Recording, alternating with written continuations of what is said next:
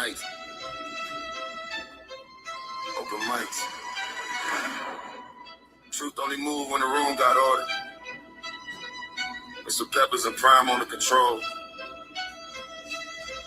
Welcome to Charlie Chine TV. Yeah. Three beautiful women, a whole panel in a vibe. Vibing with me, she set the tone when she look you in your eyes. Tam talk straight, no filter, no disguise. And a smooth with it, every word calm but precise.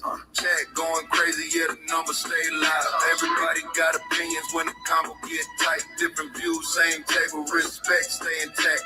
Late night panels where the feelings meet facts. Late nights, don't sleep, don't sleep. True talk, true, no retreat, no retreat. Panels lit, crowd loud, Charlie Chan, TV, Charlie Chan, TV, Charlie Chan, TV, Charlie Chan, TV. Once again, man, Charlie Chan out there, man. I'm some of the most beautiful women, bitch friendly. Yeah, sick of the lies. Same topics rotate every time they go live. Black man in Germany, Berlin, state of mind. Different culture, different lens, still speaking this side. Black cleaner, keep it solid, street calm, no flex. Miguel, keep it gangster, let the truth handle the rest. Ain't nobody running when the questions get steep. Nothing moves unless Peppers nod, Prime say speak. Two moderators. One room, one mic at a time. Now let it cook. Charlie Chan, TV, Louisiana, where it starts. Southern roots, but the vision way bigger than charts. Panel talking night, hotel reviews by the day. From lobby to rooftop, he telling no fake. Grinding every wildin' in the comments tonight. Typing fast, cracking jokes, adding fuel to the light. When the best morning, stop supporter in the chat. But he said, cam up, Charlie, yeah, pressure like that. Hey, the travel POV, not it off mid-live. Guess these late nights build different, everybody can survive. Hey, late nights, don't sleep, don't sleep. Real talk, real raw speech, Peppers Prime, crowd loud, Charlie Chan, TVD, Charlie Chan, TVD, Charlie Chan, TVD. Shout out to Live Chat. Shout out to Replay Game. Shout out to supporters who keep the lights on. If you're here every night, we see you. Let's talk. Charlie Chan TV. I'm with my boy Charlie Chan TV. We out here at Ryan's party, man. This number right now, man. My list, man.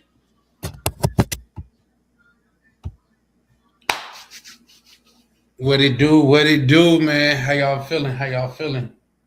We just kicking in a little bit, man. What it do, DMV? How you feeling, brother? I ain't heard from you in a while, man. How you feeling? Hey, we back to the goal, man. No drinking, just water. Well, I be drinking juice and shit sometime, but we back on the grizzy, back on the grind, man. How y'all feeling? I think tonight, man, I was sitting around thinking, man, and I wanted to go discuss, man. Do you guys think that we're the direction of the community now, we're headed more in a positive light? You know what I mean? Spark Plug, my good brother. Man, how you doing, Spark Plug? I know you came up on the last panel. I think that was that Ryan panel, but I don't think you said anything. You just dropped off. So, man, shout out to you, big bro. Man, you want to, bro? You can pull up tonight, man. Like say, you know me, I always want to hear this, the insight when it comes to finance and things of that nature. Finance is my thing. Last night, me and Ryan, Ryan had showed the price of Bitcoin, and I had showed the price of Ethereum, and I had said if it hit $2,000, I'm finna buy in. Never hit $2,000, and currently it's up. From last night when I pointed it out, it's up a couple $100. I could have been up a couple $100. So that's what I get for not pulling the trigger, man. I got nobody to blame but myself. But either or, man, I think me personally, I think the market is going to present a lot of buying opportunities, man. We're going to have a chance to get in. I still believe that we are going to experience the biggest wealth transfer in our lifetime. And I sincerely believe it's not too late to get in if you want to get in on that. You know what I mean? As far as the transfer of wealth. So yeah, no, that's what's up.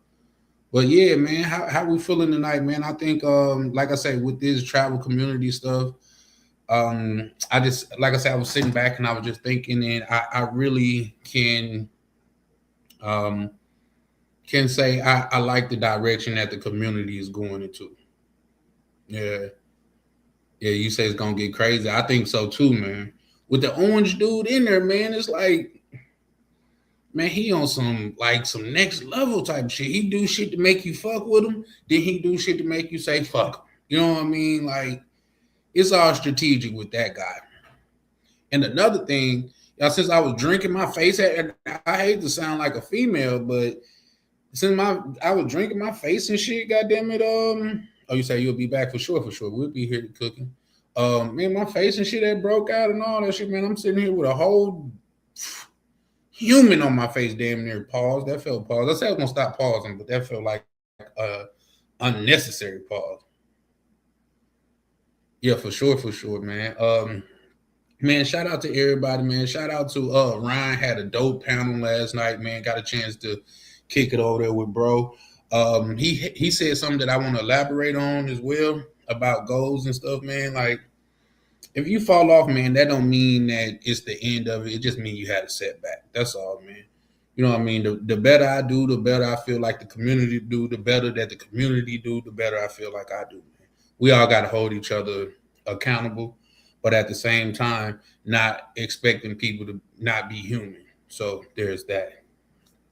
But yeah, man, we're gonna get into old dude to where they say what Roberto's world, what really happened with him and things of that nature, which I don't know. I just be going off the community a lot of times. So yeah, I'm trying to put together something for Wednesday, a surprise coming up. I'm trying to put that together, but we never know. We definitely never know. But yeah, man, how y'all feeling out there, man? Lot going on. I want to chime in on the whole Anton Daniel thing. Like, it's a lot of things coming to light. They damn near came out with a documentary talking about surviving Anton Daniels. I'm like, damn, that's crazy. I wanted to do. I damn near was gonna do a story on that because y'all want to know who I think won. No, I probably should say that for when people come up. I know I got there's some brothers in the community that feel strong about it. Like, shout out to Running Travelers. He said he read Anton Daniels the Riot Act on his channel. You know what I mean? Also, this is the first time that I've been on my channel since the last time I was on my channel where old dude got disrespectful and things of that nature. Like, to me, y'all that been rocking with me, y'all know I don't really rock like that. You know what I mean? If you gonna be all disrespectful, you don't have to agree with me, and you don't even have to be cordial. You know what I mean? Not cordial because you have to be cordial, but you don't even have to be like, all subservient, man. You free to state your opinion, but once you start going off the rail and calling people out of their name and shit like that, I'm not gonna have it. What it do, two-tone? Bro, call and then like he come over here with them feminine ass ways, and then want to call the people on the panel a bitch, myself included. Like, I'm gonna react to that video too, because how you come over here to a man's platform that have nothing to do with the man that you're complaining about, other than having a conversation with him, and want to tell him to come to my channel like I'm his manager or something. Like, little homie, you must be tripping.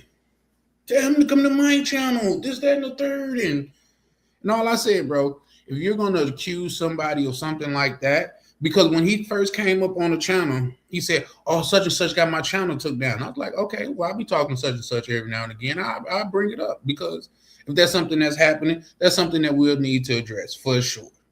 You know what I mean? Bro said, no, I ain't do it. If I did it, shit, I would say it. Nigga, I ain't do it. Like, what reason do I got to lie? And to me, that was valid. So if one man saying he didn't do it and another man saying he did, it's on the dude that's blaming him to provide proof. Otherwise, how do you know he did it?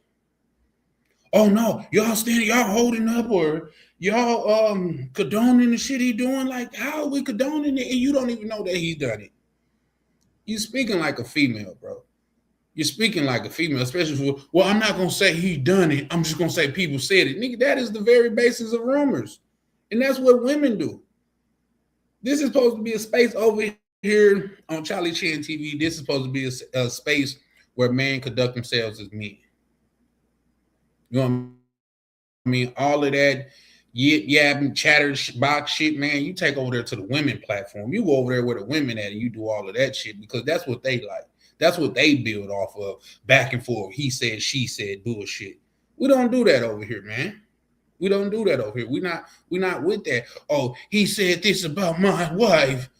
Oh, okay. He said that about your wife. What present the evidence? You said he was on live. Oh, I don't remember. Why would you bring it up, then, sir? Why would you bring it up? That seemed futile to do that. You know what I mean? It seems redundant to do it. Like, it's stupid to do it. Like, if you're gonna just say it and you want everybody to take your word for it, that's like, nigga, we don't know you like that. Oh, come over here. Come. You trying to get some clicks and views, bro. And you want to use another man's platform to do it. Which, y'all know, I really don't care because I actively promote people from this community. Actively. Shout out to Black Cleaner, man, that pulled up and he finally able to go live. He said he gonna go he gonna do his first live in Cartagena, which will be coming up soon. I actively push brothers over here part of this thing. You know what I mean? I actively talk about DCPRT, Ryan, Misha, and Rainier. I actively talked about them. As long as I feel like you over here in this community and you building and we're like-minded, man, I don't mind, goddamn it, you know, pushing you or looking out on you and things of that nature. But you a dude that just coming up on here and you won't even show your face. We asked him to show his face. He was too scared to do that. How we supposed to respect you as a man? You won't even show your face to go with the words that you saying. We don't do that over here, guys. So if that's what you about, man, save us and use some time and just don't build with us. Because over here we gotta have a code of conduct. We gotta have a standard, man. We gotta be mean over here. Oh, I don't like him, so I'm gonna point a finger. Shut up, little boy. That's what little girls do, actually. Because little boys fight it out. But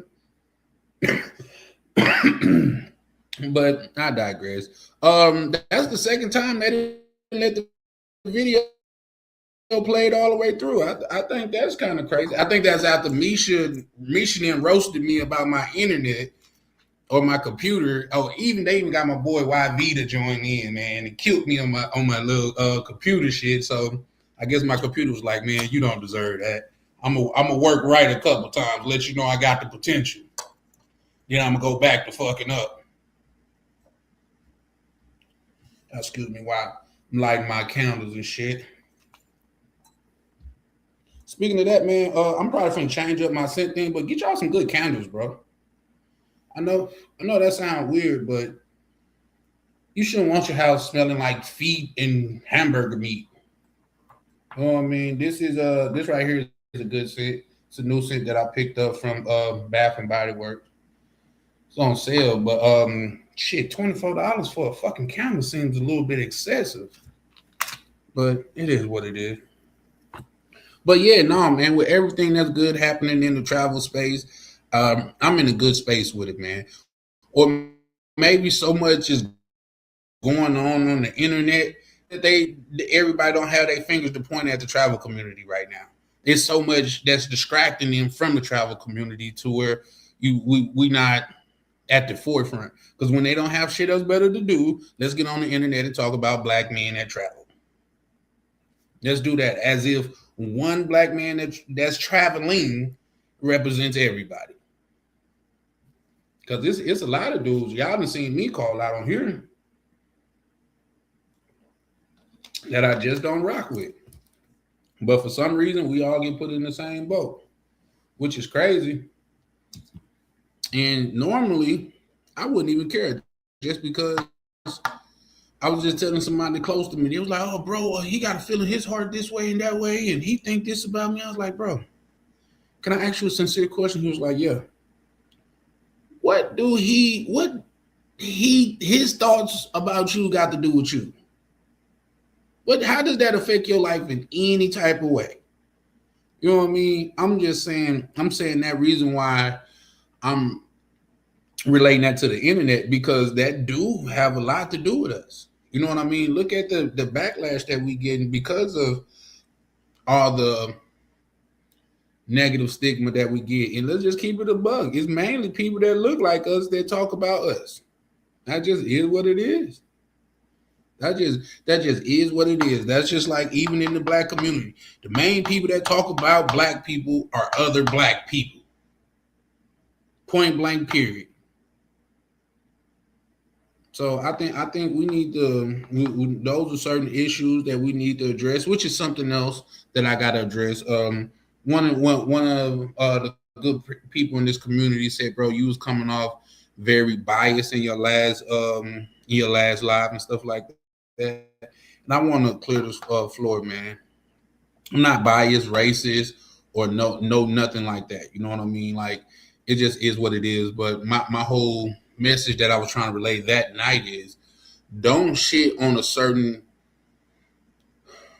demographic of people, and then when you get in the hot water, you looking in people out.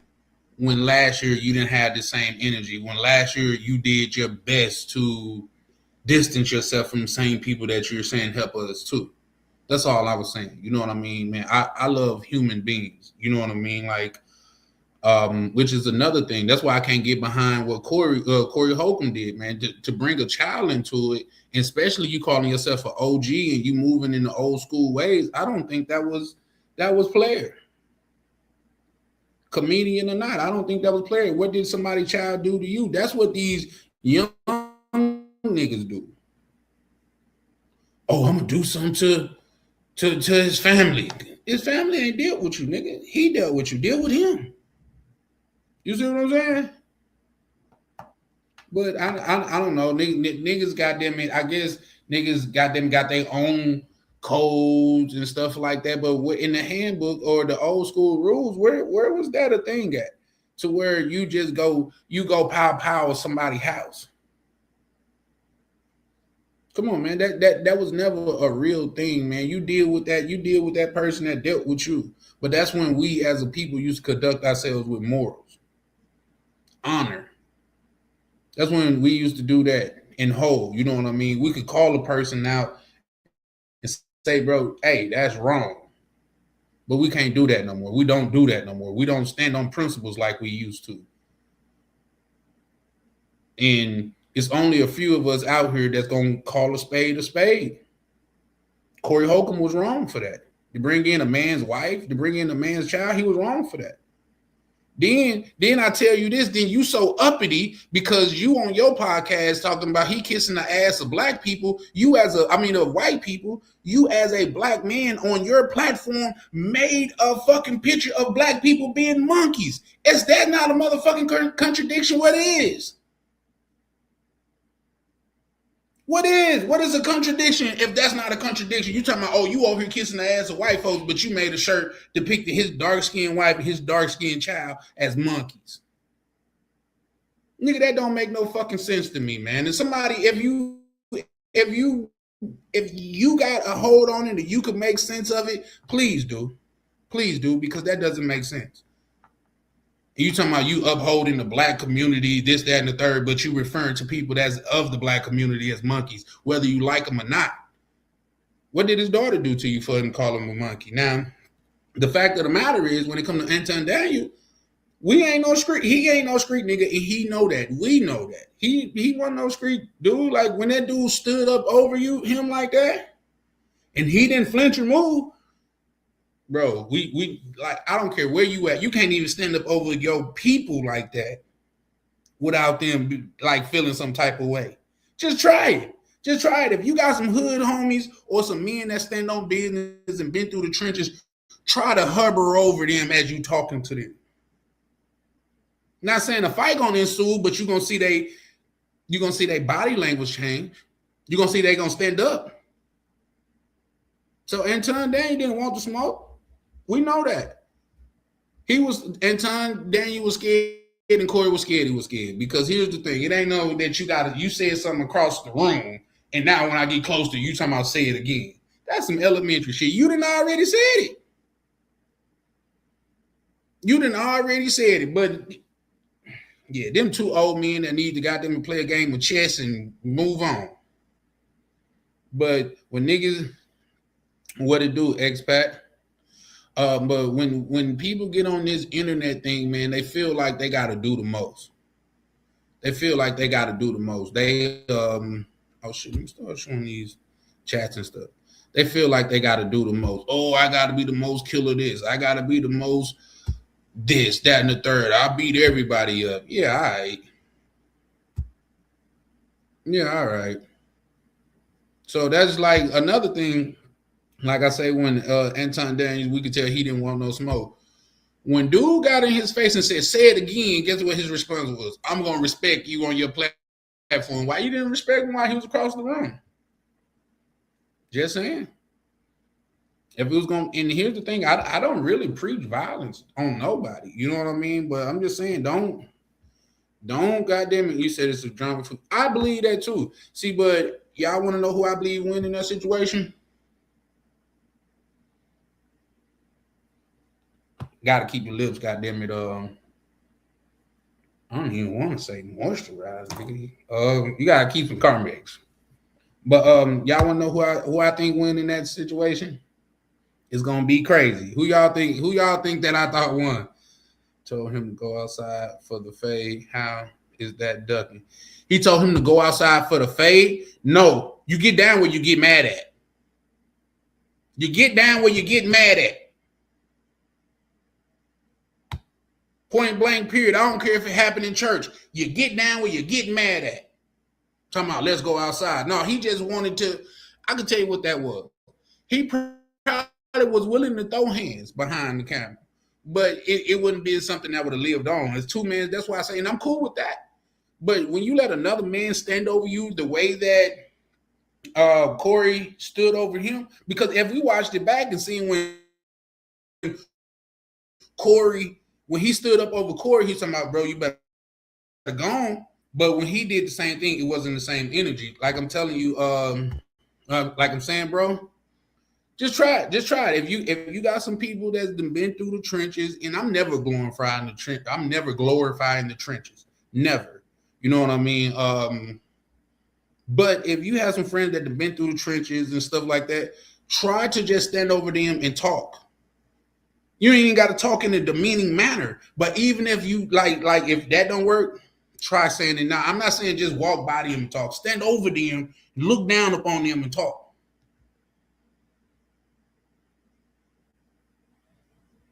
You said he didn't want to have his channel taken down. That's why. No, if Corey would have hit him over words, Corey channel would have been took down. Not goddamn Anton Daniels.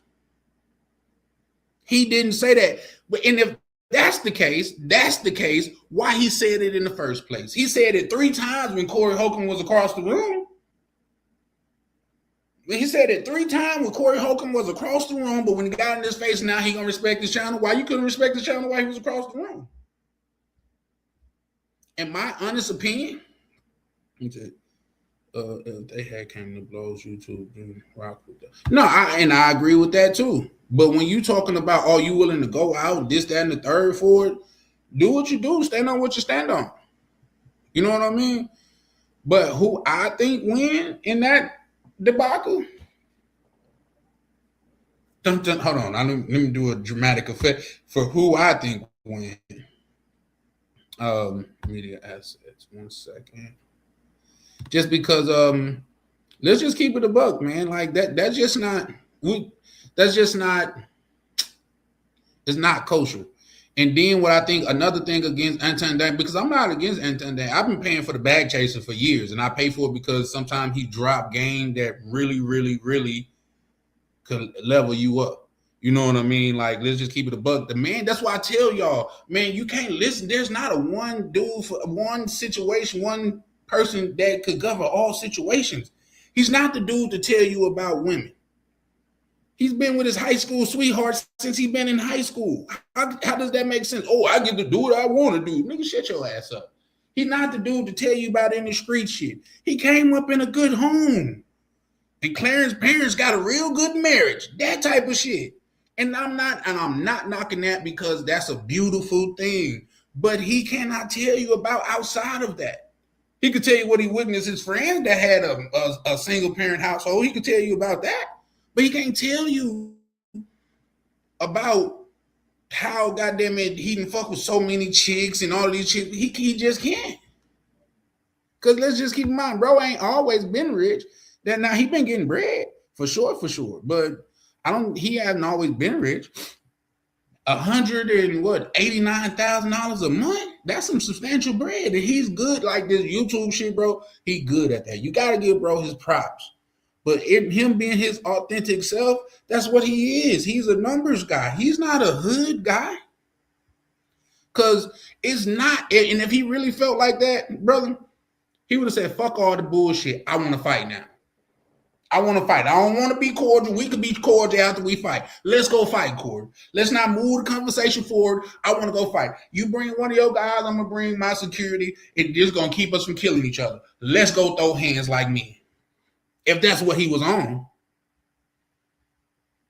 No, that's maybe it's different from where different people are from, but that's the way it was where I grew up. Like say, it could be down south, it was a lot of us. And one of us got into it with one of us. The women had to go. The men that wasn't a part of, the males that wasn't a part of our thing, everybody had to go, and we would handle it like that. Among us, everybody else had to go, because guess what? That removes ego, and we could get to the gist of it. Anton was thinking about his own channel when he said he respect your channel. Why he wasn't thinking about his own channel when he told a grown man he sucked dick across the room? He didn't. He was only thinking about his channel when a nigga got in your face and said, say it again.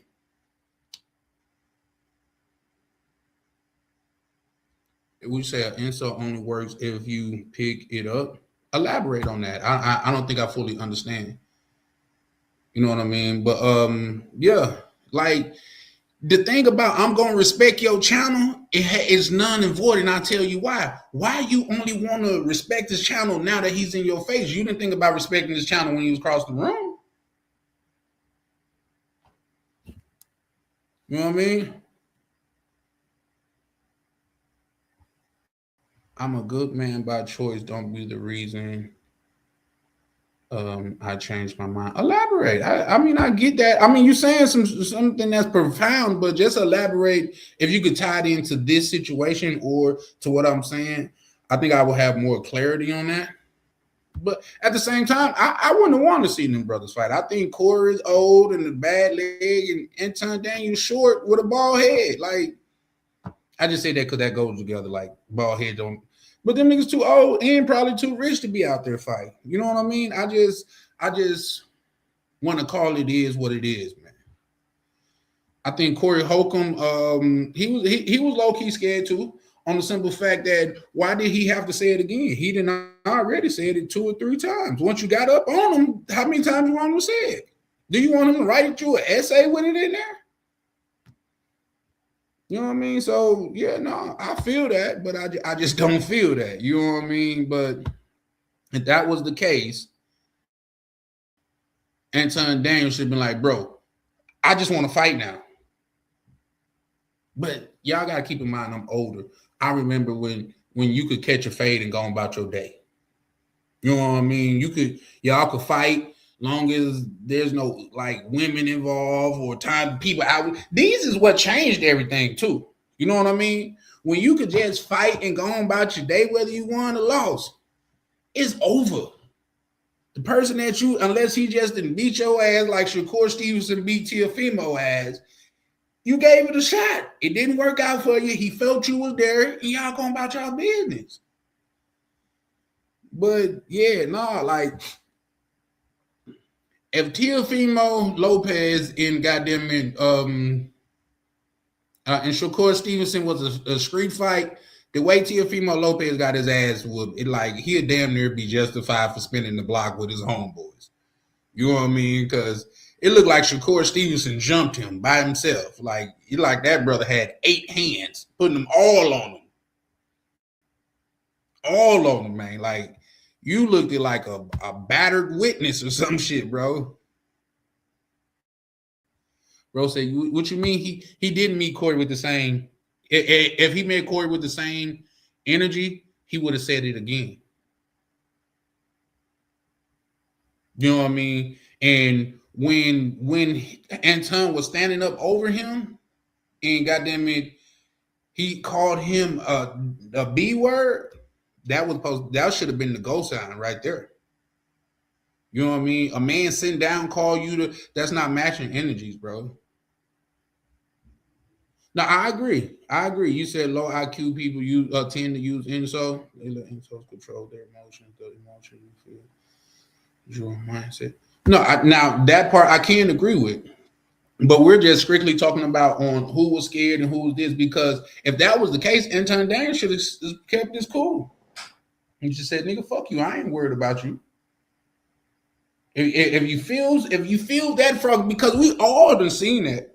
We all done been in school and seen the bully pick on everybody. But when he got to this quiet kid, you thought he was quiet because he was weak. When this quiet kid opened up, you're like, damn, I didn't know Jamal was like that. We just thought he was quiet and soft. Shit. Jamal been at home working on goddamn it techniques and punching and shit. You know what I mean? We done all seen that.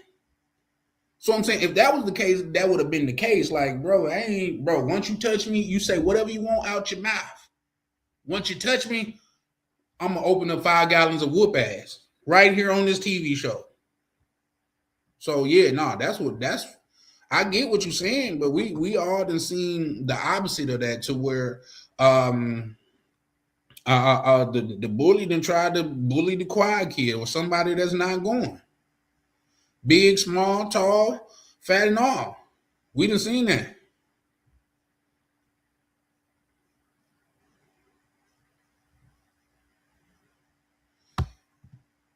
No, you say you walk away. You say you try to enjoy life and letting others do the same. I walk away from drama unless I'm forced to defend myself. I get that. For real. I get that. But once they're talking about getting in the physical altercation, like a lot of that goes out the window, because man or not a man, if another man being men, if another man walked up to you and say that, he'll slap you in your motherfucking face. If you just walk away, you got some hell of a self-control. I'm not saying it's impossible. I'm just because, for one, you turning your back to a person that just threatened you. You know what I mean? Like, yeah, no, that's just not what most men are gonna do. But I feel you're coming. I feel where you're coming from with that, but it's just certain things that being a man is dangerous, man. This shit is not for the weak. That's why you got so many men trying to be women, because they feel like they protected being women. Women are protected. Yeah, all right. Yeah, they want to fight without getting burned. Yeah, I can feel that. I can feel that, but we just saying, like, I think I've used this scenario on live a couple times before, to where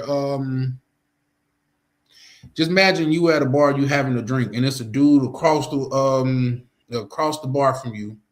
I'm thinking about, like, he like at a bar, and he's across the bar from you, and he's just staring you in your face like this. That's gonna damn near raise your blood pressure. That's gonna damn near think like, God damn, dude. Do you know me, niggas? Is somebody behind me? You want me to get somebody attention for you? Why are you looking in my face? That's a completely different feeling than if that same person is a woman sitting across the bar looking you in your face like that. You trying to goddamn get your collar game to right, because you're like, damn, she must be feeling me. I'm just saying there's certain rules that come with being a man, bro. That's all I'm saying. So yeah, no. Everybody got their own outlooks in life. That's like when we went to Brazil and goddamn it, one of the homie got snatched up, and then he's like, the dude talking about he started laughing because some girls were around. He talking about he was playing. I like, Bro, I don't care where you go in the world, snatching up a grown man is not a playing thing. Go to Germany, just snatch a nigga up by his collar. Go to goddamn it, Asia, snatch one of them little niggas up by their collar. Go to Dubai, snatch a motherfucker up by their collar. They not gonna think you playing. You know why? Because there's certain things that are universal as being a man. I can tell you something else that's damn near universal. Everywhere, at least in America, no matter what hood you come from, you go walk up to somebody, you do this. Get what that mean? Do you got a lighter? You got a lighter, bro? That what that mean? I know another nigga be like, man, I thought he was challenging you to a thumb run. No, that what that mean. You got a lighter, bro? Nah. Oh, I appreciate it. It's certain things that come with being a man. That's why I say this shit is not for the faint of heart. I don't promote violence. I don't want violence. But if you force me there, well, I'm gonna try to open up the gates of hell on your ass and drag your ass in there, kicking and screaming. But most of them tell you who I think I won the back who won between Corey Holcomb and Anton Daniels. Listen. And the winner is O'Shea Do Jackson. That nigga coming out with a video every 12 minutes about that shit. You know what I mean? Like, that shit crazy, bro. You gotta know bro going up off of the shit. And I'll be watching them bitches. What it do, KB? Man, I'm finna drop the link in a minute if you want to pull up, man.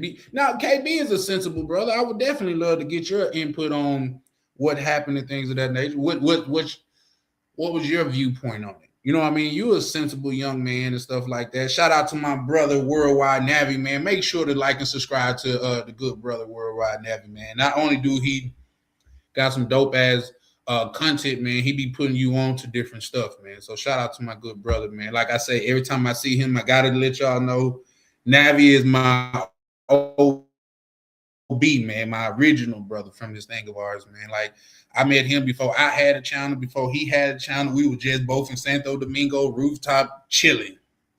You know what I mean? A beautiful thing. No, well, but here's the thing. You gotta see, that's why context matter, brother. You know what I mean? You said KB called out CC and CC ducked the fade.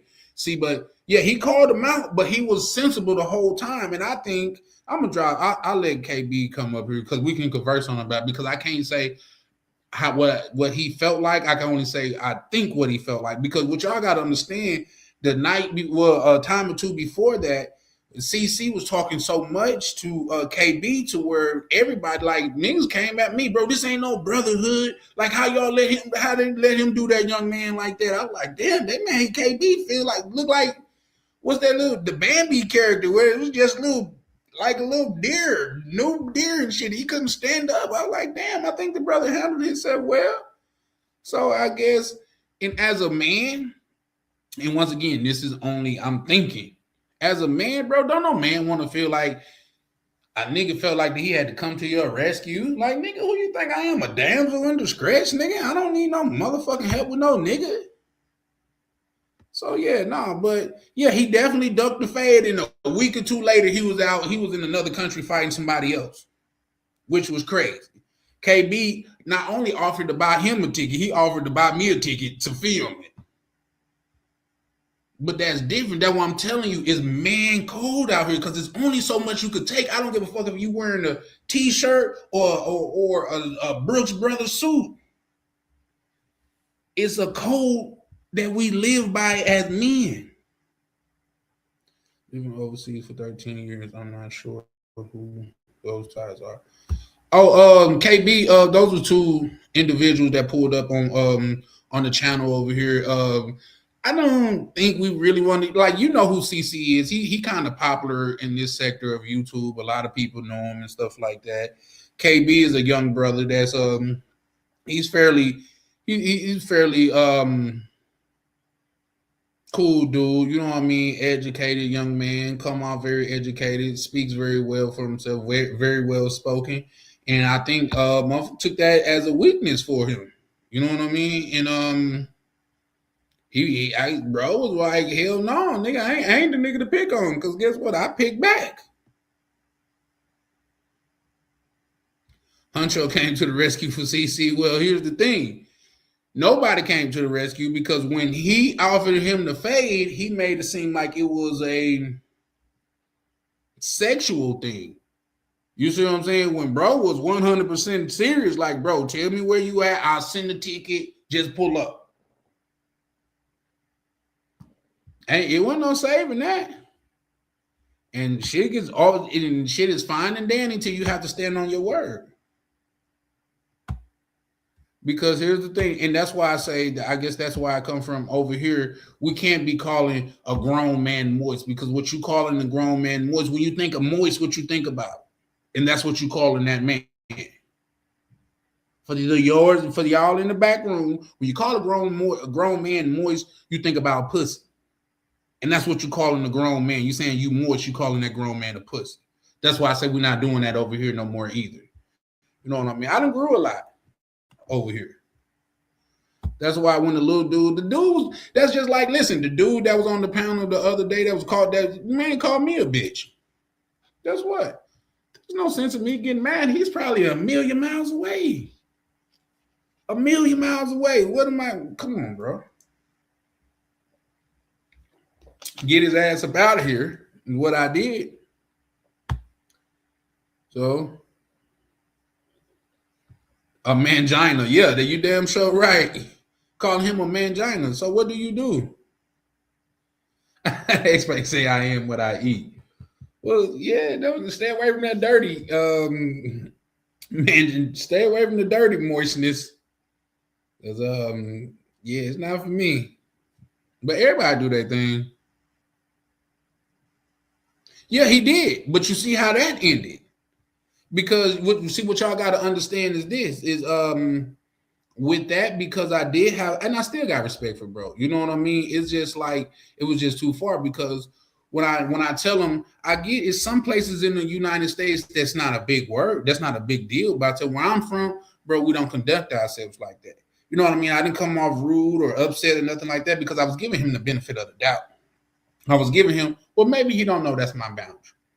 You know what I mean? Maybe he don't know that's where I draw the line. So I was like, bro, I get that's probably where y'all, that's how y'all talk there, but don't call me that word. You know what I mean? Stay out of the tingle for sure. I get that's probably where you from. Then he start, well, why you say this, that, and the third to me? Then I'm like, well, here's the thing. What you got to understand is, soon as you said what you said, I nipped it in the bud. If I said something that you didn't agree with and you would have brought it up, I would have told you as a man I didn't mean it that way. Now that I know that's your boundary, I won't say that again, because it wasn't that serious to me. But then when you call me that, and I'm telling you, bro, you wouldn't call me that in my face. I guarantee you won't. I guarantee you won't. And I'm not saying that that's going to get me going every time. But when I'm asking you as a man to chill, to go forward, is to really say, nigga, fuck you and how you feel. You know what I mean? So that's why, like, say, me and him, goddamn it, one conversing in the word. Damn, bro, you've been a while for a round. I mean, you've been around for a while. If you remember that, yeah, for sure. But it is what it is. Going home, and that's another thing I don't think men should do, because it's not healthy, is soak on feelings. Deal with that shit where it's at, outside of being strategic, or just let it go. Because it's been a time or two where people have said things on here too I didn't quite understand, and I didn't react to it. And once I did some more of it, they didn't mean it in the way that I thought to take it. You know what I mean? So yeah, sometimes it's not always best. That's why I don't really like drinking online like that, because I'm more reactionary opposed to more strategic. You know what I mean? So there's that. But no, you're right. He did say that. That's just like last night. The dude said that. Man, when am I going? Come on, bro. And keeping it a buck. Him or the dude last night, Africa, or the dude last night, neither one of them showed their face ever.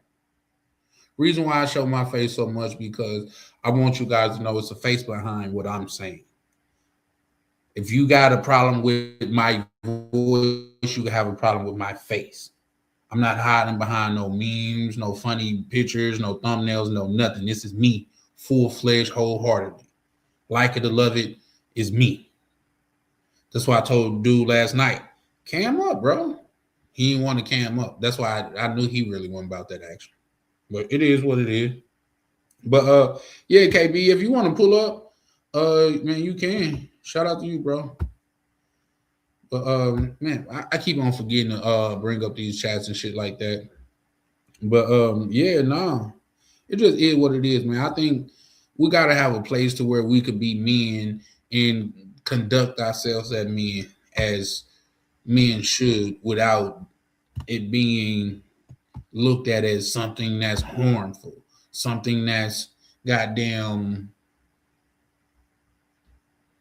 to be frowned upon. You know what I mean? Because there's so many of y'all that been goddamn it diluted by women thinking. I get it. I got a sister that I talk to every day, a mother that I talk to. I got a daughter, the three most important people in my life. My daughter, my sister, and my mother. Only because they're women, though. I can't say only, but mainly because they're women, because I got brothers too. But here's the thing. If it come down to saving somebody, I'm going to be looking at my brothers to save themselves. We got to get the women out. You know what I mean? So there's that. So man, it just is what it is when it comes to me and me in this platform. Because like I say, like and I stand by what I say, bro. This platform is a reflection of us as a whole. I'm just the orchestrator. I'm just the moderator of it. That's why when you guys express so much disdain for what happened with CC, that's why he haven't been back up. Because it's not my channel. This y'all channel too, bro. So like it or hate it, love it or hate it, bro. I try to do what's best for the community. Bro said that dude Africa was all cap. Well, I can say this. Bro did send me some things in the back office that kind of lended some credence to some of the things that he was saying.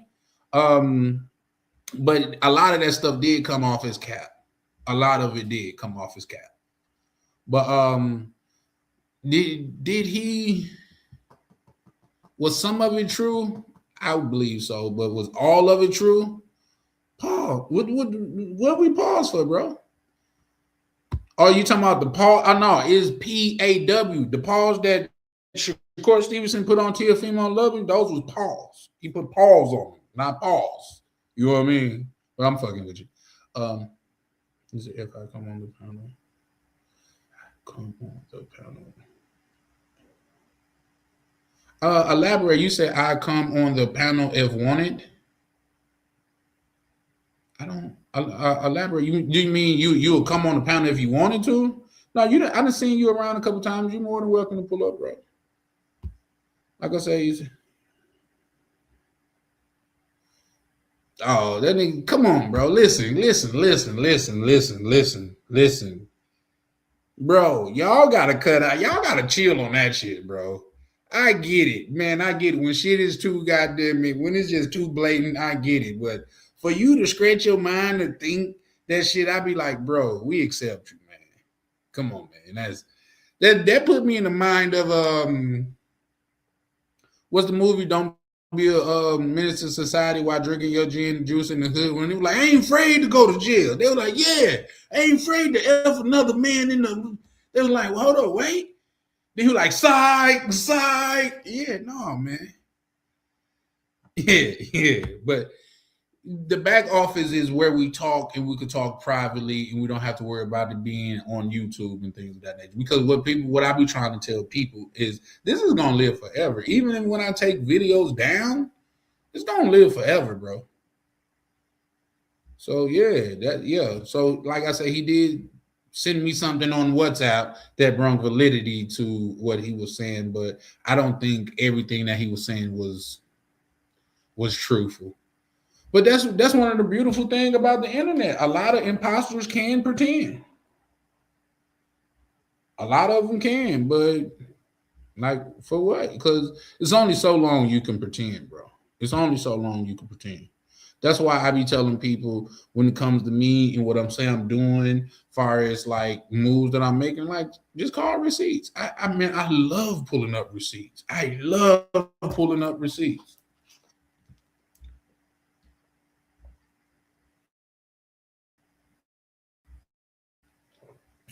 Yeah, so yeah, boy. Yeah, boy. Gotta stay hydrated, man. Like for some reason, I feel like you're gonna call pause on that being hydrated. I don't like pause. But yeah, who caught the fight last night, man? That fight was no, that one last night, Saturday night, man. That fight was crazy, man. Like I had to think, Adam. Okay, I think this is a new person on the panel, man. We're gonna let him up. You guys, shout out to Adam pulling up, showing love, and KB. 1 second. Oh, what's You up, gotta man? hold on, KB. I gotta how you doing, good brother? Adam, I'm finna let you I'm up. good. I I'm got good. to yeah, just, Hey Charlie, hey there, how man. you How you doing? doing? Man, This not is bad. How expat. about yourself? This is expat living overseas. In the Did you say expat living? expat living overseas. I was chatting in Oh, the okay. chatting Oh, on the okay, stream. okay, man. Shout out to you. You done came around a couple times, right? Yeah, I've been here a couple times. I was looking for live streams and I saw your channel and it popped up and I watched it and I liked the content. Okay, So okay. I'm living. I've been living in Thailand for 13 years now. As you 13 can years. see, Okay, it's daytime here. fact. Yeah. You still got a southern accent. Where you from? I'm from America, Lynchburg, Virginia. Oh, okay. You still got a thick accent. Yeah, but that's what's up, man. Shout out to Chris. How you doing? Sick of the lies? Man, I guess I wasn't watching your Chris, live. you there? Yeah, can you hear me? Yeah, yeah. Yeah, I thought Okay. I was watching it No, I'm live. just I'm just shouting everybody out right there. Yeah, I was What talking you about mean you like want? Oh, you must look behind. yeah, I was behind. I was lagging, I guess, because they was talking about the fights. I was telling anybody who want to squabble, man, buy my ticket. I'll show up. You know what I'm saying? I want to look you in the eye because I think that's gangster. You know what I'm saying? Nah, Chris showing up with you. Done said many a times you showing up with the police, bro. You gonna pull a Bro, Charleston White? I'm going straight to the boulevard. I ain't finna meet nobody, buddy. Buy my ticket though. Fuck with me. I'm with it. What y'all talking about tonight? Yeah, that's what's up. X-Pac, you want to elaborate on any of the what you heard tonight? Well, the reason I was talking about emotions and stuff like that is because when I was 29 years old in 2001, I had a stroke and woke up in the ICU unit. That when you wake up in the IC unit and you almost passed away, you're not focused on what's going on in the world. All you focus on is taking your next breath. So from then, I did what made me happy, regardless of other people's expectations. And over the years, I learned to feed the positive and starve the negative emotions in your life. And throughout, no matter what you do, you're going to have those feelings. And, there are outside sources that will cause problems for you. You walk away if you can. If you can't walk away, then you knuckle up. You got to defend I like yourself. that. No, I Hey, definitely can agree with that, man.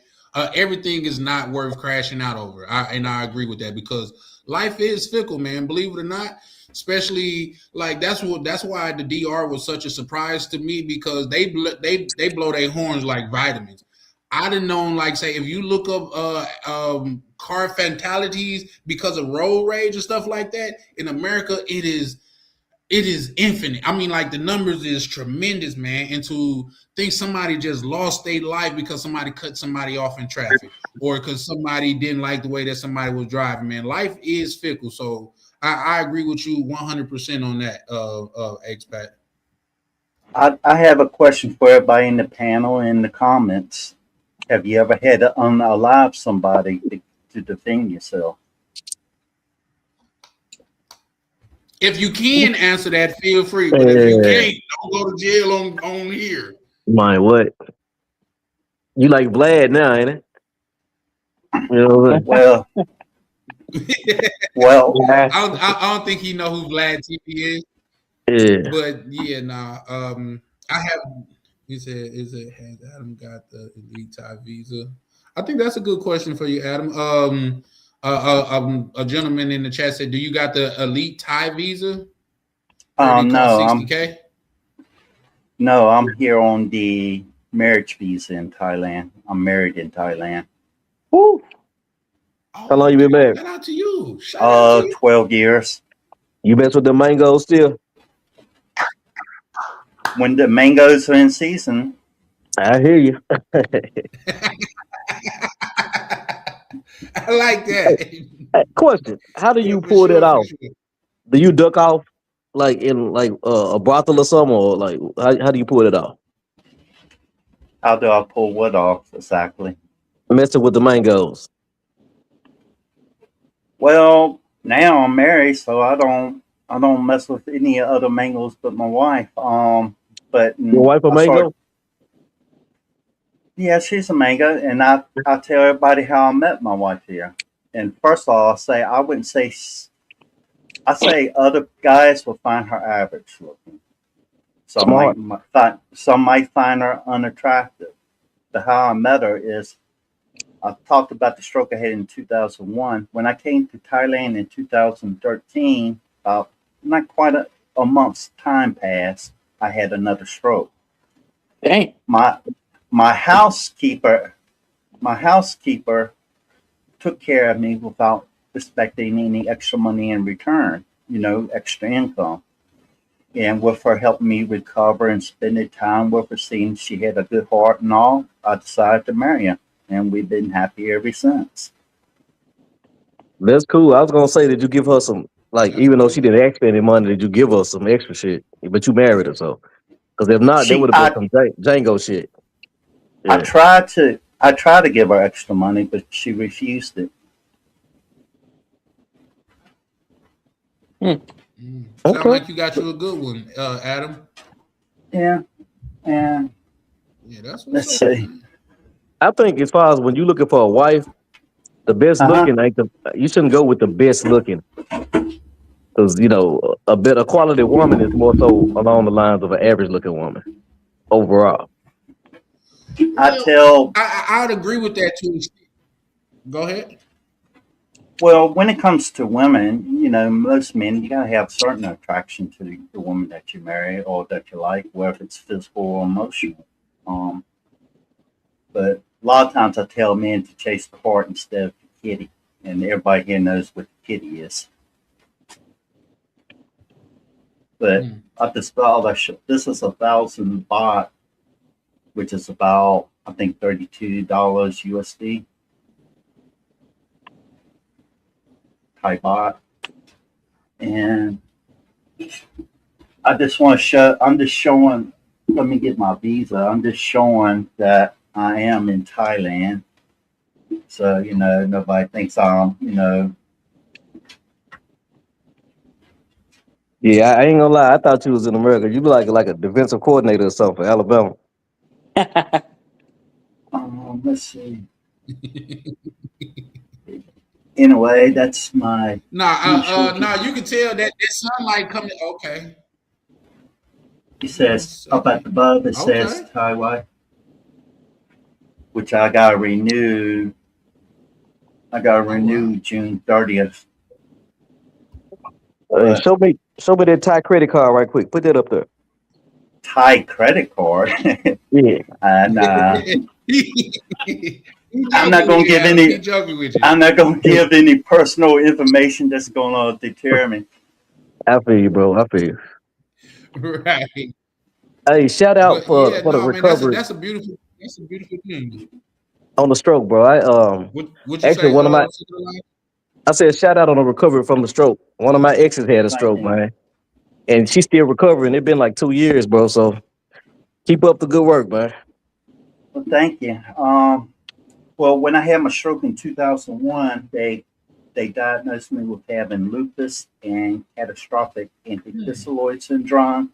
Mm. Most people know what lupus is, but CAPS is a life-threatening blood clot disorder where you can form clots anywhere. Sheesh. I've had trouble with strokes, pulmonary embolisms, which is blood clots in the lungs, renal thrombus, blood clots in the kidneys, and a lot of DVTs, which are blood clots in your lower legs, your calves, and stuff like that. Okay. So are you at risk for like losing limbs? Yes, And my span can never like get mad. like I look good right now. I No, look you good don't. right now, but No, you don't. if you look at my lower leg, Yeah. my lower leg swells up, and it's where it keeps swelling from the blood clots. It's actually purple, Mm. bruised up pretty bad. Hey, have you So tried like Damn, I'm sorry. natural remedies instead of like the you know I know I go to the hospital. I take medications. Mm. you should get a book of like natural remedies, bro. They probably help you more than the medication they give you because you know they just want to keep you on the medication. They don't want to kill you. Well, talking about medications, when I was taking medications in America, I was seeing 5 different specialists, and they had me on 50 medications and 2 injections in America. Yeah. So that was the main reason that I moved overseas is for the lower Shout out cost to of my good medical. brother Boxley, man. How you doing, Boxley? I moved overseas for a lower cost of medical, and Boxley, you there? Oh now yeah. I was just trying to get Go my ahead. stuff together. But I now was letting Adam talk. I take 8 different medications for it here, 8 versus 50 in America, and I'm even though I don't look as good as I think I do, I'm a lot better off than I was in America. That's what's And up. what's Yeah, that is and kind of crazy. Uh-huh. Medical expenses are pretty outrageous here. and Man, this is going to blow your mind. I went to the doctor at the hospital, got the tests done, came home with 8 medications for a month. How much you think it cost? $20. $17. $21 for 1 month. Yep. Oh I wow. spent I Mm-hmm. spent five I spent 5 days in the hospital when I had my last stroke, December 13th, 2024. It was like $175 the total bill, and that's coming home with medications. I think Hey, Wait, wait, this wait, whoa, little whoa, thing of whoa, whoa, whoa. Tylenol costs You about just say $14. wait, you said your bill for how many days was $100 and what dollars? Like roughly $175 for 5 days, and that was including the emergency room and the CAT scan on my brain. Oh shit. yeah. Yeah, bro. Nah, man. Listen, Charlie, I don't know if you know, I got hit by I was driving school bus a couple Fridays ago, and some African lady like careened into me. She T-boned my bus, disabled it, sent me to the hospital. So Damn. yeah, and I just got a bill, and the first bill was like 500. Workman's comps is covering it, supposed to cover it, but they sent me a Damn. copy of, oh, Yeah. this is what this cost you when you went to the doctor. 500, like 550 or something. I said, man, this is crazy. And But that's just going in just for uh, like a half a night. so I've, question, I've, question, Adam. mhm. Hey, listen, I heard some outrageous shit that I heard that happened in America is some outrageous shit. This ambulance was on its way to an emergency. It hit a bicyclist or something like that. A person on a bicycle. It had to take them to the hospital, and they charged him for the ambulance ride. The Yeah. person that they hit. Yep. I said, if that ain't about a bitch, I don't know what it is. Hey, Charles, I got another one for you, bro. The other day, Like he the reason why they got it, why he gotta go to it. bro, Say in that Memphis again. the other day, a Oh, dude that's that hijacked credit the card ambulance. Chris was talking about. There we go. Come on, screenshot. Screenshot. Hold up. It, There we go. it's not a credit card. It's my life insurance card in Thailand, and Mm. that's gonna blow your mind. Oh, okay. Five Yeah. dollars a month. $5 a month. It's like $700 a year, and most for me, and it has medical and life insurance on it. Um, Oh shit. usually when I go to the doctor, I pay out of pocket because it's only like 20, $30 at most. But when I go to the hospital, it pays 100% of my medical bills, and that's Right. including the medicine coming home.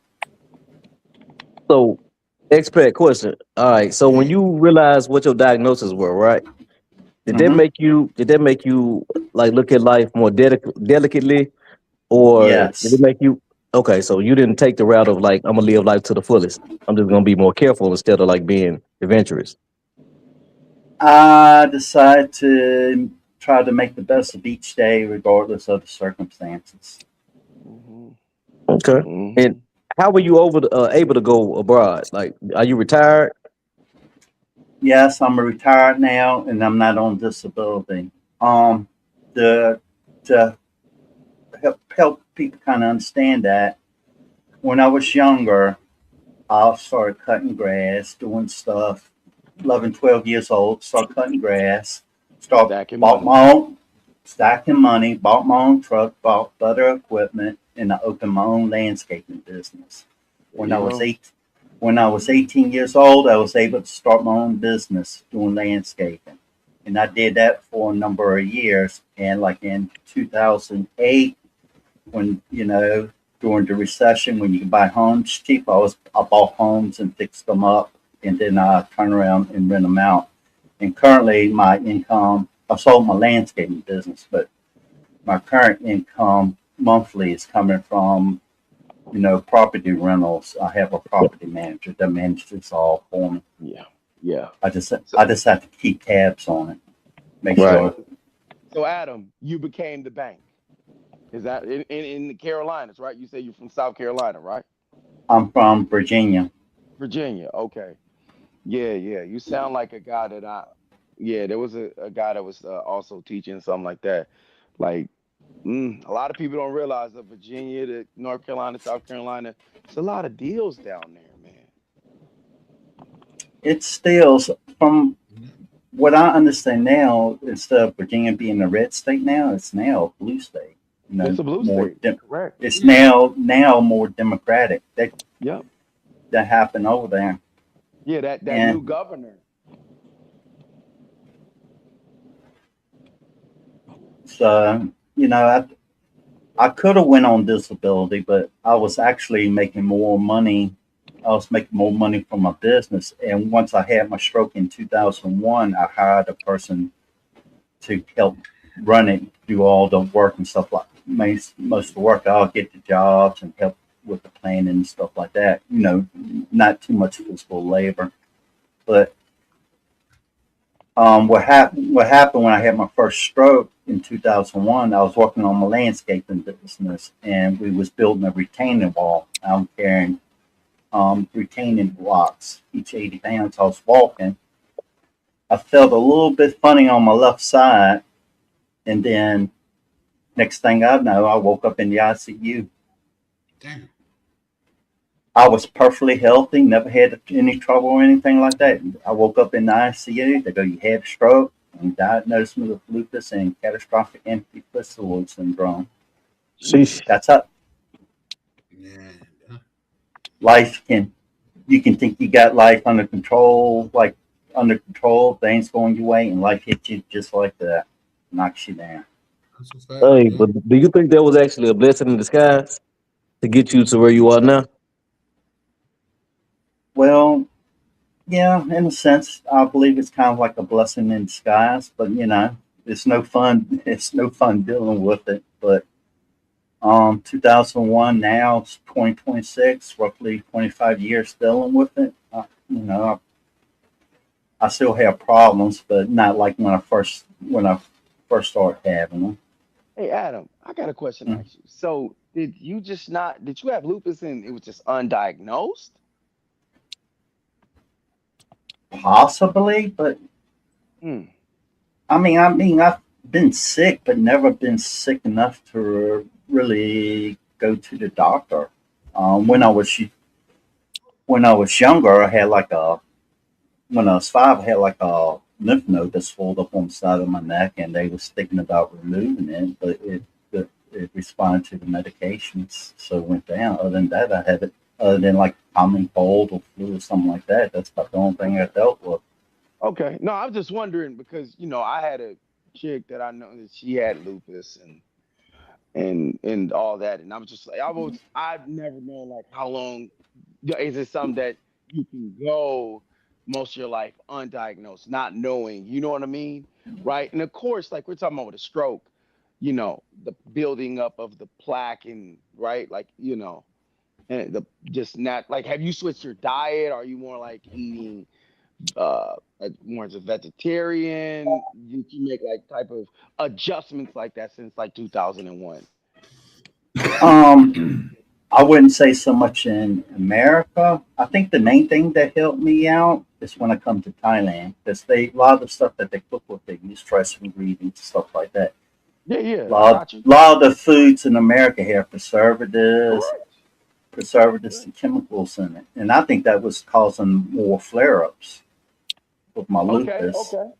Because I gotta ask you, And because Mm, that's my next thing. I was yeah. wondering, because since I've that's one thing I talk to Charlie and always be telling people is like, hey, when I'm in South America, there's no GMOs. It's a no GMO country, right? yeah, The chicken at KFC tastes completely different, right? It's smaller. we have It's KFC here. Yeah, but it's the non-GMO KFC. You know what I mean? Right? Like It's it's more. crazy that they're feeding us crappy stuff, but you leave America and you can eat and lose weight naturally.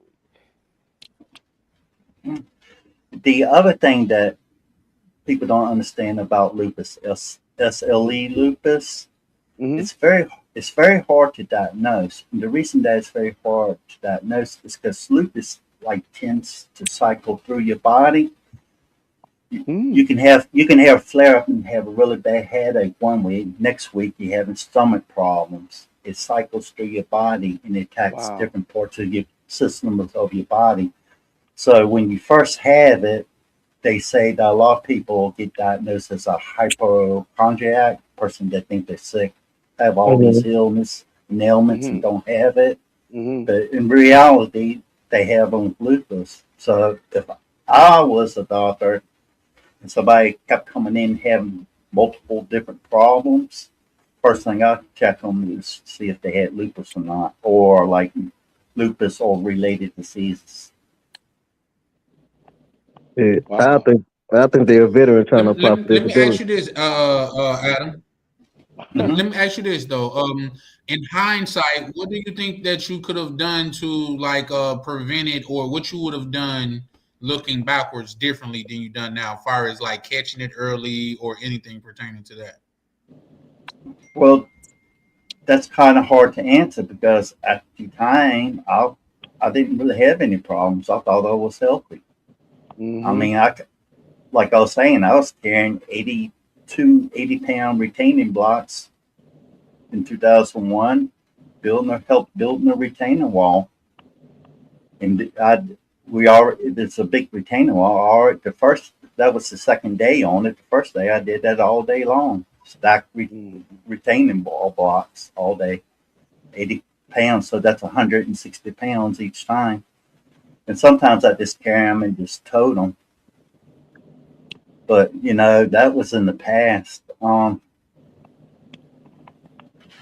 When I had my when I went into hospital in America for pulmonary embolisms, multiple blood clots in the lungs, they put me on I'm trying to remember the name of it. I think it's Lovenox. It's a injection Blood I had to thinner. take. I think it was called Lovenox. It's an injection. I had to take it twice daily, and each shot then was $1,000 per shot, and they gave me 90 days wow. worth of it. That was just for those shots for 90 days was $180,000.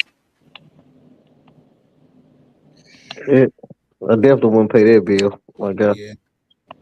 Hey, question, bro. I got Well, how long? Hmm. How long have you been watching Charlie Chan TV, and what brought you to? What made you gravitate towards his channel?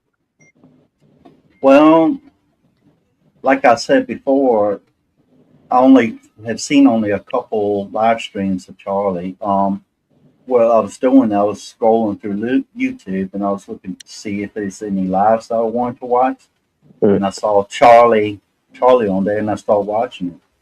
And I like what he says, so I'm here. hey, you're very much appreciated. You're very much welcome as well. Just because, like, just with even with the title, say it's a new face of the travel space. It's a new space. It's a new like. It's a new coming of this. You know what I mean? I think the old saying is they say if you want to go far, I mean go fast, go alone. But if you want to go far, go together. And I think us being able to sit on all on a panel and converse together is a signal of us going far in this traveling thing. Even shout out to you brothers on the panel because I know Chris be turning up, Boxley be turning up, KB more reserved. But man, shout out You cannot fight. to you brothers, man, because I think this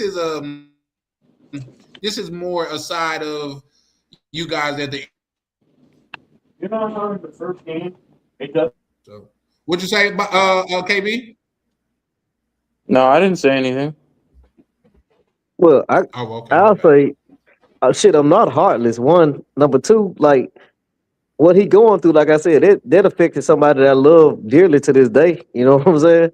And I'm really looking at. I'm paying Yeah, attention to his responses.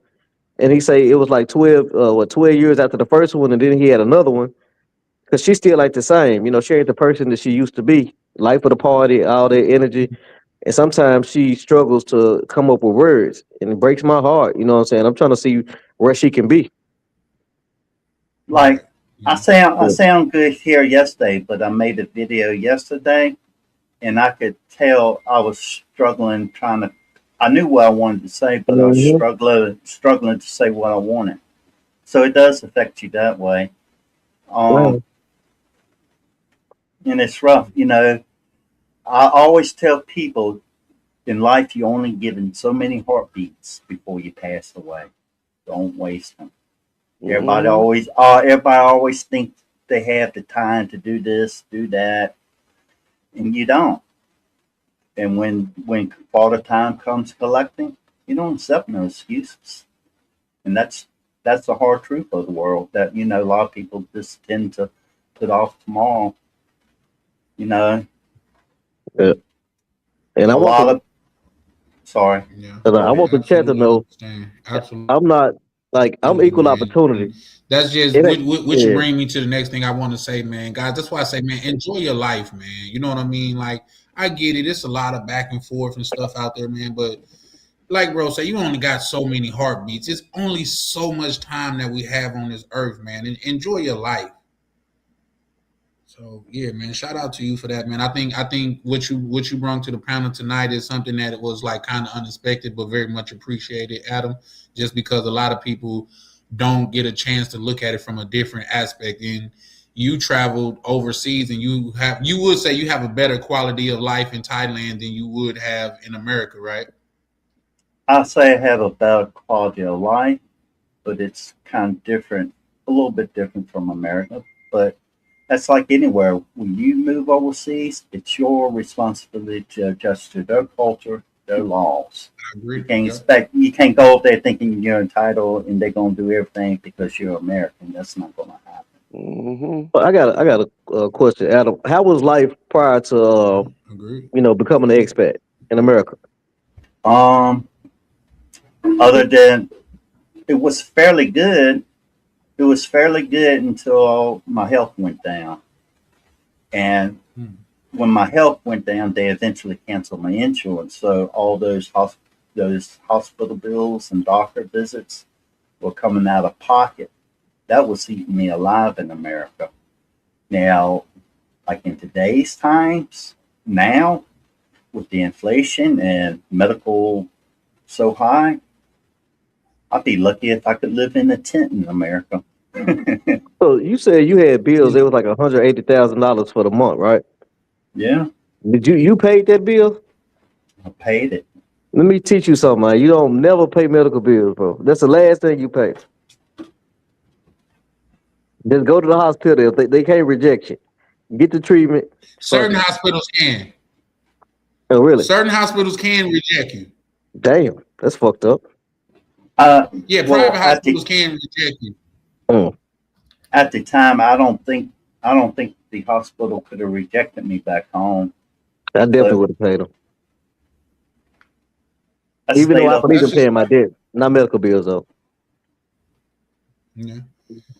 That's just like when I was going through some things in my life, and it was a gentleman to where he was a person from a different country. He wasn't here illegally, but because of where we at, because I'm in Minnesota, it was like they if he didn't get treatment, he would die, and they could not legally let him die, so they had to treat him. Right. But there are certain places to where if it's a private hospital, they don't have to treat unless, like, say, if you come in and if you expiring, they Yeah. can fix you up, but then they ship you off. You know what I Mhm. mean? To the county. That's what they call the county hospital. But fortunately, But Minnesota have a lot of great programs here, and a lot of great. Minnesota is where United Health is, and as well as the Mayo Clinic. I say the United Mm. Health because Adam, what you went through, man, sound like you accepted well, but it would infuriate me the fact that they was perfectly fine taking my money, but when I need them, they're gonna drop my insurance. That's infuriating. mhm, Well, I got another question. mhm, I know you said you did landscaping and then you had the properties. To mhm. be in position to pay $184,000 out of pocket in 1 month is a good position to be in. Well, I didn't pay it in 1 month. I paid it. I paid the bill in installments. Mm. Did you Uh, negotiate them down? Did you tell them, "Hey, I'm only gonna pay this amount. Take it or leave it"? well, the problem was they ordered the prescription. I needed to, I really needed the prescription, or I could have possibly had another stroke, pulmonary embolism, some of that. I was discharged from the hospital and went to the pharmacy. The pharmacy is not going to negotiate the price of a prescription with you. Yeah, but what I'm saying is, you get the prescription, right? Like, do you have to pay immediately the pharmacy bill as soon as you get it before you can get the subscription, or do they bill it You, to your insurance? you, Gotta pay that shit. you, you pay it immediately, but I did it through a credit card, and I paid in high installments to where I paid it off quickly. Man, you should have did like John Q, bro. You should have took that shit. Oh my god. Real talk, dog. That's a lot of fucking money. Oh my god. What's Yeah, that's a what's life changing amount of money, to be honest. To just Yeah. be what what's really messed up Absolutely. is like the Thai people here. If they go to a public hospital, it's free. If they go to a private hospital, they have to pay for it and have insurance. So I know people use the term third world country, but that's mainly referring to the Cold War. But people do that to say that people in a poor country. Why can a poor country afford to provide free medical care for its citizens, but yet America is supposed to be the number one nation in the world, and people have to pay for everything? Well, the term third world That's country is also used to devalue the currency of that country too. And Yeah, and also disparage that's no longer tourists. PC. I think the term that they use now is a developing country. Yeah. Yeah, they use developing country, but the term like first world, second world, and third world country was during the Cold War in America. First Hmm. first world country is America and countries that felt similar to America. Yeah. Second world was the communist countries that felt in that way. Third world was the ones that remained neutral and stayed out of like democracy and communism. That's where they're originally from. Now they switched it, but that's like anything now. You ask a person what a certain word means. If you ask a person, everybody has their own variation of it. It's not the actual true definition of it.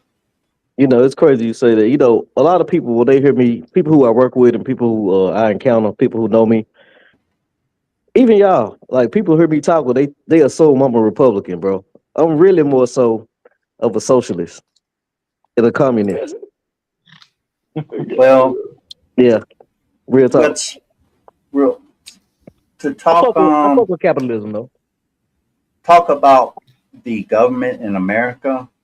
The way I believe it's two wings of the same bird spouting the same crap. It's just one's Exactly.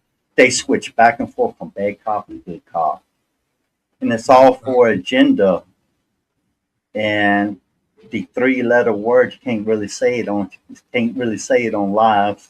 They're first live, but it has to do with the people that basically pays the Just say little hats. politicians. Just say little hats. It's not the little hats. It's the rich people and stuff like that donate to the politicians for their own agendas and all.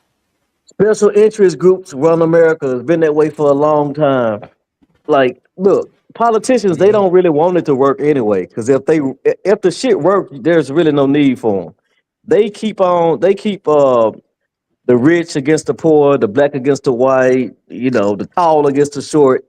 Also, there's always conflict. So you feel like so they're needed. They create the economy for them to survive, a ecosystem for them to be relevant. I talked about Hold on. Because this is relevant too. Have you guys been here keeping up with the news as of late? Nah, I don't With pay attention. somewhat, but I'm overseas, so you know, with I don't know if I could even say it on YouTube with this person's name. It's like Voldemort. To my But that Eastern, his name begins with an E. Oh, you Eastern. talking about? Oh, he talking about Musk. Talking about Musk? No, not the Yeah, bigger, the the little man dude, the who's little dead. island he's dude. talking he's talking Eastern. about a particular Eastern. island. Oh, he talking about Epi. Oh, he talking about Epi. Got you. I said My fault. Yeah, the Eastern to little throw you island off. dude. Yeah. Oh yeah, yeah. So they've been releasing those files. So they released 3 million of them, I think, the other day. So there's some wild claims on there. So they're basically coming in and saying that Trump. They got the touch his kids, bro. Shut up, man. No, don't say that, man. Don't say that on YouTube. Yeah. Don't say that on YouTube, man. But Don't say yeah. what on So YouTube. he ended up. So they got photos of Prince Andrew with this lady on the ground, and Prince Andrew's like on all fours, the UK prince, and Oh then they yeah. have, and Look then at they him have, out.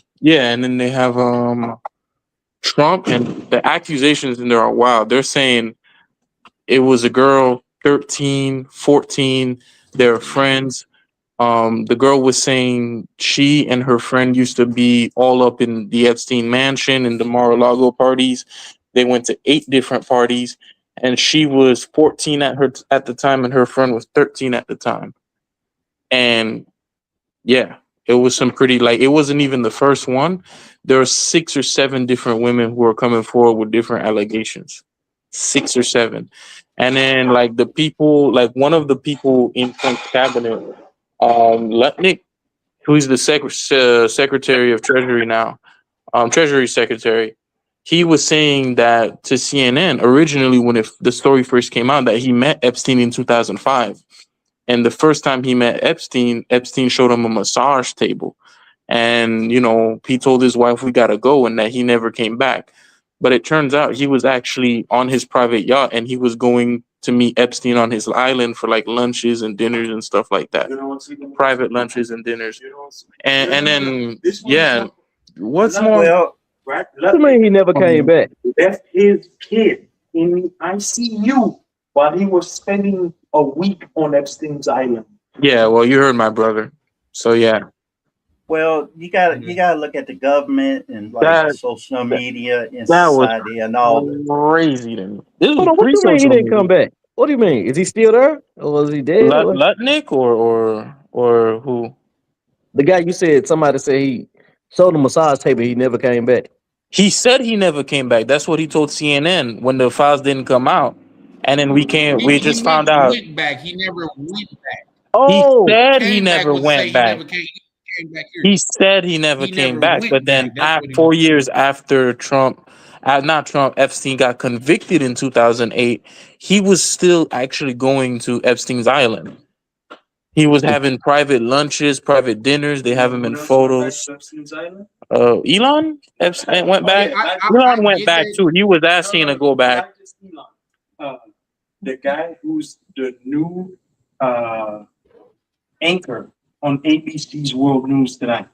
The ABC News anchor was also at Epstein's Island. Uh-huh. That's crazy. I don't know if the They ABC spent 2 weeks on Epstein's Island, just like that. just like Boy, that. they After was I, having he some got fun. convicted, He right? came back after Epstein got Mhm. convicted He left his wife at home. to He go was to calling him Epstein to Island. yeah, Damn. I don't weeks. I don't Hey, I don't know hey, KB, I tell don't your know brother everything why. that happened on the Epstein Island, but you also gotta That you shit's like also a got movie. It's like no, a it you sound, Law got and Order you, season finale. it you sound gotta like realize the sound like government, Cartagena to me. society, and media will manipulate the truth to their agendas. Now, I'm not saying that That's a fact. whether it's true or not. I can't really say. But if you think that if they really had any real dirt on Donald Trump, he will actually be Thank you. president It's right not. now. Thank you. Nah. Thank you. It's not. They have They photos. They got have Dave, bro. photos of him there. That, Right. Oh, Hold up. wait, They Tony. also have Come AI on, now. not Let me tell you about Not, something Hey, about not just aviation. that, bro. That's my Even brother talking. Well, what? Hold up. Let me to tell you get about aviation. Well, my brother wants to say Every something. time you fly, there is something called a flight manifest. Yes. Everybody on the plane has to we be know in the that flight manifest. It's required manifesto. by law. The pilot is not gonna take off unless he sees your name on the manifest and he Mhm. verifies that it's you. These people are not, this is not rumor. They are on the flight manifest. So that Mhm. means they recorded their names with the FAA and the pilot verified that it was them on the plane and not somebody else. Do you These say that the pilot does that? On Yes. every airplane. Yes. every nah, airplane, every Come on, pilot. bro. no, Come the on, bro. pilot signs the manifest. They don't actually go through this shit Yeah, like that. thank you, Well, Chris. no, it's Yeah. it's Yeah, a No, absolutely. I got a Yeah. person that works in that field actually, and it's not as detailed as you would think. Yeah, Right. Bro, bro. I'm an aircraft mechanic. well. I Well, know. hold on. He The so the okay. The pilots thing don't is, know. Like, is it okay, we got commercial Chris flights or here. private We flights? got All of Carl them, here. Maybe especially private. private flights. I would think what he's trying to say is that with private flights, it's a lot more intimate. If you have 10 people, you can't miss it for 9. Right. So if you're on a commercial flight, it might be 200 No, people. actually, no. On commercial flights, it's actually more lax than it is with private flights. Well, yeah, I know. That's what we're No, no, no, no, saying. no. Epstein was on a Listen, private flight. yes, on commercial flights, it's more lax because the 200 plus people. I'm not only confused. that, because a lot of people don't make their Bro, this is flights, so funny. so they actually oversell the flight, right? Yes, they do. And then there's a lot of people who are on the standby list, non-rev, that's non-revenue. Those are airline employees who are flying for free, right? They only fly when there's empty seats. I've been Space there. available. I know Space what I'm available. Space A. Huh? Space Yeah, available. space Space A. available. Yeah. He gets what You he says. only fly when there's space available. So the manifest can change. That's why when you see the gate agent come out with all these papers and hand it off to the pilot, do you know what that is? That's the manifest and the weight and balance. That's every bag, everything that is loaded on that plane. You ever wonder why sometimes there's delays, right? When you see they start taking bags off the plane, those are Mhm. people who take their bags in and didn't show up at the gate. That means their bags gotta be offloaded. True. And But then look, flat manifest gotta Yeah, get and the signed. flight manifest has to be adjusted so that it could reflect exactly what's on the plane. Yeah, but the pilot really don't know. He get his information. Oh no, He get his From others. he get his From others. information from the From ticket agent. others. Oh Here's yeah, the no, thing. I would say give him some. Yeah. He is in training to be. He works in the industry. He's a no. aircraft I've mechanic, been an aircraft and mechanic. he's in I've training to been, be a no, no, pilot hold right up, hold now. up. So I've been an aircraft mechanic for 12 years, right? And I've worked line maintenance. That means that I work on the keep it plane. short, No, no, nigga. I Damn, good work on shit. the plane when it's ready to go, right? Hey Y'all man, that is y'all sound just definitely your alike too, bro. brother. That shit weird. That is definitely your brother. I don't think Like they I do. I was actually They sitting there sound just wondering alike, about bro. that. on They sound God, just alike. I I don't know don't who think they talking. do. I don't know who nah, No, talking. no. Wait. But I've man. been doing this Charles. shit a very They- long time. I know what happens behind the scene. What Yeah, you know what passengers happens don't with your see, brother I knows what see. happens with him Hello. all the time. Yeah, but What's Trump going was on, brother? really on there. Like No, Okay, he was like, What's going really on? on What's there. going on, I'm brother? on What's going live on, right brother? now. My mic is hot, so they can hear you. So just be careful what you say. yeah, yeah. When you do the count on the plane and you do the baggage and luggage and stuff like that, does the pilot No, I don't do do luggage. he I'm maintenance. what do the pilot like say? Do he Correct. confirm all the information is correct? Like everybody that's on there? Yes, yes. He So has to. no, my sister actively work in that industry right now today. Uh-huh. Once you run with the CLR and the PLR, you give it to the flight deck. They enter the numbers. They do not verify anything. Exactly. So when you use the word confirm, you're not counting anybody. They're not saying no cases. There's 17 more people. They have to rely on me being accurate. Yes, that's what I'm Like I that's said, what I'm trying to say. What Anybody I'm trying to do you say have a when it rebuttal comes to to that? no, Because no, hold up. yeah, What my I'm trying sister to actually say works. So I just is said this when so it she get comes woke to because, like I said, he actively working in that industry. my man, hold up. What I'm trying to You see what I'm say. saying? So there's that. This I nigga, appreciate it. shut you up heard and him, just let Charlie. me Uh, explain. You heard him, Charlie. What I'm trying to You right. Hey, explain. Charlie, he said shut your ass up now. Hey, No, no. yeah. What I'm saying is that when it Nah. comes to The when it brother. comes he to talks to his passenger brother. flights, the rules are a lot more lax because the manifest can change so quickly. You understand what I'm saying? No, Well, we I'm don't. not You need contradicting to what she's explain it saying again. at all. okay. I need you to explain it again. But here's my Uh, here's my rebuttal. Here's my rebuttal to that. The flights that my sister works, she like fly the army and she fly private teams. Like say when a team is like soccer Charter. team is flying over Charter. here to with nobody else on that flight but that soccer team. Those are the flights that she works. And Those she's are not a flight private attendant. charter. She's the no, person that wait those to are called close that charter in flights. I Private have a charter Charter. flight. question for charter flights, everybody. right? I have a question for everybody. Okay. If Mm-hmm. a Sure. if a CIA agent or federal agent in that kind of field tells you to keep it off the manifest, you gonna put it Uh-oh. on you gonna put it on the manifest? Uh-oh. No, Uh-oh. actually, it still goes on the manifest. The manifest becomes classified. Okay, that makes sense. Oh, shit. Great comeback.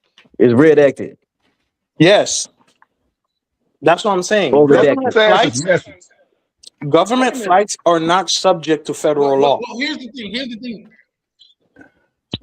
What about the whistleblowers? Oh, the Uh-oh. Okay. whistleblower can Well, say here's the whatever they thing. want. The thing is, From they what have my the from unredacted what my manifest. person, what my people just said. Huh? Go ahead.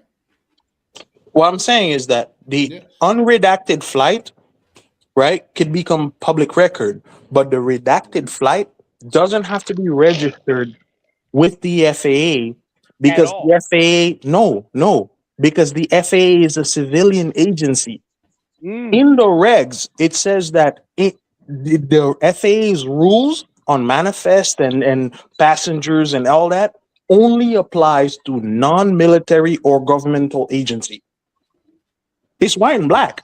So Man, if you it is say, white and oh, black. You said it, yo. yeah, if you say, oh, I'm flying on a governmental flight, you don't have to do anything. Bro, you don't even have to register your flight plan. All you So I have gotta to ask do. you this. Mhm, Back when Trump was going down there to get him some young buns, right? mhm. Was he a senator or a house or a member of a house? No, Trump was never into that. No, he was absolutely a civilian. But here's the Oh, all thing. right. That's what I'm saying. Getting clearance to register your flight as a governmental entity, Yeah. all you got to do is the paperwork. Okay. Oh goddamn. All right. All right. Give me a shot. Give me a shot. What's going on, fellas? How y'all doing? Chris with your messy ass. Hello. What's up, man? What it do, I All speak right. Anthony? How you doing, the, I man? speak the gospel, man. You know this is my world, man. This is my world. This is what I do. 2013, Jeffrey Epstein was indicted in Florida. Yeah. Who Actually, was his lawyer? 2007. His lawyer was Pam Biden's husband, the Right, attorney yeah, okay. general. Mm-hmm. Okay, when Jeffrey Epstein went on the charges in 2013, who turned him into the FBI? What do you Take one foul guess who turned in Jeffrey Epstein to the FBI? you know who DOJ? negotiated Epstein's deal? Wait, bro. I'm answering the questions right now, bro. No. Who Epstein's turned? deal was negotiated. No, Epstein's deal in Pam 2008. Bondi. Pam No, Bondi. listen. This is Her before husband. Pam Bondi. This Okay, is but before Pam Bondi. we're not gonna take the Oh, yeah, subject. hold on. No. You need to hear this. Tell me, Epstein's deal. Who Referee. turned Jeffrey Epstein? Who turned Jeffrey Epstein in and reported him to the authorities originally to open up the investigation? Donald J. That was Trump. no. That was actually a Donald teenage. J. That was actually a teenage girl. That was a teenage girl in West Man, Palm you know Beach. how many women? No. Donald Trump. That was a teenage girl in West Palm Charlie. Beach who, Hey, Charlie. while she was traveling with her stepmom, found Charlie. a lot of cash in her wallet, right? So she told her stepdad about it, and they're the one who turned in Epstein about this. Charlie. Hold up right fast. Everybody chill, Use your calm mute, down, Charlie. talk one at a time. Use your mute, Charlie. Yeah, Bro, everybody he got drunk. He lit right now. Come on, man. Come on, bro. I agree, Charlie, Charlie. Charlie, before I ask a question, I already know the answer. All right, relax, man. Relax. Damn, man. Relax. Pam Body. Hey. Dude, you better, dude. I don't know who you No. is. Wrong one, dude. Wrong one, my brother. You got the wrong one. That's my brother, man. He lit right now. Just relax, Well, man. he be lit. He get lit the fuck up. He got the wrong one. Nah. Not me. Not me. I'm not me. Please not me. Relax. Let him speak. Let him Please not speak, me. man. Please Relax. not me. Everybody calm down. I like them KB. I like them KB brothers, man. I like them. Hey, one's an alcoholic, one's a banker. Yeah, but I like no. He said he's gonna join the live, but Hold on. Let Charlie talk. send me the link, bro. Put me on our live. Hey, you didn't want that smoke, CC. New Orleans, man. Come on down south, man. We move a One little second. different. What We just I'm get it a little saying is this. on, man. Hold on, guys. It was a misunderstanding what just happened, and I'm just adding clarity to Exactly. it. Anthony, he wasn't telling you to relax. He was telling his brother to relax. Oh, okay. So, I apologize. yeah, I apologize. I think you thought he I was apologize. telling you to relax. Yeah, he was Oh, telling yes, his I brother. did. I apologize. So that was just a misunderstanding. It wasn't nobody's I fault. apologize. It was just I apologize. yeah, that's fine. I apologize. I apologize. That's what I was trying to get to. That's why I say everybody calm You gotta down. I was going to continue. finish. Anthony, you can speak, and then Kate Go ahead, some play. brother can Thank you. respond. But the only way this is Thank going to you. work is if we talk at once. If everybody Absolutely. talk at, after each other, Yes. because if everybody speak I at respect. once, nobody get heard. So Absolutely. Anthony, shout out to my brother Black Cleaner, man. Shout out to you, bro. But Anthony, if you want to go ahead and ask your question, go ahead. But once you get done, allow KP or his brother a chance to rebuttal. Well, I listen to the whole. I listen to y'all go for But the floor is 10 all minutes yours, before I Anthony. finish. I listen about 10 minutes before I let y'all go. Remember, there's three things when you're dealing with this Epstein case. Three things that they can't really release to the public when they talk about the Epstein files. You can't release underage children. You can't release the certain victims. The And you name. also can't release, and you also can't release things that's still under investigation. Hear me out. Remember when the open when Trump took office and he started talking up to go, when Pam Bondi announced the release of the Epstein files, what did she say? Words matter, like Charlie always said. There's over 6 million documents. Now, if you remember, a couple of months ago they released 1 million. Today they just released 3 million. And they said, but what did they say? And that's all of the documents have now been released. All of them have been released. Well, wait a minute. You first said there were 6 million. Where's the other 2 million? Because the other 2 million are still under an investigation. If they thought that they had anything on Donald Trump, they would have lit his ass up way back in 2015. That would have been a handy family. No, sir. They The got boy. they got something on Trump, bro. So let me finish, brother. Let me finish. Okay, If they my had bad. it, see the problem with most people don't care for that dude. Which I mean, our kids ain't gonna never play together. But what I find interesting with Trump, the same enemies of my people that have been bringing my people through struggles for the last 400 years, they're the same enemies of him. That boy is not part of their system. He's something. He hits a little bit different than all of the ones that came before him. Biden, they had all that shit the last 4 years, but between this AI and technology, they can do what they want with those files. The real ties to Epstein is not Donald Trump that we overlooking. Epstein was the one started the Clinton Foundation, the same Clinton Foundation that went into Haiti, took over Haiti, right now running the largest gold mine in the Western Hemisphere in Haiti, took those people and they got Poke Chop in charge down there. Epstein fund Poke Chop. That's why Poke Chop killing everybody in Port-au-Prince or all that bullshit. It's way more to Epstein for this time to fucking guns and missiles and that kid stuff. Yeah, you got some stuff with that, but they've been doing that for shit thousands of years. That's all Hollywood is. They really what I'm just saying is with their shows on CNN and Fox, as I'm saying to my brothers, with their shows on CNN and Fox, that's what they want us to know and what they want us to say, and they want us to do what we're doing right now. I don't pay attention to what they tell us. I try to go find and search and see what they're not telling us. When we find that, we will get the true story. I yield. They got a barbecue and a pork chop. Oh, that's I'm sorry, barbecue. Barbecue. I'm sorry, man. I call them man pork chop. Barbecue, man. Barbecue. Fake news. Fake news. Hey, look. And Hey, bro. All this shit. Who said Look. that fake news? Hey, That's a good. I say they got stuff on Trump too, bro. Look, to get in bed with people on that level, bro, it's kind of like the third degree of masonry, bro. You got to take an oath to do some things that are weird as hell. Anybody that's in politics, they got dirt on them. So you can't go against them like that. Everybody got dirt on in politics. I have two things to say when I can. They Go want to ahead, Billy pray. Bob. Billy Bob. All right. Yeah. They want the prey to fight amongst themselves while the predators circle above. They using diversity to conquer and divide the American people. That's what they do. Well, hold on now, because I have to, because I've reached the point where I was talking about this the other day with somebody who came to visit this country, and I said, like, are we at the point now where we could look straight at the eye of a guy who, I'm like, if someone said President Obama did something like that, like, wow, like that would be enough to kind of just ruin his legacy. Like the thing with Trump is oh, that's my brother.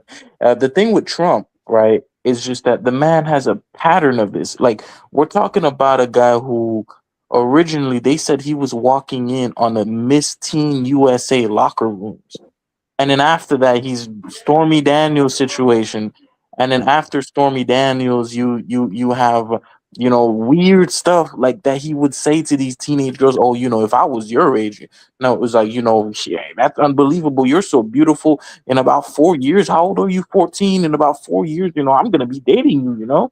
And this about is his a daughter. man And who's about his daughter. almost 50. And this Like will this is a get man to who's almost 50. So it's just kind of like.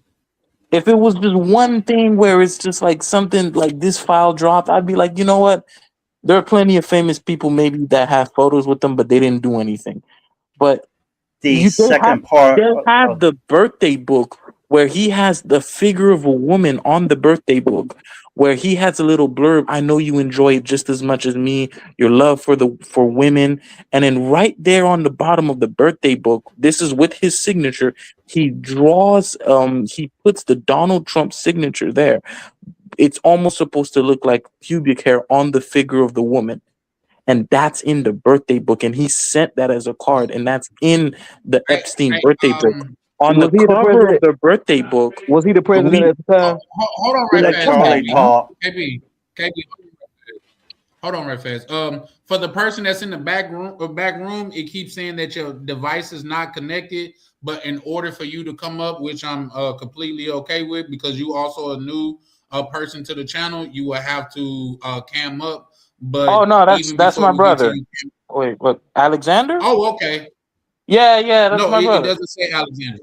No, it's a Joe Void, something like that. Yeah, no, that's my brother. Yeah, but his, like I said before we even got to that, it's saying his device is not connected Oh yeah, he's for he's some got to do reason. So something, man. I told him to use his phone, but I don't know what. Yeah, yeah. Go ahead. The second thing that I want to say: does anybody on this panel or tell him in to the drop down com? and tell him to try to drop down and come back up. Go ahead. The second thing I was going to say Yeah, is but anybody one that's thing about on this, the. let me ask y'all this. The second thing I Go ahead, wanted Adam. to. My bad. I think it's a delay because I'm from Yep. Thailand and you're in America. The second thing I want to talk about: does anybody on the panel or in the comments know who Virginia Guthrie is? Oh, no, I don't know if I Absolutely.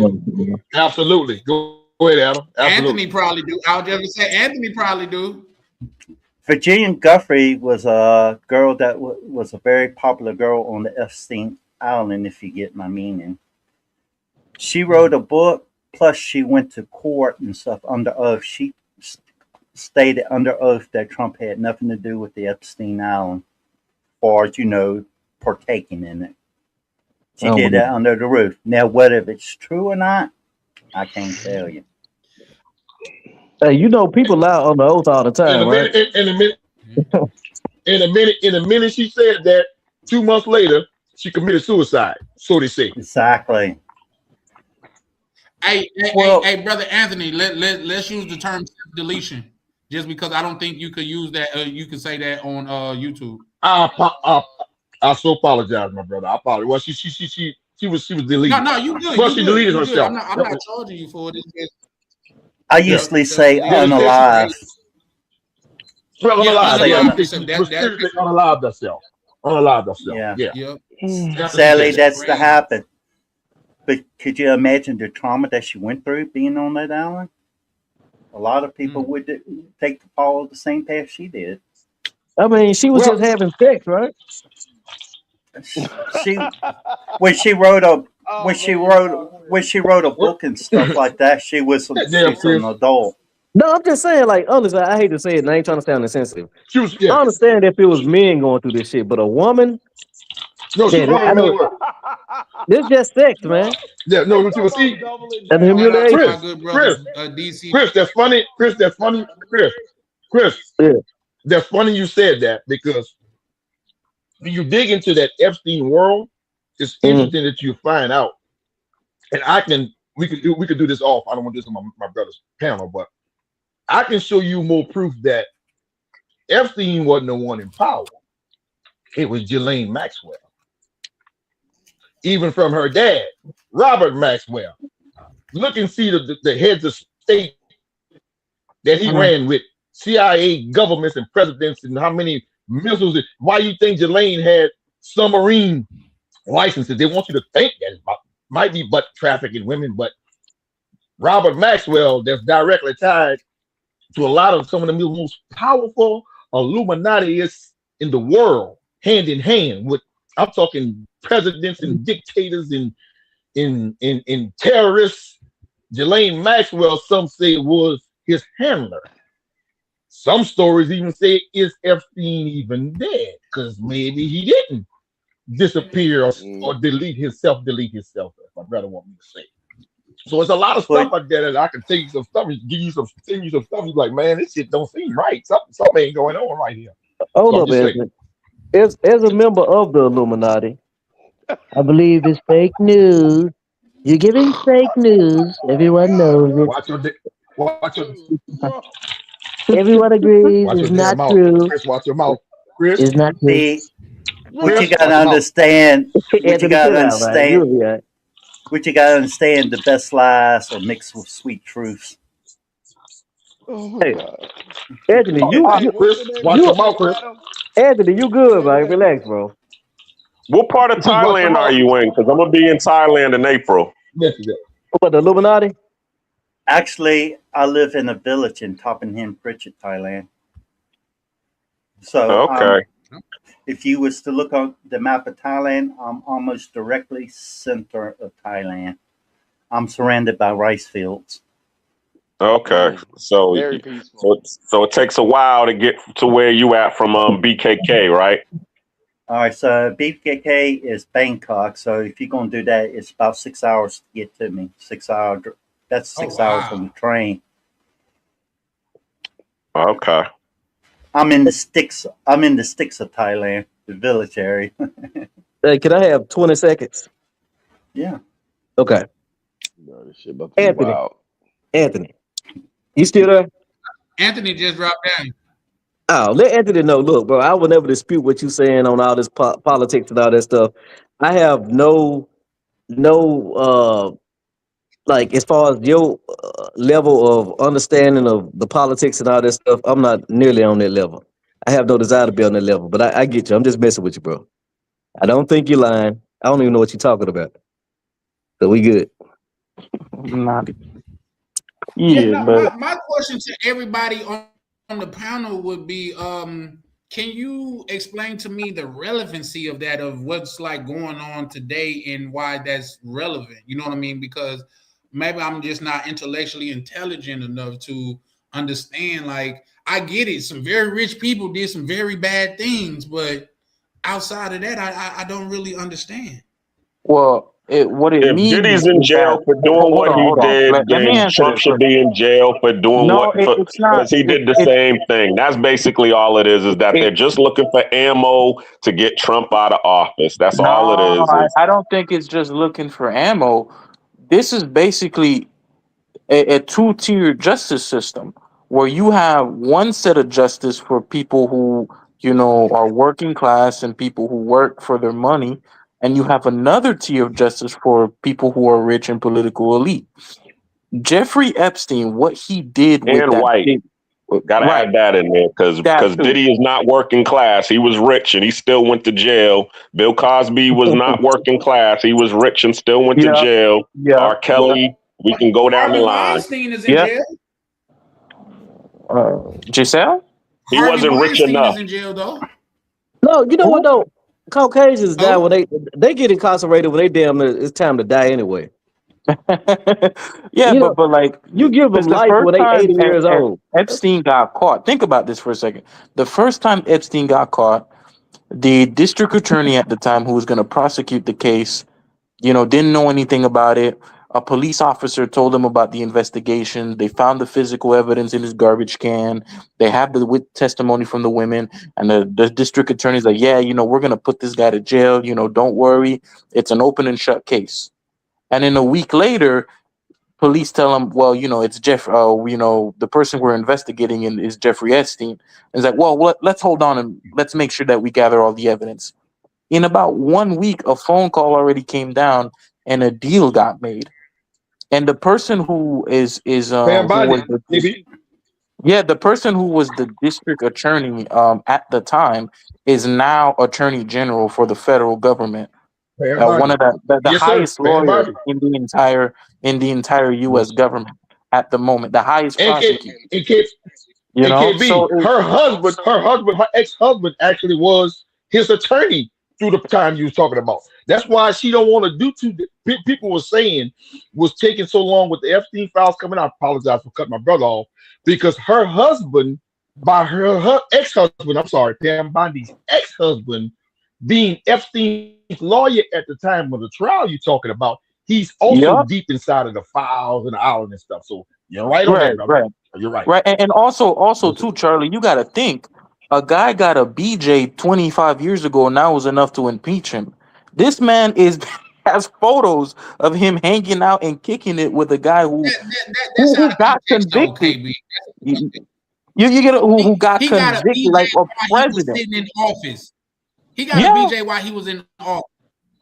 You know what I mean? And Right. then Like another well, thing that I would watch also y'all. like to add, go ahead. There's a No, there's I a just was gonna certain share with you, Charlie. If you go to New York when they had got the first warrants for that most expensive mansion in New York, when you walk in the door, bro, there's a 30 by 20 what is a 10 by 10 photo of Bill Clinton in a red dress with high heels on. That was In the the first dress, yeah, portrait. I I can heard send it that. to you, Charlie. Yeah, yeah. Chris, check No, the no, Chris, check I the heard private that. chat. Uh, Yes, Yeah, yes. He yeah, got so I Bill just looked at Clinton okay. is that. I one was known asking you to what be put that. Okay, I yeah. got that. The hey, main thing with Epstein brothers, he was a power broker. He was a power broker. So he first of he was all the middleman. yeah, and he also was Epstein was CIA and Mossad. So he was with those folks over there, the people that we don't want to say too much names on here because they really would mess with the channel. Mossad, if you know what Mossad is, and Epstein was CIA. Then that's why he was everything was so rigged with so many cameras to get dirt on the elites. Because once you get dirt on them, of course you got power over them and you make a move. I think KB mentioned Prince Andrew. After the stuff came out with the stuff with Epstein with Prince Andrew, they took his title away out of England because he was seen with that young lady and stuff. So that's the power that the documentation that he had on people with the cameras and stuff is always just it's a blackmail deal, like Yeah. those senators in Congress. Like we go to the party and we take a drink and then we wake up and when we wake up, we looking at the TV and somebody then went in the wrong hole on us, or we've been messing with a 8, 9, 10-year old youngster, and we like, what you gonna do? Because that's the ritual. When you wake up and you got a TV playing and you don't remember, but when you came into the place, you took a drink, and then you wake up and you looking at something that's way underage next to you, or the blood, you got blood over the bed. That's the Yeah, system. That's what he did. That's what he did. Eps, I Eps, encourage I don't think everybody to he stay fell away asleep. from I Diddy's think he was house. wide awake. I don't think he fell asleep though. He was But wide here's awake. the thing. Here's the thing. And Once again, passport guys, for I ritual. am glad to see the relevancy in what's going on. And like just to respond to you, KB, when you said it's like a two-tier system, can you point out a time in history where it hasn't been a different rule for the uber rich? Oh, I'm not saying that it Whether it's right or not, it's always been that way. well, right, of course it's been that way, Charlie, but it's kind of like unfairness in society. We don't try to deal with all unfairness, right? But at some point we try to level the playing field so that people don't, do things that are super way out there. Like we're not just talking about, a guy who cheated on his taxes or something. We're talking to the guy who has consciously and repeatedly come out to target as a predator. Like if we just kind of let that slide where we're like, okay, we're just gonna look the other way, or it's just as okay because he's rich and powerful, that literally gives carte blanche for people to be as abusive as they want to be. That's why we kind of have those rules, you know? So like the when When you when you say have a we, who are you political referring to? Though? rich people, when I mean by people, people who are like political elites, business class elites, things like that. We know that they're protected, but at the same time, we also understand that it's not okay that if we have a child, right, who's 16 and then the child comes forward at 16 said, hey, this person, he's rich and powerful. He did this to me and he did this to me and he took advantage of me. And you're like, well, I can't really do anything for you because, he's too rich and powerful. That Well, can't be KB, allowed to stand. KB, Okay, See, why are brother, you you do why know are that you that's been going on for thousands of years, right? This thing we're talking about now, like this. Thousands of years, brother. I mean, Whoa, thousands okay, of years. I mean, man, we've been shitting in, It's in, not in new. forests for thousands I of years. promise Are you, we it's gonna not start new. shitting in forests because we've been doing it for thousands of years? We evolve and well, no, change, no, and we sir. have new expectations. There was a time where Well, no, sir. we would marry out 12-year-olds, and do we do okay? that now? Well, I have a You no, sir. I'm not the question saying that. for question everybody. was why is all of this information relevant? And then I I just said told because you why they're it's looking relevant. for ammo. They're looking for ammo to get him out of office. and then you come with the not so textbook situation, which usually you come with the textbook situation, and I'm trying to figure out why is it that you done changed your tactic today? Textbook. Oh, look at cleaner. Look at cleaner. Tactic? What are you talking about? Who do you think actually controls the world? The Bilderbergers, The World Bank. Families control the world. the Rothschilds, Who? the Bilderberger. It's a handful of Okay, families that run the world. It's Charlie, exactly. you disappoint me. Charlie, you disappointed me. You talked to some stuff And last what night.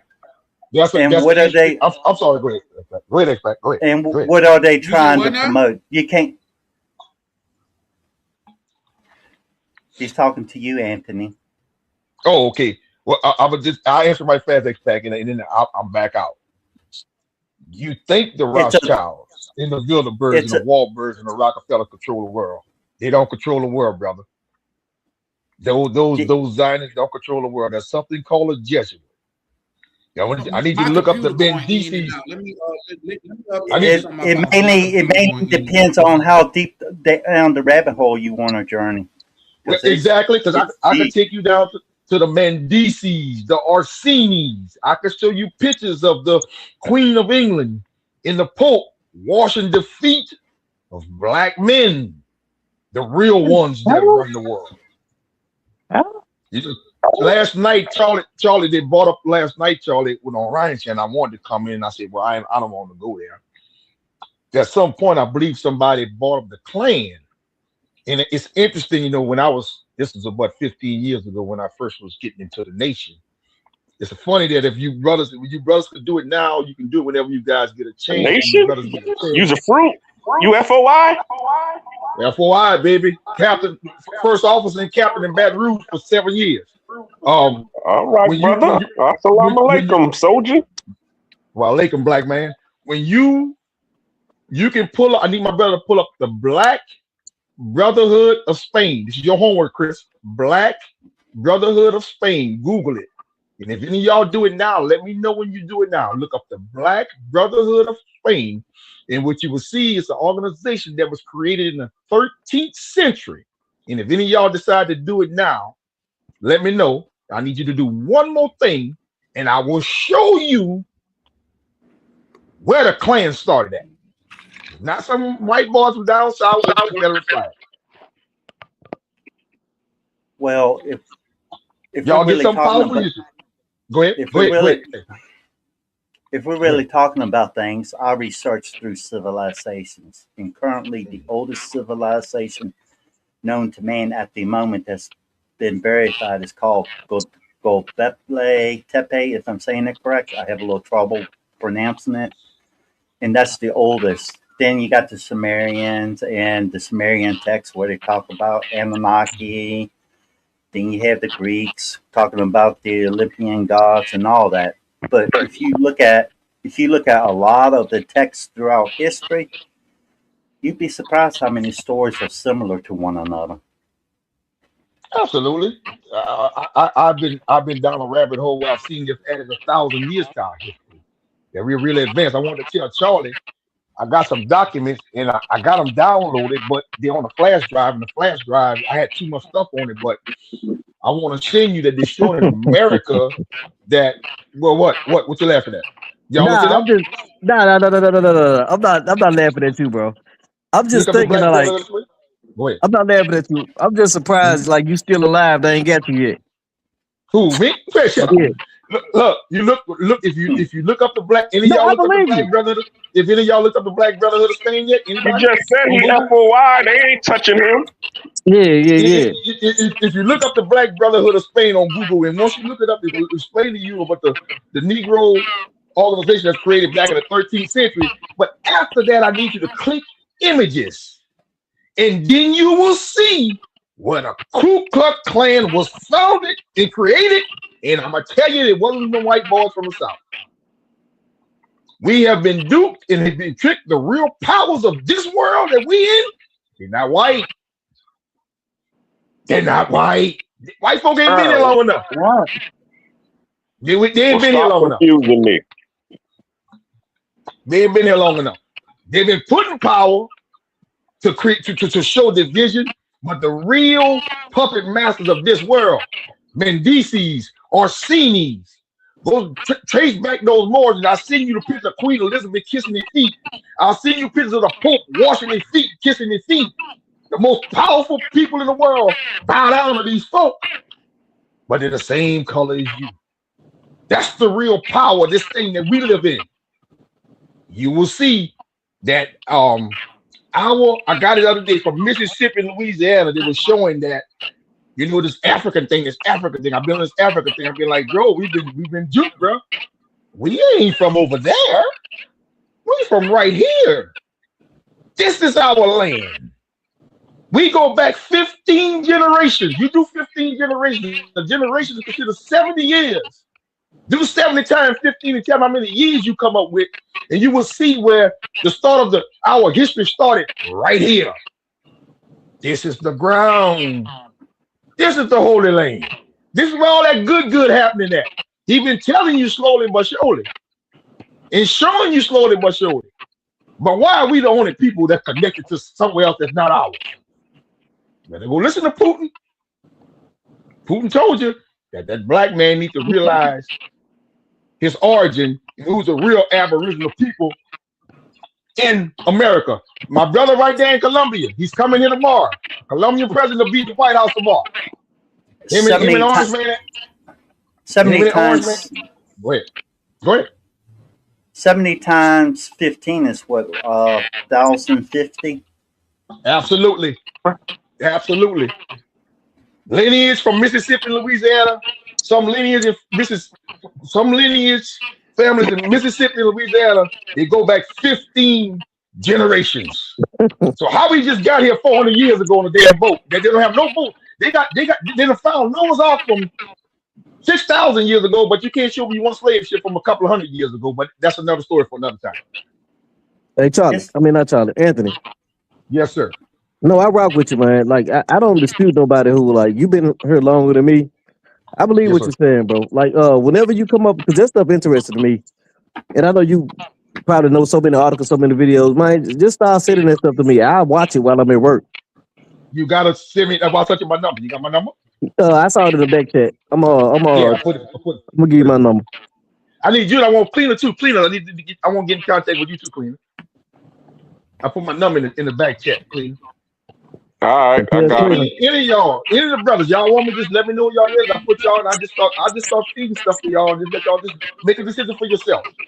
But realize that why we have so much struggle. Anthony send me financial stuff all the time, which in more cases than not, he's been right. I'm not gonna lie about that. Like say, he talked about the price of silver and copper and stuff on here, and what you do, copper and silver is definitely up. So, bro, definitely right on a lot of that shit. He just intense. That's all.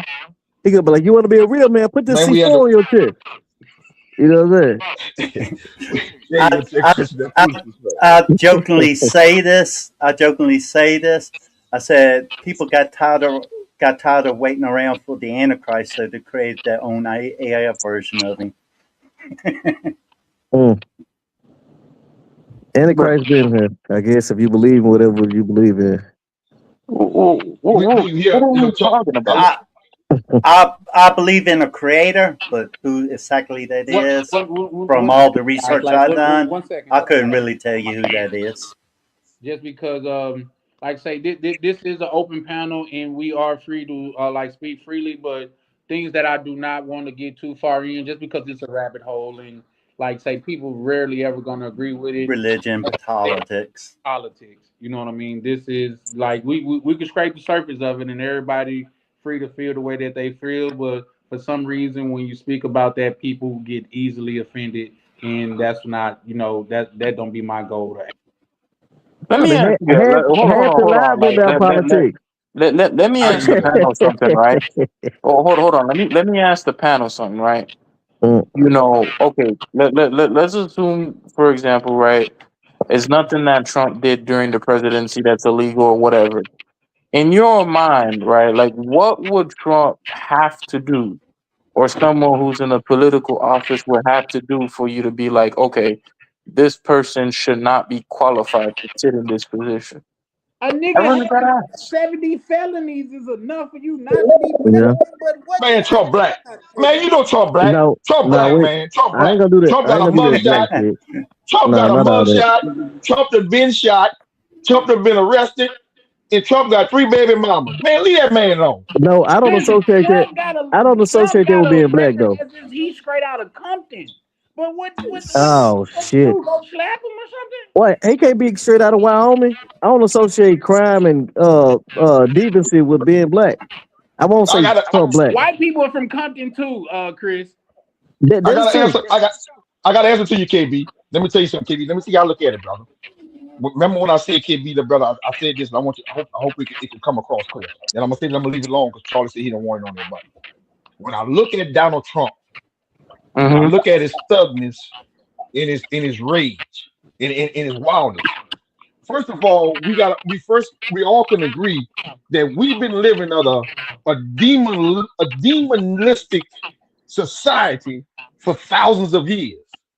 Well, if you're gonna send somebody to come attack that lion, you can't send no pussycat to attack a lion. You gotta take a radical demon to go against these demons. So it could be demon on demon. That's what you see right now. I told my brother the other day, I sit back now and just watch the movie. You know, Malcolm said when the assassination of Kennedy, when they asked him if he was sad because of the assassination of the president, Malcolm said, "No, I'm never sad when the devil's chicken's coming home to roost." So what you seeing take place now on the stage, young brother, let them eat, let them demons eat each other up. But you couldn't send somebody to fight this radical system in this demonistic society that we've been in. You had to bring one like them to take them out. And that's my opinion. Yeah, I'll leave it alone. I hear what you're saying, Anthony, but what I'm saying is like, all right, like let's separate that into pieces, right? So when we think of like not even the president, bro, if I had a friend who tomorrow they said he was on Epstein's island and he was doing this and they got photos, I wouldn't be friends with him anymore. Right? So I'm like, I don't understand why is it that like now we literally got them, they got the photos. You know, the only thing that they don't got now is you know literally photos of him doing the act, and we're still kind of like debating whether or not he should be like removed. Like I understand that other rich people do bad things, but when you see someone who's like predating, and like, are we just gonna be like, oh, that's cool because you know he got off the first time, so it's cool now? Like, you get what I'm saying? Charlie, could I get one response? And I promise you, Charlie, I'll leave. Yeah, for sure. In order, see, let me tell you something. And this is a mistake. I like that what you just said, KB, but let me tell you something. See, when you hear people say, I got people like that because I'm me and Orange Man, we cool. I understand what he's doing. When in order for you to infiltrate or in order for you to mount an attack on your enemy, right? So you can't do that from I don't want to touch them, I don't want to fool with them. You first have to infiltrate and understand how they work, what they do, how they move, what's their ins, what's their outs, and study them all. This stuff with Trump go back brother to President Nixon. President Nixon wrote that man his wife wrote that man a letter after her husband's death. Nixon gave Trump the blueprint to what's going on with all this backdoor underworld crap that was going on. What I'm saying is, brother, you have to study your enemy and understand how your enemy think and move in order to design attack against them. So what you see now is him attacking them. And yes, you are right.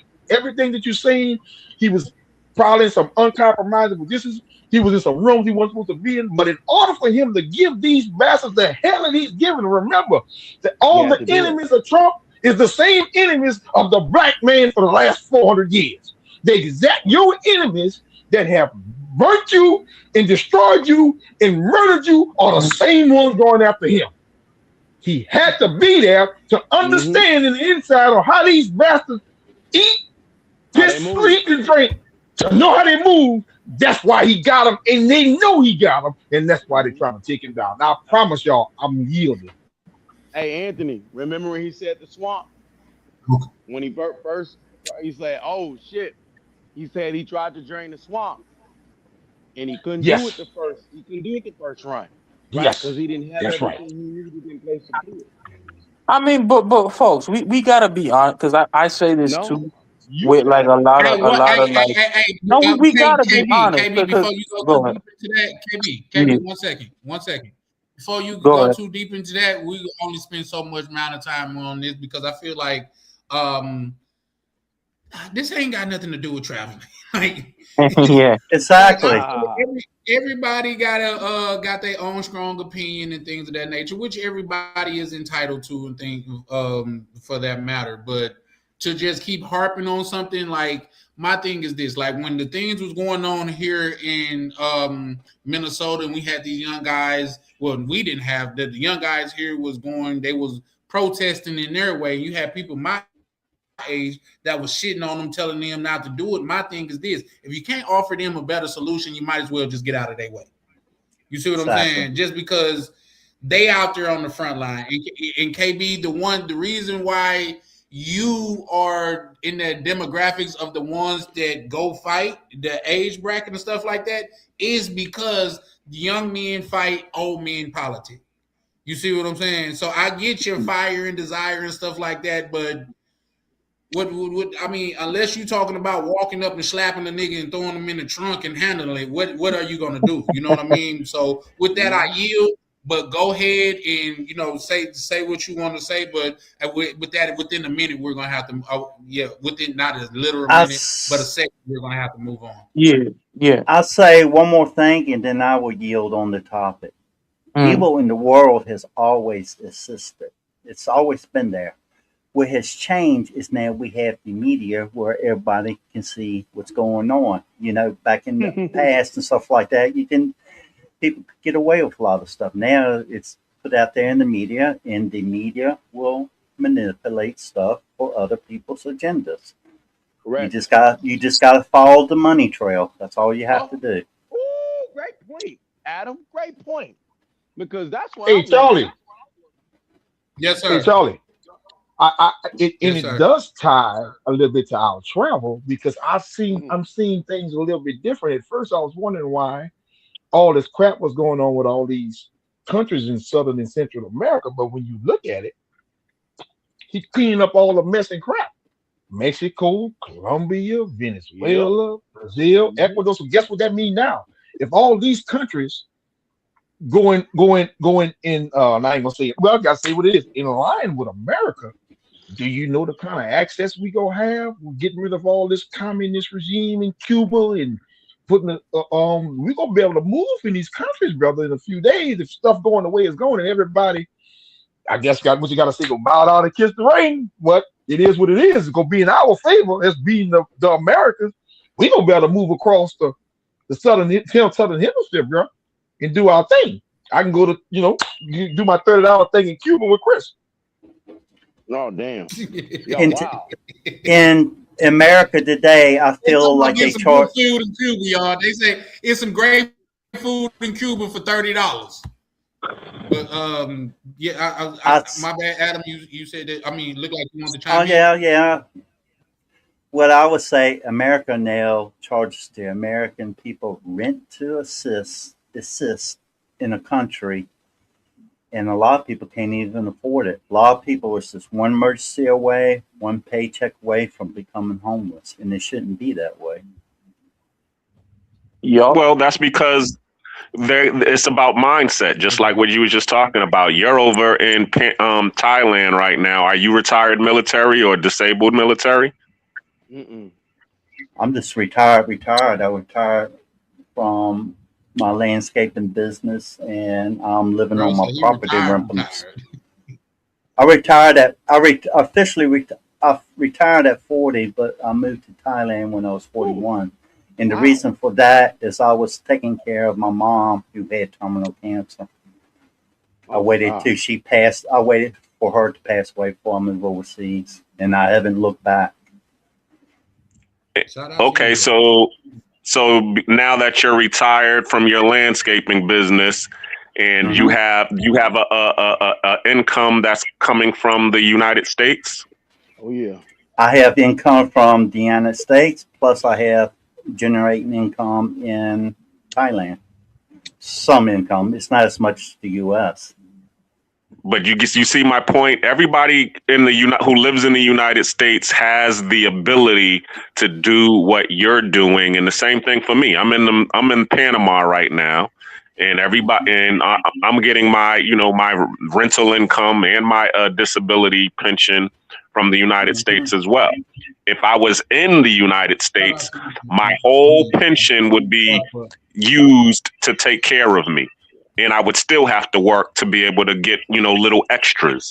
But because I found that it was cheaper to be operate outside the United States and live outside the United States, and I could save money doing that, I chose to be outside the United States. There are people who you tell that to, and they say, "Oh, I can't do that."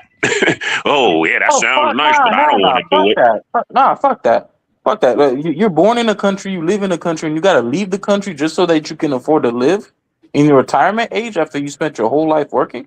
Fuck that. Nah, that's But bullshit. Well, you want a fixed well, income though. That's Like bullshit, man. The yeah, whole you want a world fixed is your income oyster. with inflation. So you if tell them, hey, you it's an option. You don't have to. Because honestly, I think I could live in America off my VA benefits. That's enough for me. the 4,500, I'll be all right.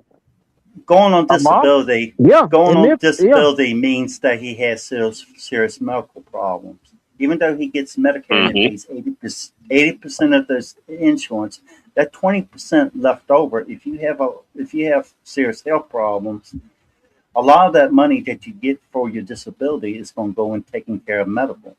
I hear Yeah. you, man. I'm supposed to be studying on this shit, man. And then what are you going to have for putting a roof over your head and food on the table? It makes Yeah. things very tight when you're on a limited income. But we In the got South, people you can out live here off who just can't you have Exactly. can live dogs off who VA disability, retirement age. bro. You can live off that shit. Okay, and actually be good. I know a guy that's living in Bangkok now, and he's living on 1,400 a month, and it's a little bit it's a little bit below like a middle class lifestyle. It's a little bit. He don't go out drink. He don't go out see movies stuff like that. He does most of his hobbies and the things that he does free, like go and walk on the beach, walk in the park, go to places where it doesn't really cost any money. So it's doable. It's doable, but I would say like if you live in like in Bangkok, probably at least 2,000 a month would be more reasonable. Now living like where I'm living, you got people. I don't recommend it. They living on like $500-600 a month, not just in Thailand, but other countries. But Yeah. living on that such low amount of money, it doesn't give you any Yeah, money they for probably subsidize their emergencies or income, the lady anything. boys. Right. On Well, you got $1,000 a guys that month like that. at his age, at like retirement age, if you don't own your home, you're pretty much gonna be living hand to mouth or in a shelter basically. Or you're gonna be Yep. living with six people. At least he gets to live, even if it's a very modest lifestyle, even for, Bangkok or wherever he is. Here, a Well, like thousand a month only, man, you can't even afford rent in most places with just 1,000. Or just rent and then food and that's it. Nothing else. 1,000 a month, you'd be lucky if you can flush the toilet. Yeah, yeah, yeah, that's true. That's So true. I we didn't all even can think about how agree much on it's that. expensive. So since we all can agree on that, so why can't we all agree that it would be better to go where your dollar goes further? No, because it's your country. It shouldn't be that I have to escape and leave and go to Colombia in order to live in my own country. It's my goddamn country. Okay. You Hey, see what and Well, I'm guess saying? what? my Hold my on. hold on, Hold Tony. on. question. Hold on. Okay, textbook. I agree with you. But now, let me say this. You can move 1 hour away from the nearest metropolitan city and live on that same amount of money in your country. You just not A in the thousand? city A anymore. thousand? You're out in the yes, $1,000. You can find some backwoods city where the population is 5,000 people and live off of, and the rent over there will be $300 to $400 a month for some place to live. Are you gonna I go don't live even. there? I don't even think that's true nowadays.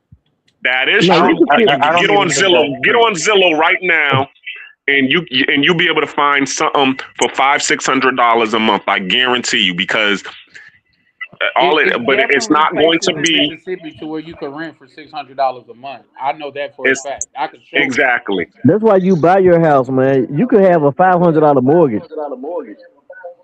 Thank you. That's Well, the, Hold up. Hold on. I think there's an echo.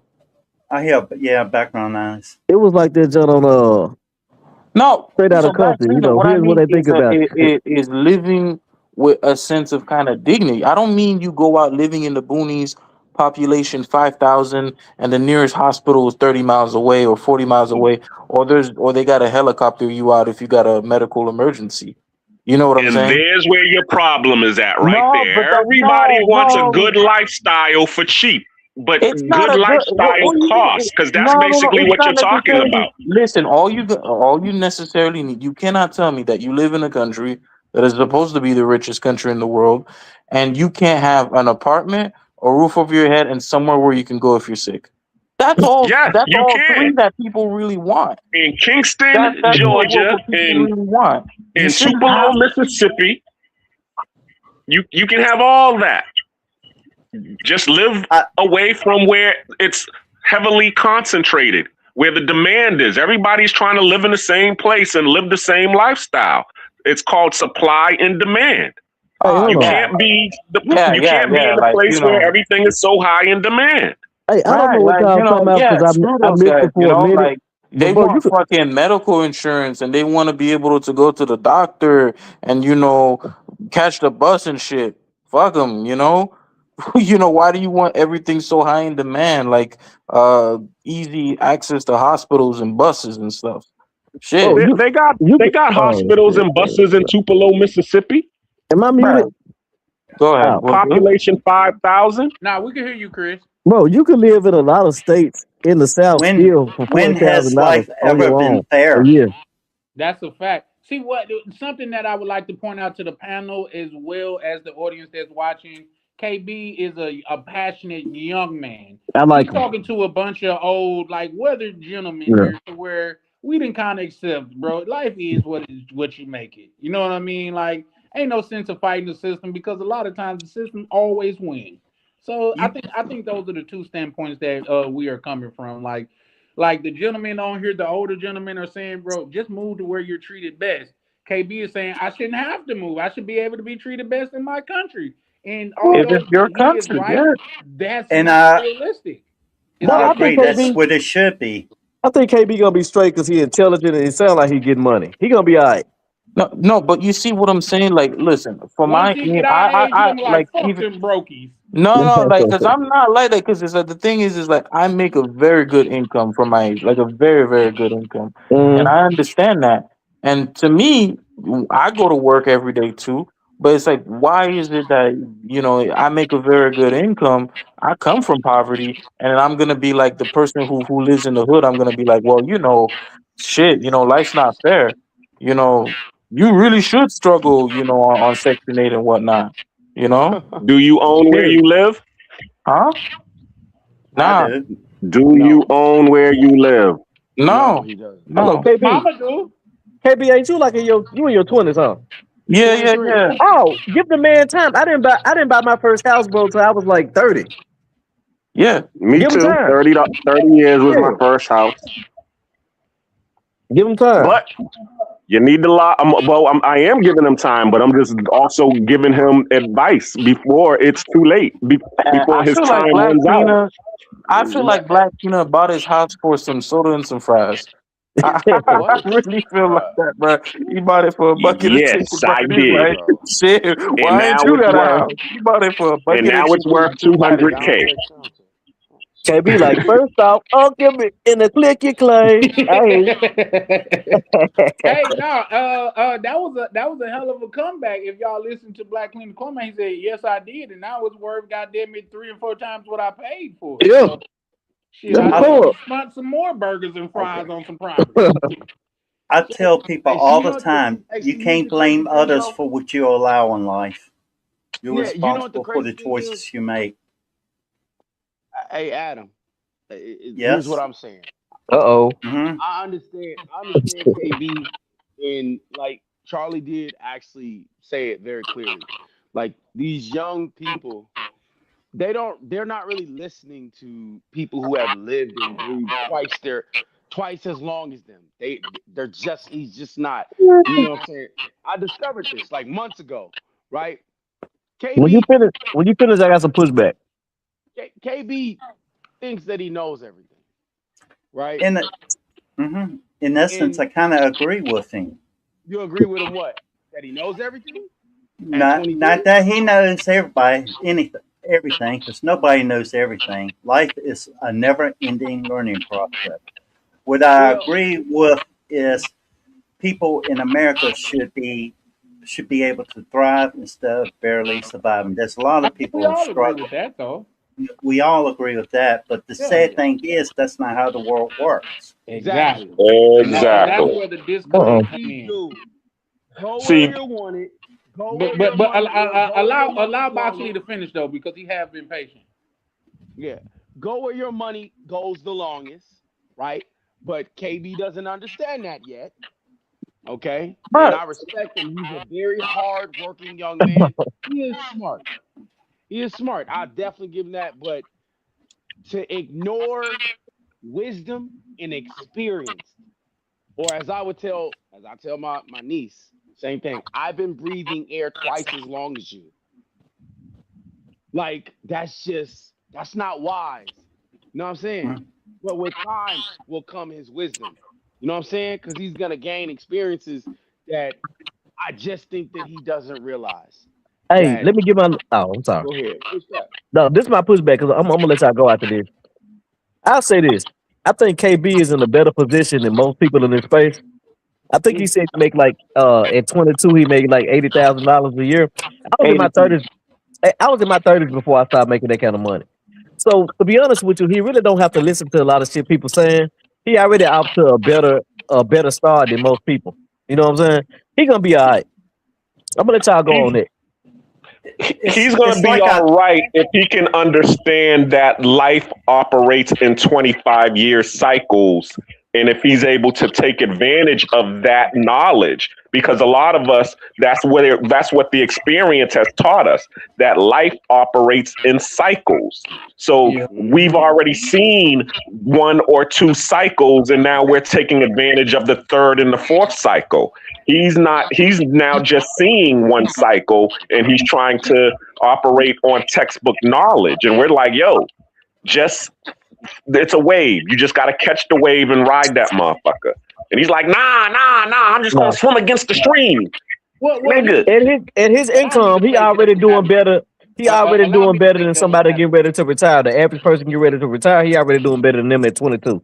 I'm gonna Yeah, let that's y'all a go. fact. Yeah, but he's not doing what okay, if I had 80K or if I was making 80K right now, I'd be buying 5 and 6 houses a year. I mean, I would be buying 2 and 3 houses a year, fixing them up, renovating them, and renting them out. So by the time I turned 40, I would have $15,000 a month coming in because that's what happened with my boy. That's what my boy did. He did that 10 years ago. Now he got 20 houses and he's living off of $20,000 a month Well, I mean, he bought it for a large in his crowd. sleep. Huh? He bought it for a large crowd, of course. But what I'm I, saying is this: if I'm telling you this is what my boy did, you making this amount of money, you can do the same thing. So by the time you turn 40, you won't have to be working for the 80K that you're making right now. You'll just be getting that in your sleep. And you say, "Yeah, I hear you, but I'm gonna go do my thing." Well, there's So, nothing for me to tell you anymore. Black Cleaner, the whole thought pattern or what you're talking about, I've already kind of went down through it, and I already have my own strategy that I'm implementing. The reason that I don't do investments such as housing is because time. With investments like housing, I need to actively be managing it, actively be to make sure that the entire house doesn't go into a dilapidated condition. And B, it has to deal with taxes. I'm earning income on the actual property, so I'm taxed for it. There's no point in me owning a house because when you look at the returns, a 10 or 15-year return, my returns are going to be higher if I have stocks, bonds, and these other types of assets. I'm not at a retirement age to where I would need a some sort of steady income. I still work for my money and I'm still able bodied. Now, if I was 65, then that would be a different story, but I'm not 65. So it would be much better for me to earn a higher return at a lower tax bracket or no tax over the course of 15 to 20 years than to buy a property, try to renovate it, and then be taxed on the rental income. And then when I try to sell it, to also be taxed on that. So Now if I look everybody at the heard property, now everybody so if heard I what he look at the just said, right? property, He just gave you all the textbook information, right? Now I'm how the telling hell is him that based on textbook? experience, all of it what you just said is textbook. Well, shit. Because Or when you get a loan and you get an interest rate, that's also textbook too. Shit, I don't need to pay But well, you get did to attention I to write the say off your interest anything rate. loan It's about though. textbook, loans and right? You interest get to write rates? your loan off. Thank Hmm? you. What I, You get to write your what loan off as a property owner. Yeah, I know, but you still have to pay an interest rate. I'm saying it's like it's also textbook too when you're looking at your interest rate in your contract. Yeah, but all of that, that's why majority of millionaires now, like KB, you know the numbers, so I speak to you in numbers because that's the language that you understand. Vast 80% of millionaires is in goddamn it, is in real estate because it's a tax haven. But 90% of billionaires are into private equity because of for other reasons. But there is a upside to real estate. That's why so many people leverage real estate the way that they do. I understand. I understand what you're saying, Charlie, but I'm not saying that real estate as an asset doesn't work. That's not what I'm Yeah, saying. But yeah. I'm looking at it from the perspective of what would get me the highest return with the lowest implied risk. Does that make sense? It does. So It yes, does. if Elaborate. I have two investments, for example, and I take a look at two investments and I have a long time horizon, I'm gonna say, okay, why would I go for 10% when I can get 12%? It's my objective isn't the near term that it doesn't make sense for me to hold on to 10% now when I can get 12%. It's gonna translate to a lot more money. Well, I don't. Well, normally rental income in America will get It's you always 18 to 20%. yeah. Well, if you look at just the rental income, but there's also things you have to do to prevent the house from reaching a dilapidated condition, whether it be roofing repair, sanding the floors, roof Roofs, leaks. roofs, bro. You don't Okay, replace how roofs long does a roof every last 25 years. once you fix it? 25, On 30 years. average, About 40 10 to Thank 50, years. you. 10 to Thank you. So ten thousand no, it dollars is going depends. to last you Bro, No, 20 because years without a I know repair. because I worked on the roof here and I've sanded on the floors here as well, and I've done drywall here too. So if there's and a and hurricane, how like in often do you Florida, have to for replace example, roofs in huh? Florida? How often do you have to replace floors in Florida? The floors here, they have to be replaced about 10 to 15. They're hardwood. The So how roof, much money would you make in 10 years? from the roof, Yeah, no, the floors. How much money would you make from the floor? what are you doing the work of the floor or just No. How much money would you have to save over 10 years to replace the floor? the That's floor not per would be month. about 15,000. And how much would that be? So you have to save how much a year?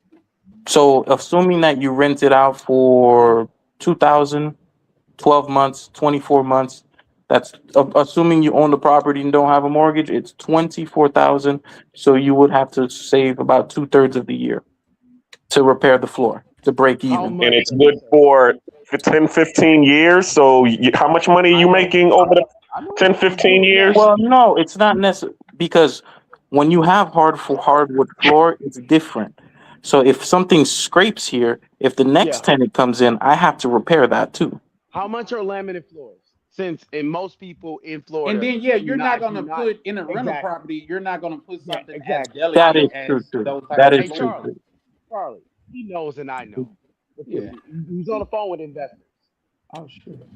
What So what I what I try to So tell Lupe people. say, you Sorry. realize you can write off a lot of the expenses owning real estate, right? and have basically pay no taxes. Well, Hmm. no, that doesn't mean Yes. that's just a deduction. It's Yes. not a So you'll credit. end up paying zero as It Trump is the does. difference between the deduction and the credit. A lot of people don't know that, but there's a fundamental difference. Yes, yes, Charlie. So again, when his really good accountant, which he is an accountant, as he would tell you, right, KB? I As am an we both accountant. know. All right. So you'll end up paying nothing. In I don't, general, what bro. You're playing a game, bro. You're playing a game, and bro, It, you're it's not not. winning. It's not. It's. I'm not playing the game. All right. It's in not a general, game Okay. that Well, you I'm think playing. you But slick, go bro? ahead. No, but go ahead. Go ahead. I'll Nah, explain. nah, I'll, nah. I'll Nah, explain you in more think you slick, detail. bro? Because you said It's laminate not being floors. slick. It's not being Yeah. slick. It's just the complexity of what you're talking about. We're talking about investments here. I got you. And which are the two best in the world for all of time? There's no such thing. Really? I say Really? just to sum things up. In general, people's advice is based on their life experience. Yes, yes. It doesn't mean that it's right for everyone. I just tell people to take what advice they can to create the life that they deserve, the one that makes them happy. And if it was easy, everybody would be doing it.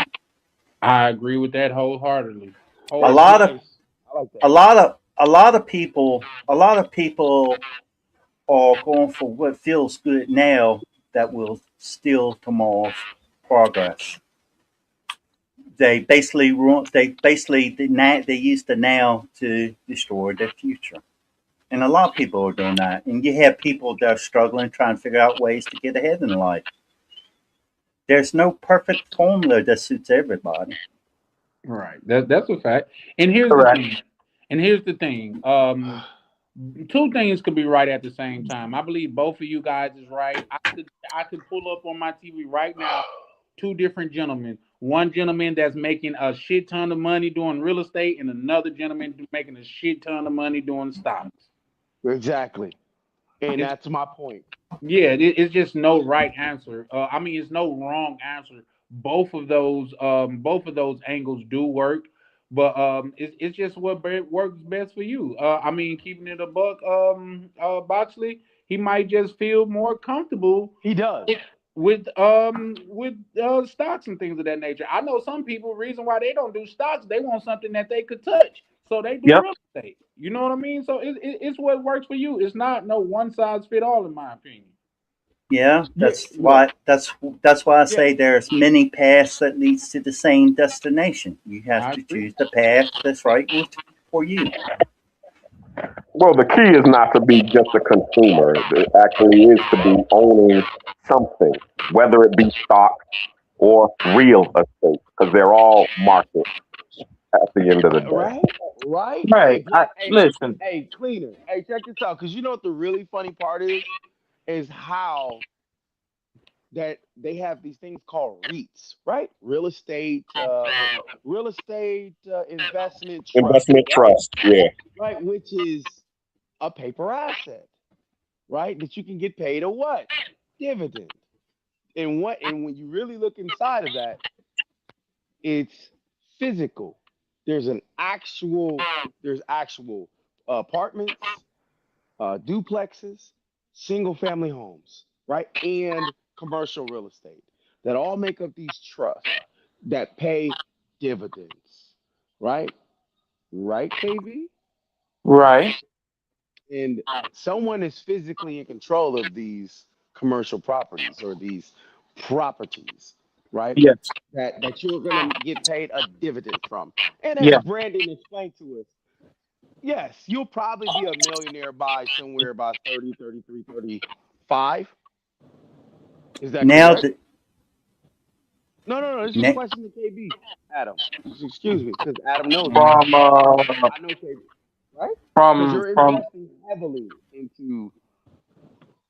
Because I mean, you'll be literally have $1 million in assets. are you talking about the REITs? No, that strategy. That's the strategy that you're going. The market. What, the stock market is what you're talking Yes, about? yes, Okay. Yeah. yes. That's your plan, right? As as Charlie was saying, that you Yeah. there's I two mean, ways to yeah, do yeah. it. That's the crux. Yeah. Yes, okay, and I respect it, bro. But it's really slow. With you being what 22, 23, because off of 2 years or 3 years of commitment in real estate, you can have $1 million. You can be a millionaire very Well, quickly. As Cleaner was explaining to you, 3 properties, $300,000 a piece, based on your income, and you putting enough money down, you'll be a millionaire just like that. well, the reason why Okay. I didn't get involved in real estate property, and the reason why it's active, meaning whatever issues that you have to actively be in place to deal with whatever issue it is. Meaning, if you got a job or you have some other source of income, it's going to get in the way of that, especially if you have a job that you have to be physically there. And number two is leverage. Unless you have a large cap, like think about it, right? Let's say you want to go in and you buy these 3 properties, and these properties net value is $800,000, right? If you have $800,000 cash, good for you. But if you need to finance your $800,000, now you have to take leverage and you need to pay your loans to the bank. And assume, for example, you buy this property, right? And this is what I mean by implied risk. You buy this property, right? And Textbook. the property market, for whatever reason, you can't get a tenant. Just an example, or you can't get a tenant at the price that you want. How are you going mm, to be able to cover the monthly loans that you have to pay to the bank, and then the principal too? Textbook. And At the see, price that's to why I break always even. got, that's where we always clash, because that's the way that they teach you in school, and that is not the Mm-hmm. right It's way not that school investors teaching that. This do. is what the bank Can is hold saying. When you on, go can to I the bank finish? to get a loan, Let this is me what they finish. look I at. let you finish. Let me finish. Most investors don't invest like that. They don't go to the bank and take out a mortgage and finance their investment. The only reason that they do that is if they have a large income coming in. Most investors will go and buy a property cash for the low in empowerment zones, fix Yep. it up, and then get the after repair value Yep. once they Well, fix it but up. he said that if he said that so I was responding specifically because he said my method was too slow, It is and It slow. that is. if he wanted to, he could go in and just get three properties, and then You he could. can become a You get millionaire. four. Right? Am I You could understanding get. that correctly? You could get But four. you the one who said, well, if I go get a property for eight and it's valued at $800,000, you don't got to go get a property that's valued at eight hundred No, no, thousand I'm saying dollars. three You can go get properties, a property. Okay, three to you can four go get properties. you can go get 3 or 4 properties that's valued at $15,000 by the when you buy them, fix them up, and then once you fix them up, the after repair value will bring you to $1 million. Okay, I gotta see this because okay, Are you think serious?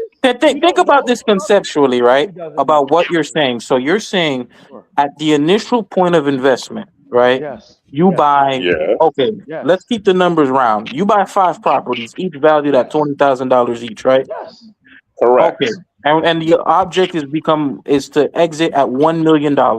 You're gonna tell me with those 5 properties that you bought that are in impoundment zones that are shitty in general, you're gonna be able to take that property and you're going to get a 10x return on those 5 properties.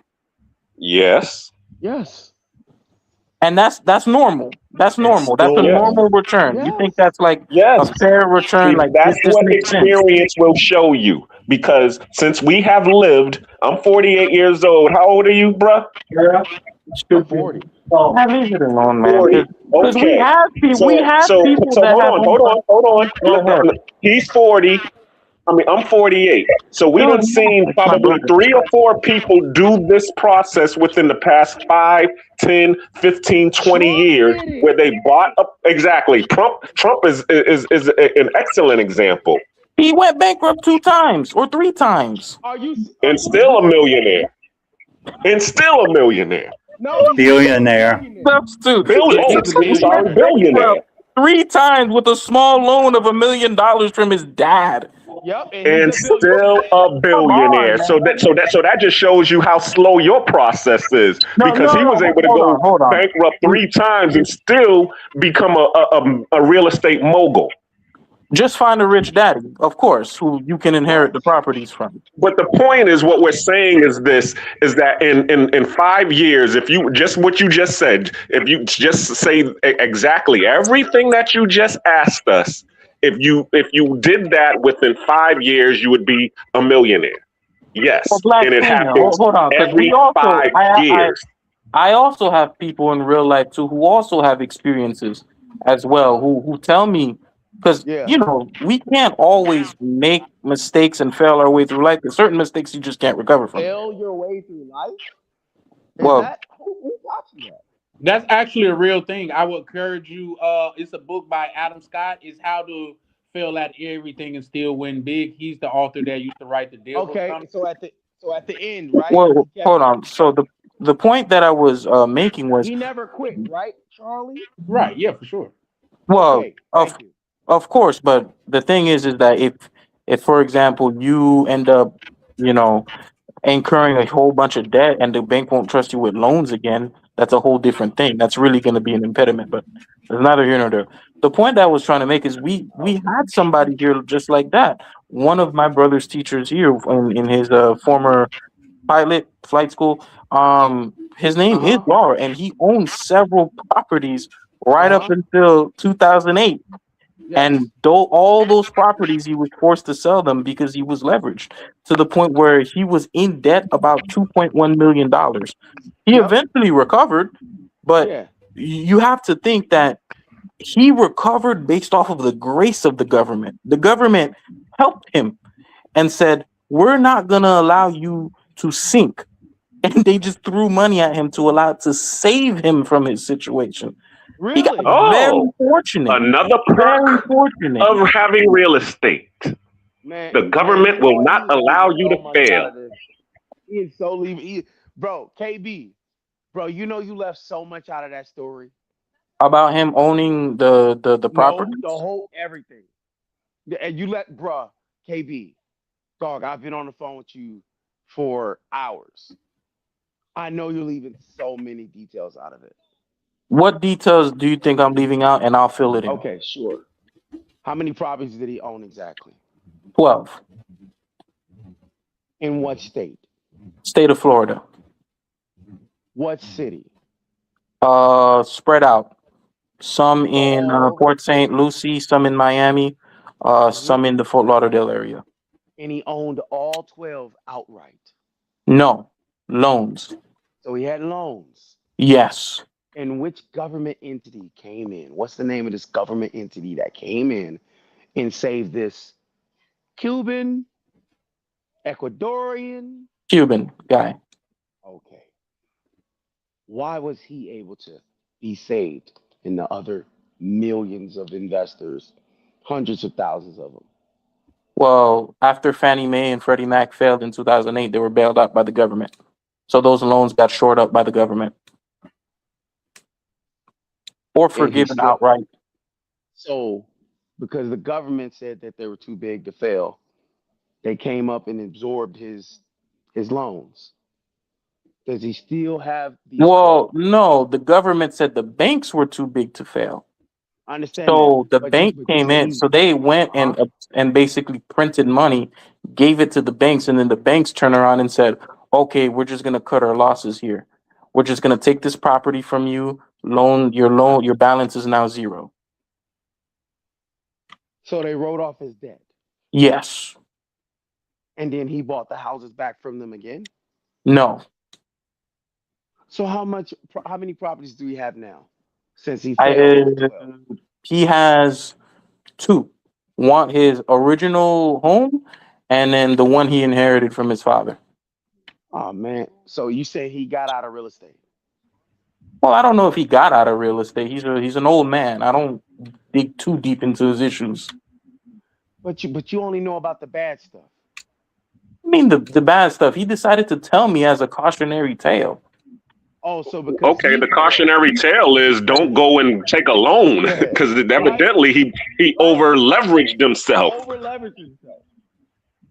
KB, would you over leverage yourself? No. Watch the answer. No. So would you ever do what he did without even knowing his story? Well, I don't know. It was a different time. Greed So does guess things what? to people. Watch this. Watch this. When he stops paying the taxes for his house in the house that he was given when his parents died, what's gonna happen to it? It's probably he probably loses it, I think, but it's in one of Well, I them want is you a to know condo, one of them is a condo, the other is his original.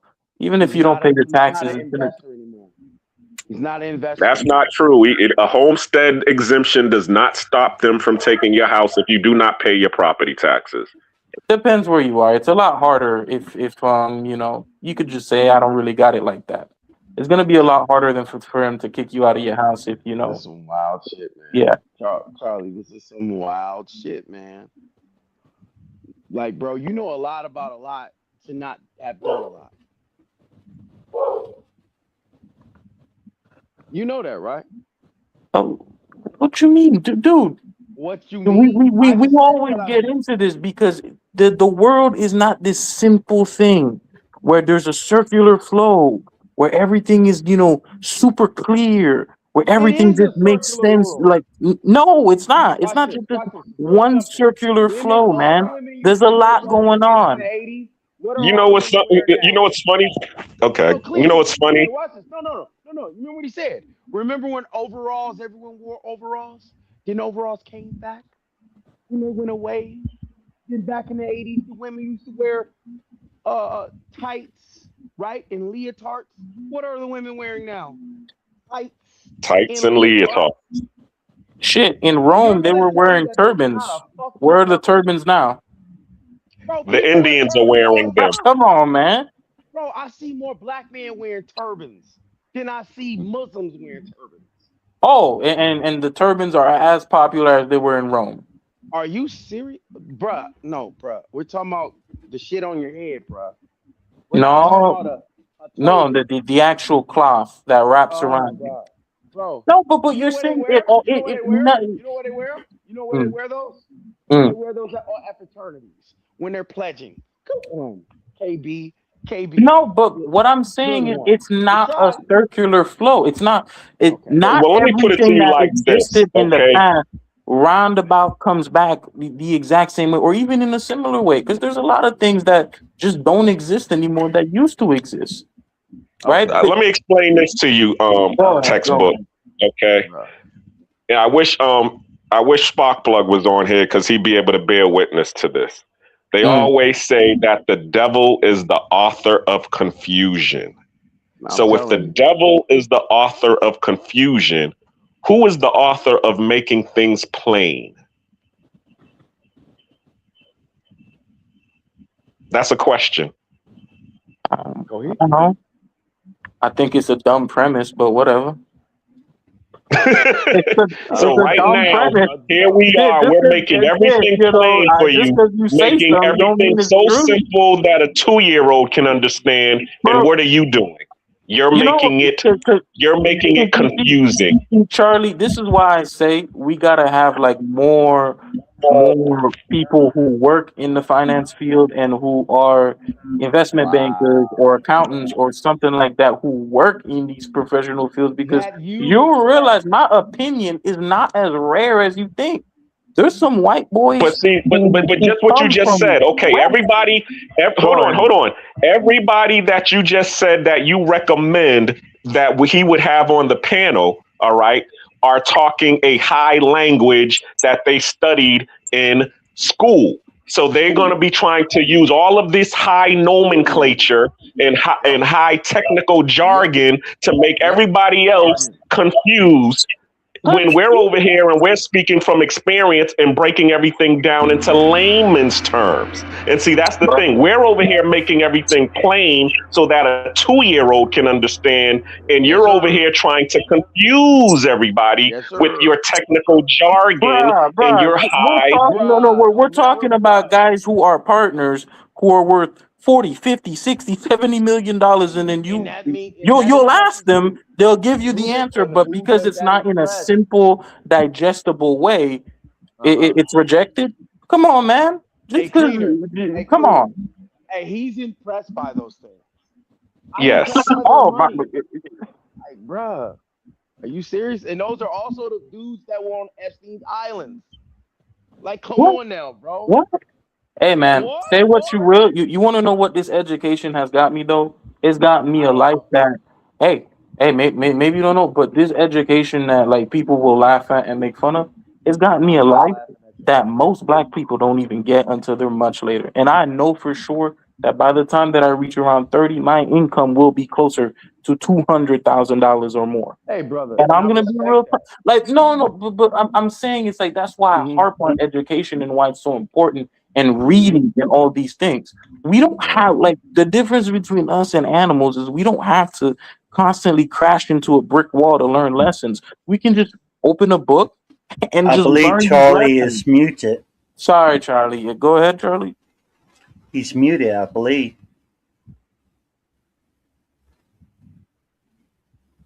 Go ahead, man. Finish what you said, Charlie. No, Listen, I'm done. Charlie I'm gonna done. sit Go back ahead, and let Charlie. you cook, bro. Maybe you don't Nah, know, I'm bro. done, Maybe you Charlie. didn't realize that. Charlie Oh, gonna sit Charlie, back you're and let muted. I can't hear yeah, you. you're muted. You were talking. Sorry about that. Is Charlie trying to say something or? I think he's trying to say something. I Well, see his mouth moving, but I don't hear no sound. mm. Bars. Hey, man. Hey, you know what though? Hey, bro. I'm not gonna even. You know what? I made a mistake, bro. But hey, man, you can't talk. You can't talk crap about stuff that you ain't done or ain't experienced. That's the one thing I've realized about you, KB. That you shouldn't be talking about some shit that you won't know and you ain't lived. I've never seen a lynching either, but do I need to see a lynching to know it's fucked up? I think that the way that you talk about real estate is fucked up. Nah, it's not fucked up. You shouldn't treat it. You shouldn't treat it as like an emotional. Like think of it as Yeah, kind I'm of not like, emotional about it. I'm not or emotional. don't think of it in a dispassionate way where you have to think of it as kind of like what can get me the greatest possible return with the least amount of implied risk. If what you're Listen, aiming for okay, is okay. to I think make I got a yourself hold of it now. Can y'all hear me now? Got you. go Yeah, we ahead. can hear Yeah. you. Okay, thank you so much. Once again, like I said, I think this conversation is getting redundant. Yes, If you're Carl right. B, and this is to like everybody outside, if Carl B is fine with his method You're of right. investing, who are we to tell him that he is wrong? You know what I mean? It's either he's going to be extremely right in the long run, or he's going to be Mm-hmm. extremely wrong in the long run. But Well, either or, even they say free advice is worth just that, nothing. Mm. You know what I mean? well, So if hold on now, what we're Charlie. doing is working for us, is No, working for us. If what KB oh, is doing is working for him, is working for him. no. Hold on now, Charlie. Now, if they came in with the argument and said, "Okay, these are the performance that we see for the 5 or 10 years. These are the returns. These are the costs. These are the implied risk. These are this. These are that." You know, and we go over and we debate and we say, "Okay, you can get the greatest feasible return on an investment property. Here's blah blah blah blah blah blah." And I saw this, I would be like, no, you're 100% right. And I'll go home tonight and then change my investment strategy. But if that isn't offered, then then come on. Bro, You get what I'm Well, saying? there, If you there, if there you if actually is you no you see what I'm conform saying? because once again, how you you doing? are Very nice. black cleaner is a person that's actively living what he's telling you to do. Yep. Of course, Yep. of He's course. actively living that. You see what I'm saying? So there, and it's working for him. So then you Listen, can't discount his experience, no matter how much school you'd have had, just listen. because he is Even if actually living that. listen, even if Black Cleaner was a billionaire and he was saying that he was getting 5% return on You his wouldn't listen properties, to him. I still wouldn't invest with him. It would not Exactly. have it would not have mattered. I still would if I have the opportunity of looking at two funds and you tell me you can get me 5% return and this is the risk profile and you break it down and you could be a billionaire, Black Cleaner, and then I go over there and I see the risk profile of another investment and they're telling me they can give me 19, I'm going with the one that gives me 19 That just 100% of the mathematically time. makes sense, though, KB. Of course. So you can still be wealthy and be a property owner, but I'm saying if you want to maximize return, property is usually not where it's at. If profit maximization is what you're looking for. If you just want to own property, you can own property, but be comfortable with owning 5 or 6%. If you're fine Hold with on. that, you're fine with that. Vacation time with Now, Ryan. Shout out allow to me my to good push brother, back big on that. bro. Go ahead. Allow me to push back on that. Now, number one, okay, what you just said, Charlie, I understand and I agree with you. But see, the problem with it's not. I'm not really trying to convince KB on what he's saying. Okay, to change his point of view, but I do have a problem with KB putting his point of view out there because it is damaging to your Mm-hmm. listeners Mm-hmm. because what he's saying is, as you said, is based on what he has read and not experienced. And a lot of the Mm-hmm. stuff that we're saying is based on experience. And this is, and as you said, okay, if I'm over here and I'm succeeding in what I'm saying, and you have all of these people out here that are failing and they're looking for an answer, and then KB is coming with all of this high jargon and, technical knowledge that's not based on experience, it's gonna and people take that advice, they're gonna be harmed by it. That's basically what I'm saying. Number two, okay, property is real estate. Okay, the optimum word in there is real, meaning you own something real. Portfolio income is paper assets, which means Mm-hmm. it's paper, which Mm-hmm. means that it could be worthless at some point in time because the risk is the businesses that you invest in, all of those are high risk and can stand the risk of going bankrupt. And now that paper that was worth 19% at one time will now be worth zero. I got to push Mm-hmm. back on that too because 2008 did happen. Yeah, but guess what? 2008 did happen, and the people who owned their real estate, which I just said, Were real bailed out. estate. Were bailed No, out. Yes. no, but no, no, no. Right. What I They said, were the bailed people. out. Oh Hold my on, hold on, God. hold on. The people Wow. who owned their real estate still owned the real estate. We're not talking about the people who had who the bank owned their real estate, and all they had was a piece of paper that said "I owe you." We're talking about the people who actually bought the property and owned the land, owned the house, owned those things. The property value went down, but they still owned it. And then eventually, just like gold, silver, God's money, all of those values eventually went back up. Just like the house that I was owning when I was 30 when in 2008. That property when I bought it for $130,000. It when 2008 happened, it went down to 88,000. I was underwater on it. I could have still owned it if I wanted to, or been paying the bank for it. But I just like what you just said, I had an option: either continue paying for that, or buy this house over here for $30,000, or what you said, hamburger and fries, and don't own and own. To make the payments. Yeah, dude. And sorry, that's my brother. Go ahead. He's Yeah, lit right now. exactly. So what did I say? I went and bought the house over there for $30,000. Okay, guess what? When 2014, 2015 happened, the house that was worth $80,000 went up to Could $250,000. you afford to make the payments? Say it again. My brother's asking, could you have afforded to make the payments? Yeah, the payments was only $760 a month. That's the difference. But at the same time, too, No, the house that's that I the bought for $30,000. Hold on. Let him say. Let Black Cleaner say The it. difference is Hold on, man. Hold on. Hold on. payments, you can hold on to the property. But if you can't, say for instance, if you bought the property in 2006, when interest payments were 12%, that means the property at that point in 2010, 2011, the loan is worth more than the property. If you cannot afford the payment, as in if you didn't lock in your rates at that time at 8 or 10%, and you allowed your rates to float, Shout out to my brother Ronan Travels. They're going back and if you forth have about that like the proper way to invest and things of that yeah, nature. With that being said, guys, we're gonna wrap up in another probably about 15 minutes. But this has been a more of a financial conversation, which I'm also cool with because I love finance and things of that nature.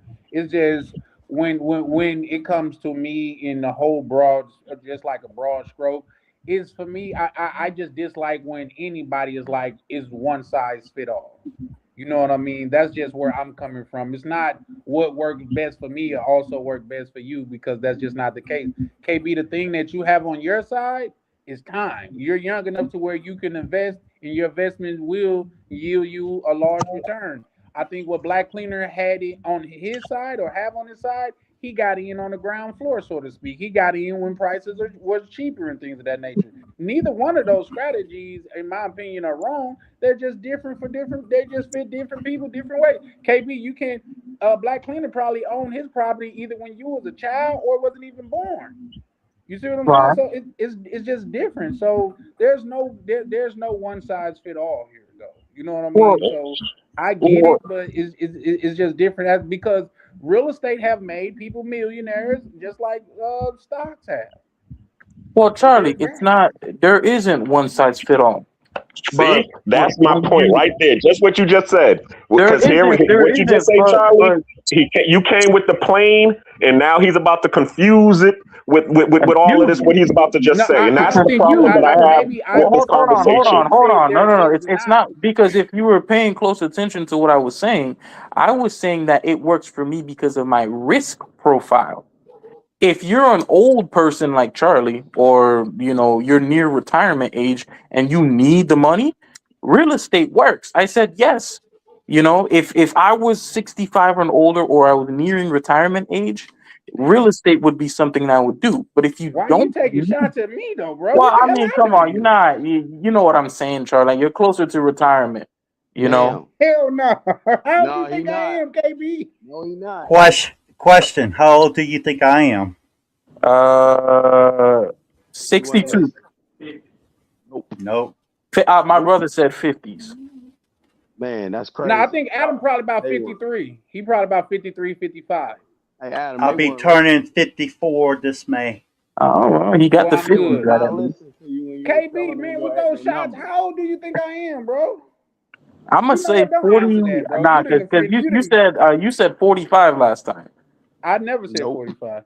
Nope. Damn, Hey, Charlie, they that's really not don't good. listen to you. Man, I'm sitting out here thinking like, damn, what I do to KB? Well, Shit. you at least in your 40s, right? Yes, sir. Nope. Yes, sir. All right, all Yeah, right, I'm all in right, my 40s. I just turned all 41. right. Because you was talking about Lil Wayne, I'm like, 20 years ago about there. Yeah, there was three fucking braids hanging on from your life. Lil Wayne. Yep. Yeah, Lil Wayne is He half around my crazy age. now.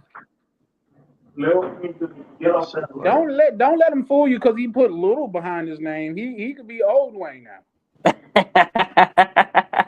He's around my age. Yeah, yeah. So it He is for said bang someone, bang bang. someone like And I hate I know where that's from too. DMV. Damn man. Yeah. Why y'all taking shots at me tonight? What I do? I just try to moderate a good show, man. That's all. I have two comments. The first sir. one is a lion doesn't have to roar to let other people know that he's king. And a lion doesn't worry about dogs barking behind his back unless he's hungry. I heard. Say that last part again. A lion doesn't worry about dogs barking behind his back unless he is hungry.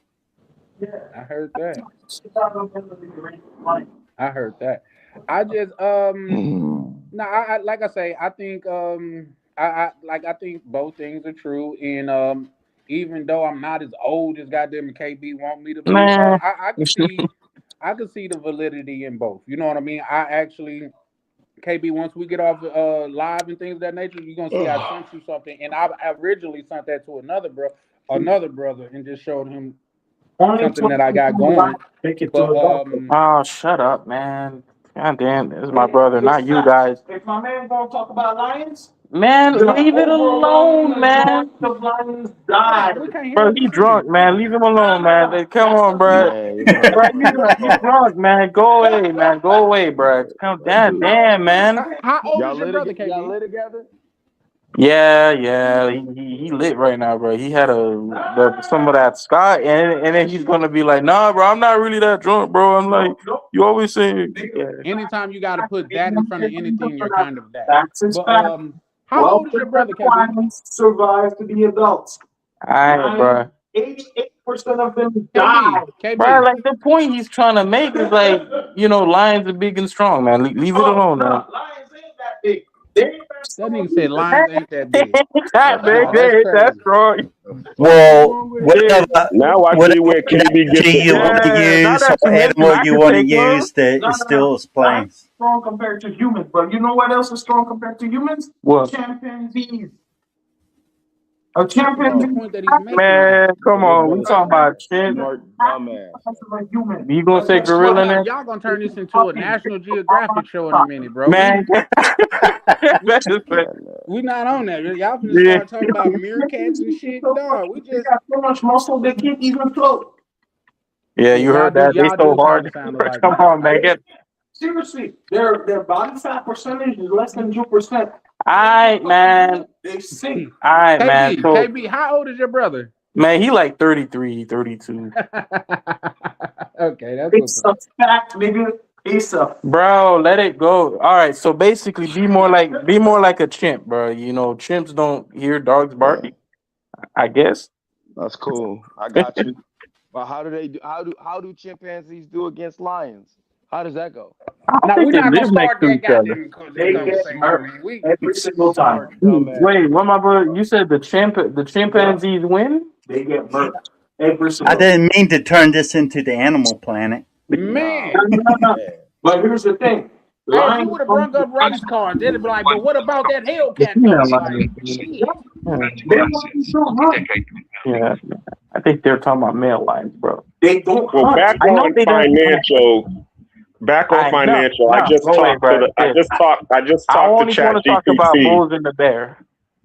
The ChatGPT said people who trade stocks, there's only about 10 to 15% that are billionaires. It also said that nobody trading stocks has been made a billionaire or a millionaire from just Oh solely shit, my bad, trading Roman. stocks alone.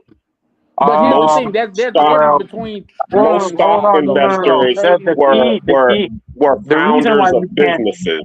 the So reason why you can't trust ChatGPT is because you put the term A. You really can't trust a lot of the things that it says. It hallucinates, and trading stock is different from investing because there okay, are well that's billionaires the such point that I as just made. I just said the most billionaires that came from investing in stocks were business founders and owners. So the people well, who actually founded the business and they got equity, those were the people who were made millionaires and billionaires. But the people who are that just you know of.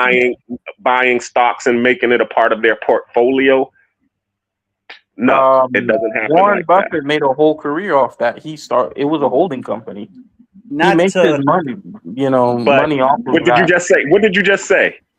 He Right, started but a holding company called Berkshire Hathaway, right. and that's how he made his money. Well, it's tied to its performance too. People wouldn't invest in Berkshire if it wasn't performing. We have a new Holding guy that's company on the hasn't done it. Go panel. ahead. Everybody says hello to Ronan and give him a Hey, chance to Ronan. talk. Goddamn What's going on? chimpanzees, lions, and shit. Now I want you guys to finish your thoughts. Charlie can't hear you. You can't hear me? Charlie, I can't hear Charlie talking. Yeah, Charlie, Charlie, thank you you. muted. I see his mouth moving, but no sound. Can y'all hear me now? There you Yeah. go. Okay. Yeah, no, Ronan, I think you be setting me up now, Ronan, because this is like the third time when I said I'm gonna get off Ronan, like this is my time. But no, No, they was I going thought back you and were gonna forth be on, but about I was on another channel, and then I went to go eat. So by the time I come back to eat, you're still on. So I was like, yeah, let me jump in here for a second. yeah, no, these gentlemen on here was going back and That's when forth y'all talking about about investment money. vehicles. When y'all start talking about money and investment, you know I got to jump. You know. Yeah. And I'm with it. I I think love it. I just think like now at some point we just start going in circles. You know what I mean? So there's that. Like, because nobody's gonna yield. Like they started Yield arguing on what about the point though? animal What's the kingdom point? and What's the Andrew point y'all Lyons yielding take on? seats and shit. So What's the it's point like I y'all s- trying to yield on? it's like I said in chat earlier. My definition of insanity is I thinking you're actually the normal one. Everybody's messed up in some way or another. But like I that's heard Ronan talking in another live on your channel, that's and he had good investment advice. So I recommend listening to him. That's why I wanted to know where you guys were at on the conversation. You know what I mean? I don't want to Oh, come interject something that's already been talked about. Well, oh, really, so it was just we was just talking about, and my experience in real estate investment, and he was just saying, all of that's bullshit. He'd rather do the stocks. That's all. well, that's a bad I characterization. don't think he said it So was bullshit. yeah, Yeah, I don't no. think he So said what? it that way. Ronan. So what was going But on yeah, was so we were talking about different investment vehicles that we could use. Right. And I was saying that Black Cleaner was saying that the problem with my investment strategy, which was passive, investing in good stocks, bonds, and those types of assets, Okay. it will, the type of assets that I don't directly manage. He was saying that the return is too low, and that it would take too long to accumulate wealth, and that it would be a better idea to go ahead and invest in real estate. It's one of those things there you can become a millionaire in say 5 to 10 years by owning a few properties that do very well. And I was saying, well, yes, it may be slow, but the actual amount of money, you coming in and buying 5 properties for $20,000 each in a bad condition and flipping them for $5 million. Brother, That's an we didn't say that extraordinary. actually. Go ahead. We Go ahead. Go we ahead. never said bad condition. Okay. And Well, I no, because remember I and was I talking about the loan, and then you guys were like, no, no, it's not going to be a $400,000 property or $800,000. I We're going to I buy never these said that. properties very cheap, like abandoned or something from We the never city said for abandoned. 50. You're Well, maybe adding not abandoned, you're but embellishing. distressed. That's why No, you're being. you're embellishing. You really did. You really are. Adam Well, and if you can y'all buy a over here. property for $20,000, it's distress, correct? Real quick, can I ask No, you one question real quick before you guys Go ahead. finish this? Go ahead. How go old are ahead, you? Ronnie. How old are you, I'm Paul? 23, Okay, go ahead. Finish 24. your. Yeah. Okay, go ahead and finish up. Yeah, Whatever yeah. you. No, I mean, but Ronan, he's embellishing. We never No, said distress. okay. We If never I'm said abandoned. embellishing me, then I don't want to mischaracterize you. So, You've already done that. well, if I made an embellishment, tell me where I made the embellishment, and I just you did. know. I had to interrupt you because you kept digging and you're still digging, but there's a lot about real estate that you don't know. Well, okay, hold on, pause. If Sure, you're buying a property, right? If the idea of what I'm understanding is, if sure. you're buying a property for say $8,000 to $20,000, right?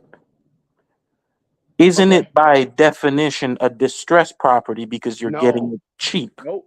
I'm about to listen. I'm about to teach you Okay, something. okay. This is called the art of a deal. Just because I'm buying a $150,000 property doesn't mean that I have to pay the whole $150,000. This is the fun part about real estate. Did you know that? Or did you not know that? No, That there no, are you're people. not understanding. Listen, Okay, so I'm you didn't saying understand. No, if I'm not. you have a property, Charlie, right? Sure. And out you're my okay. money. If I own a property, right, and I think the Yes. property is valuable, and I know what Yes. the current prices in real estate are today, right? And Sure. let's just, I'm not talking about, a condo or an apartment, one singular apartment. I'm talking about a single family home. This is what we're talking about. Okay. It's a single family home, and Yes. I'm going in and purchasing that single family home for Yes. $18,000 to $20,000. Is it not distressed by definition? In what city? In any city, really. No, bro. Bro, it's all No, about not really. real. It's all about real estate. Real estate, like location, location, location, No, brother. Who would want to live somewhere where In America, yeah, you buy it for $15,000 to $30,000, right?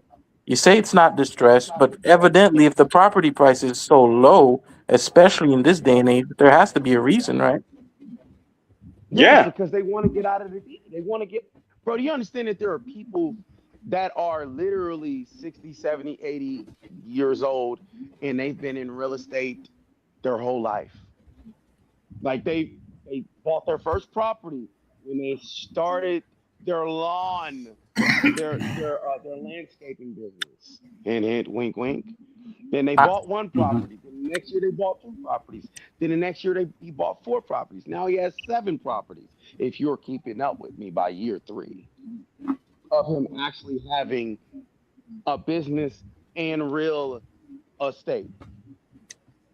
And just because the house they're charged like he's paying $100,000, but he's only putting down $20,000.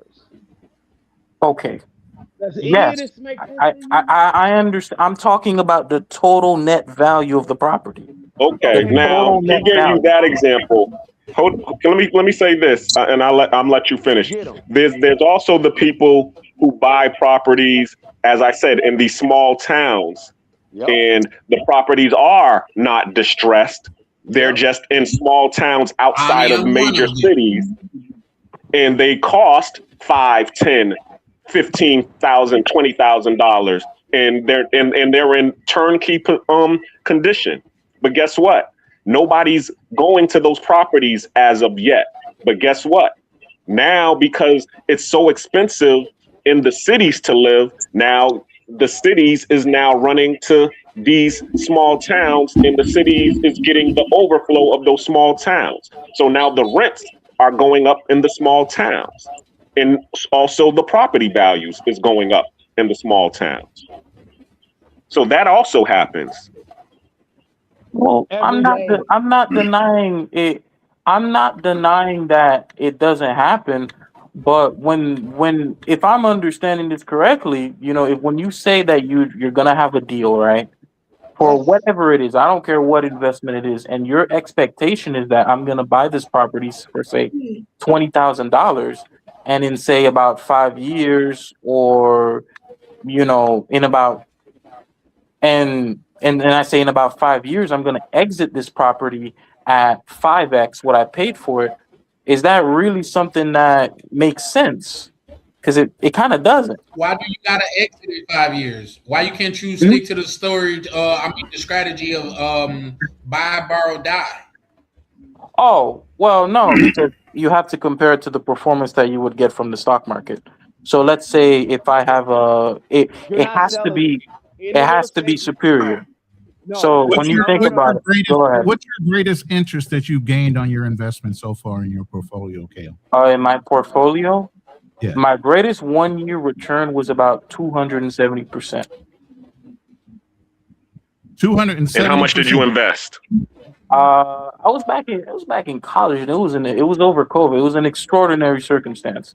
How It much was was leveraged in that? Hold up. How much was leveraged in that Yeah, it 270? was, the ETF was like a 3x leverage ETF, so it's like it was a decent chunk of leverage.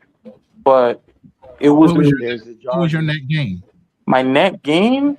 My on net that 270% in the year? my net gain was Uh about oh, uh oh. five. Oh, Now you got My net, somebody that Let speak the the same man talk. jargon Hold you on, let me do. hear what he's hold saying. on, my net gain on the investment was about $5,000 to $7,000, about there. 5,000 to 7,000. Okay. Yeah. Go ahead and finish talking. I'm just taking notes right now. Yeah, I'll yeah, come yeah, back. yeah. Yeah. Right. Yeah. So Well, It's go ahead. crazy. Hey, when I'll he be say the taking first. notes, he really taking notes. He's not remembering shit. He's writing it down for real. Go ahead. Go ahead. Exactly. What I would like to say, even though I do own rental properties where I bought in 2008, I'll be the Mm-hmm. first one to admit I don't know everything about investments. That's why I go to people like Ronan and pay him and make sure that it's worth doing what it is. He has the knowledge, he has the experience. He can tell me if the investment is worth putting my money into. Oh, that's what's up. Oh man, Ronan, I might have to leverage your knowledge after this call. Yes, I want to listen to him.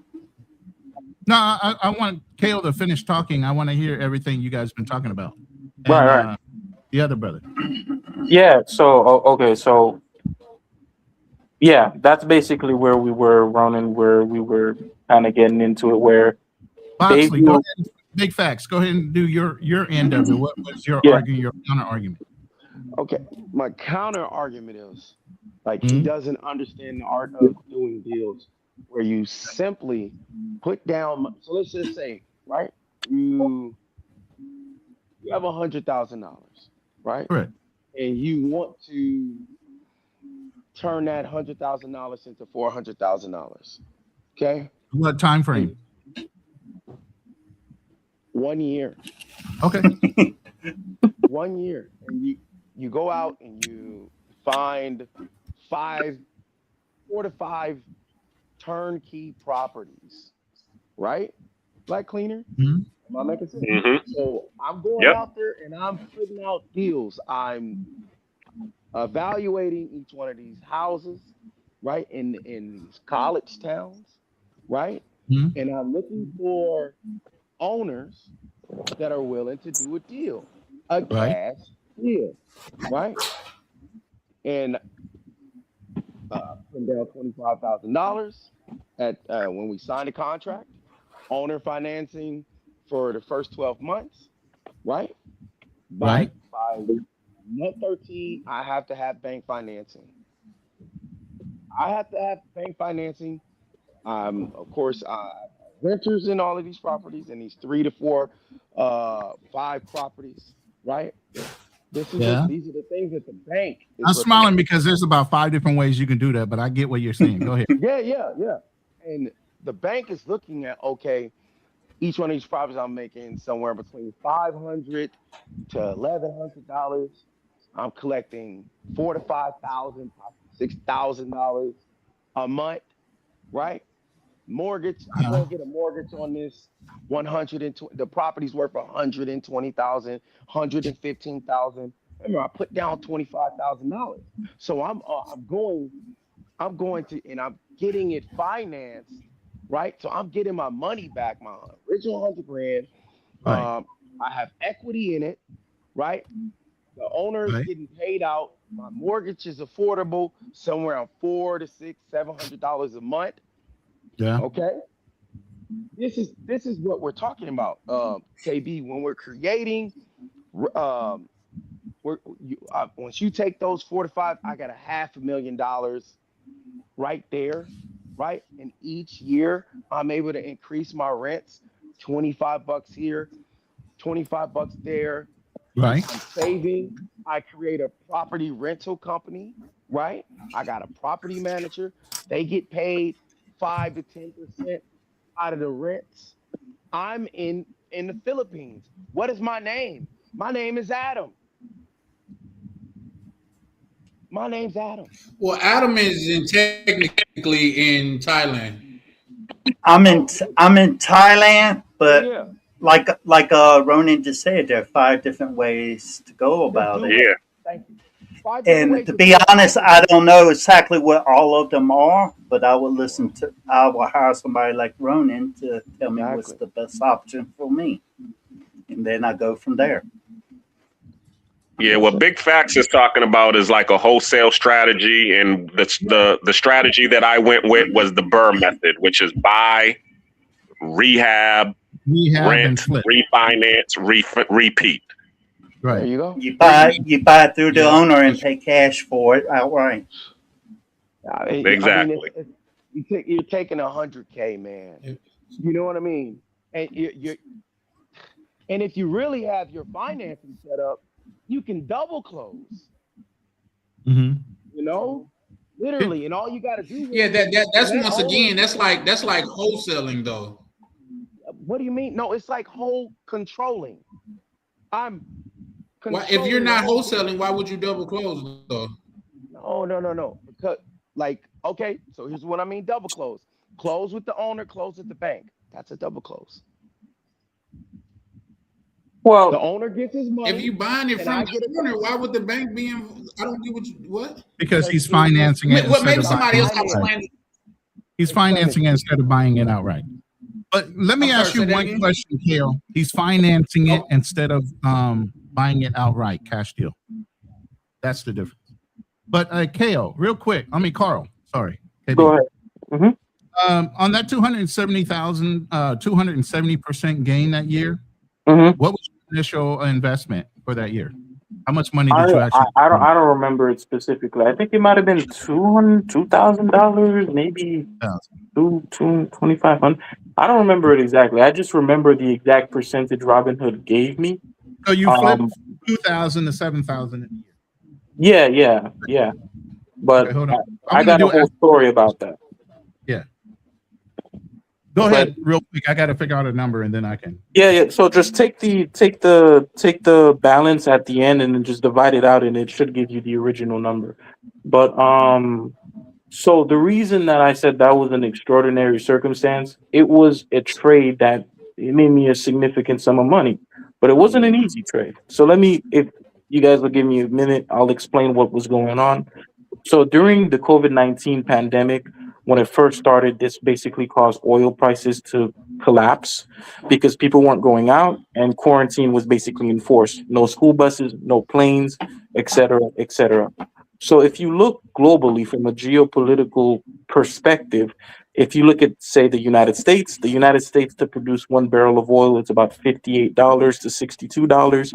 If you look at somewhere like, say, Russia, it's about, I think at the time it was $12, $16.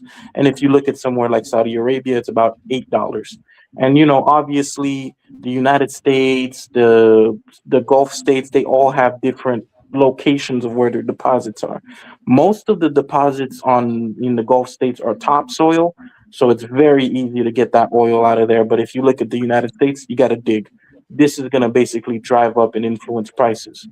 So I thought to myself, I'm like, okay, so if we look at the current prices, it's going to be basically impossible for Mobil, Exxon, and the major corporations here, oil manufacturers, to basically produce oil. Meaning for every barrel that they choose to produce at a current price of $16 a barrel, they're losing money.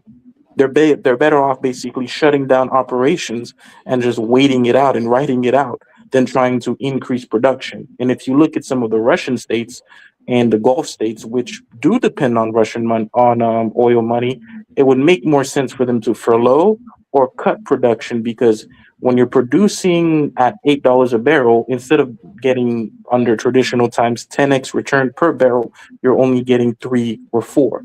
And this is a significant impediment to to their economy, and the pollution and the other things that come with actually producing oil.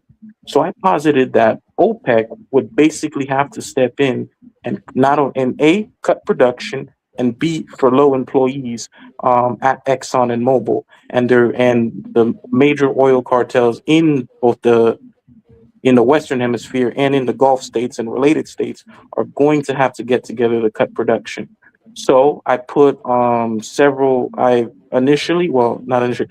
purchased 3x oil share ETFs, where I was basically saying that if, for example, within these next 90 days to within the end of this year, I do believe that there is going to be a production cut and that there's going to be a general recovery of the net value of the underlying stocks within these ETFs. So it was a daily ETF So that meant that the risk that I was taking with that trade was that if I held on to it for too long or it experienced a significant decline, I would essentially be wiped out because it's 3x whatever my return is for the day counted daily. So mathematically, it was going to trend towards zero. So I said, okay, within these next few days, if it goes 3%, I get 9%. If it goes -3, -9%. But considering where the strike price of the oil is, it's basically impossible for me to lose my initial investment. And on top of that, the bottom basically fell out already. It's not going to go any more lower because at this point, it's just beating a dead horse at this point. And I said, okay, my upside is here and I have the possibility of gaining a tremendous sum. And if it doesn't work out, then the $2,500 or $2,000 that I have, I can afford to lose it. It's not a major part of my portfolio. And well, it was my only portfolio, but I could afford to lose $2,000 at the time. So I'm like, okay, I made the trade and I made a significant sum. But that was an extreme situation. And it's not something that I would really do casually again. But I hope that makes sense to some people. But that's kind of the thoughts that was in my mind. When you say significant sum, let me be clear. Your significant sum is based off of 270%? Is that what you mean? 275% return in 1 year? That's a pretty significant sum. Oh, absolutely. $7,000. A lot. Wait. Don't diminish it. Hold on. Don't diminish it because I'm gonna amplify that to equate out to your 100K that you guys have been messing around with. Okay. No, but hold on. I wanted to ask this. So KB, go ahead. You took $2,500 and invested it in a put. No, into an ETF. Because you kept on saying strike price. So you put your $2,500 on a put or on an ETF. Gotcha. Yeah. All right, I'll let you go, Ronan. No, I'm actually sitting here trying to make a thumbnail while I'm doing this. So I'm just going to clarify some things here. Okay, not to say either side is wrong, because obviously you want to diversify your portfolio. So real estate and stocks are pretty much synonymous, because even if you're talking about a 401k, that's a mutual fund. You're still part of the game in stock, right? It's just depending on what your mutual fund is investing in as far as the stock that you have in it. Okay, so it's not to say that either one of you guys are wrong. Now, obviously, the stock market is more of a younger man's game, unless you're already established in the market and you have a huge portfolio. Yeah, he can stomach the risk at 23 years old. He gets used to dealing with the market and its swings, so it's not a bad process of him learning. I'm not going to take away from it. Obviously, he only invested $2,500, and that's not a large sum of money to a lot of people. It is for some that don't have the money. And his net return, like he said, 270% was anywhere from $5,000 to $7,000. And that's obviously before you liquidate and you have to pay Uncle Sam his taxes, right? So let's even out the playing field. Say he had that $100,000, same $100,000 you guys are going out and buying the 4 to 5 houses with, right? Now that simple 7,000 turns into 350K. Mm-hmm. So now that equals out. But if you look at the evaluation on 4 or 5 houses, even though you guys might go out and buy them at 20K each, right? And maybe you bought them on tax liens. Okay, like you said, they were turnkey, right? Each one of those houses individually could be anywhere worth from 150 maybe to $350,000. Now you leverage the bank's money or your own cash at $100,000, and you bought 4 to 5 tax lien homes at 20K each. What does that multiply out to by 5 at 350K at the highest, or even 150K at the lowest? Are either one of those bad returns? No, because the one that owns the real estate is permanent. He can choose to rent those out with positive net cash flow above whatever he owes on the mortgage, or if he owns them outright because they were on a tax lien, that's 100% profit on the real estate. Aside for what he invested, his initial outlay was $100,000, right? Now, it's not to say KB didn't do well at 100K, but that's still subject to risk. It's not a permanent thing. It can swing. The market can take a dump. which means you take a loss on your 270K percent. I mean, your 270%, which means you can lose that 350K. Even if you decide to pull it out the market, you have to pay Uncle Sam. Can y'all hear him? Because he just went out on me. No, I'm still here. Can you hear me? Yeah, I can hear you. Yeah, we can hear you. I can hear you just fine. So Nothing. at the same point, like I said, it's always about Black Cleaner, you may have to go down and come back up. If your audio went out, Black Cleaner, you may have to go down and come back up. Don't worry, I'll let you right back up, brother.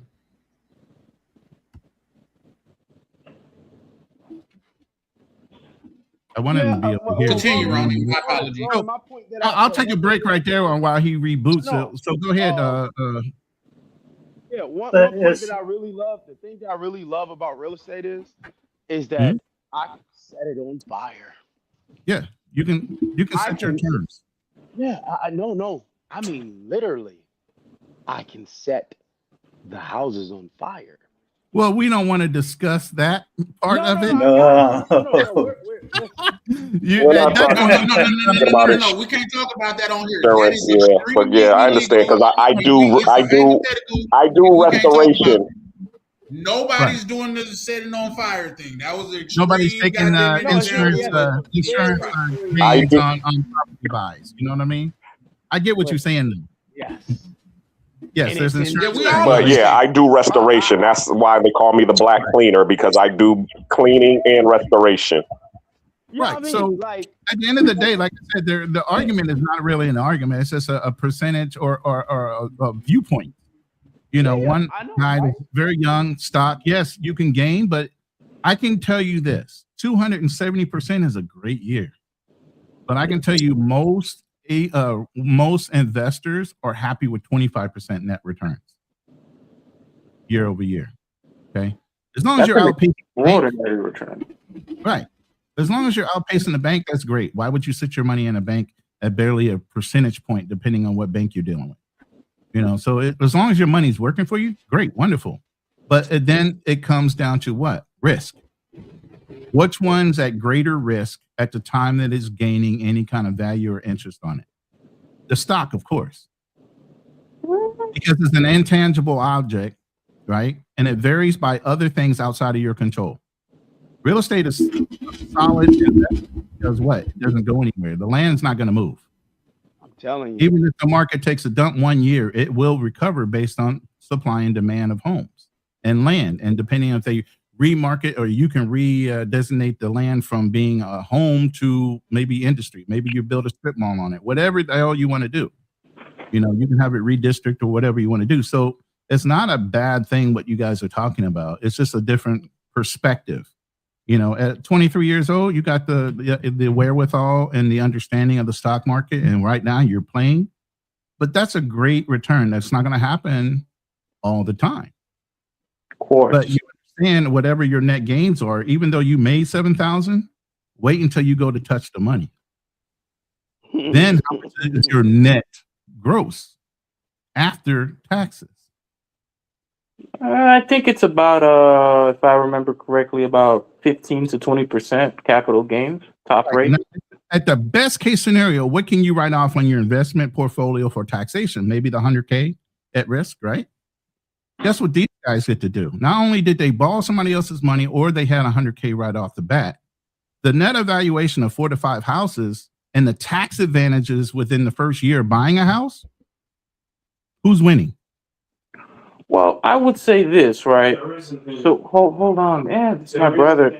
All right, you want to say something? Give me a second. It's my brother. What are the tax advantages of buying a house on the first year? Hold on. He's got something to say. This isn't me. This is my brother. Okay. What'd you say?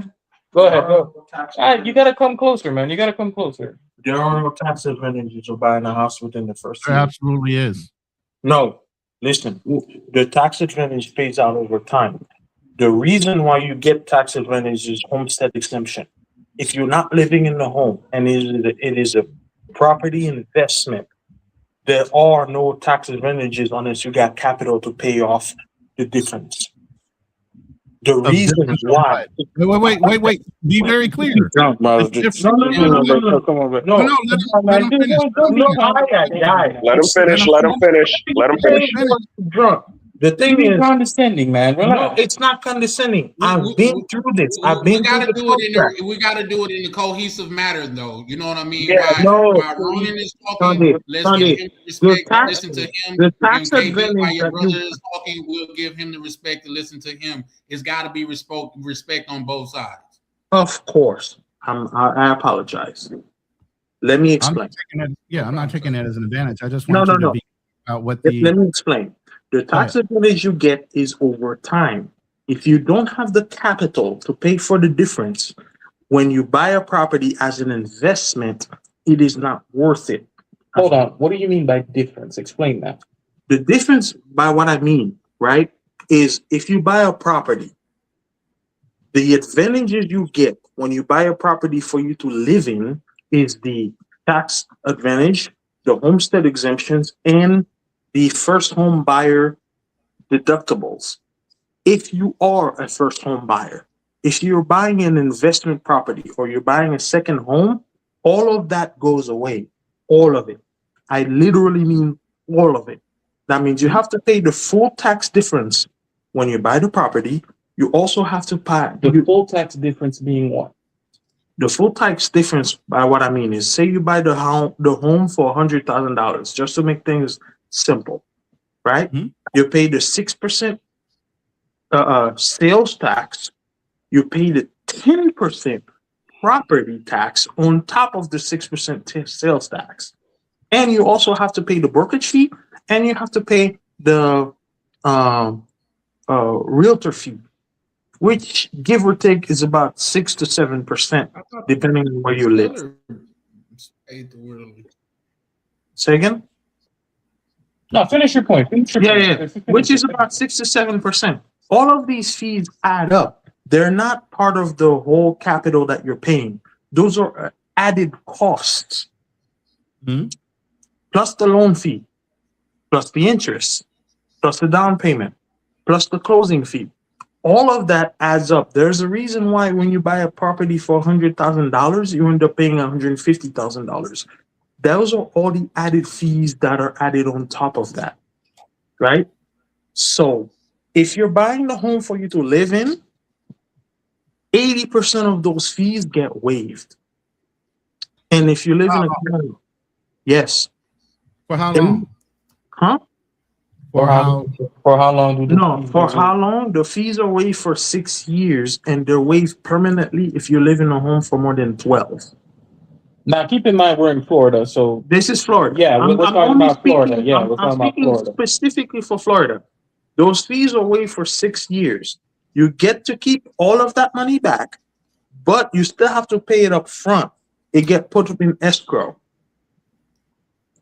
But it is returned to you after 6 years.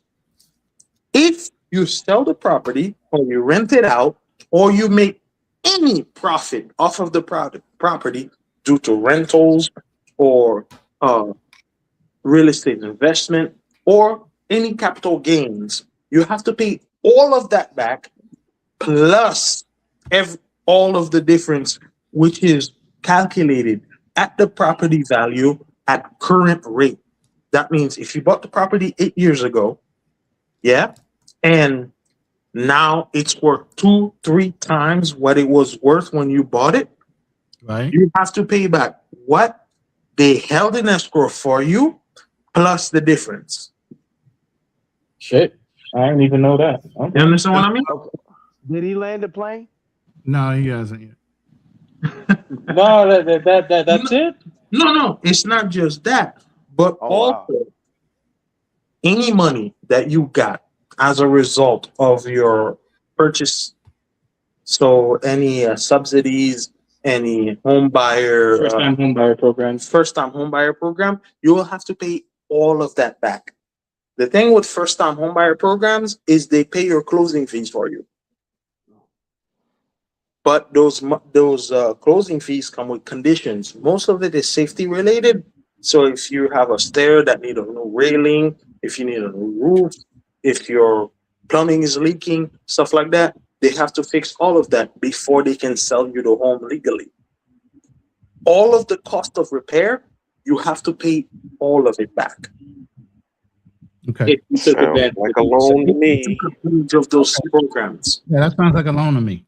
Not somebody spending cash on tax liens. No, that's not a loan. Hold on. So okay, It's a home buyer incentive. let me explain. So he's basically saying that he's going to, part of the deal, he's going to be able to find properties that are turnkey, that are not necessarily distressed, but for whatever reason the owner wants to sell them, and he's going to take those properties, buy them, and hold them, and potentially flip it for a profit, for substantial profit. Yes, you need the capital. You need substantial capital for that. Because if you're buying those homes as an investment, the bank will require much higher, what they call it? Capital requirement? No, not capital requirement. Collateral. Collaterals. Yeah. Yes, the bank Black will cleaner, require. Black cleaner is somebody that flips houses for a living, right? Man, Yeah, Black so- cleaner, please explain. No, I don't flip. I buy and hold. Okay, hold on. Let me stop this for a second. There's two ways of buying a property, and you're absolutely right. You can buy it as an owner, or you can buy it as an investment property. Okay. The difference as an owner, you can write off your mortgage points. You still have a 10K cap that you can take off as far as your mortgages.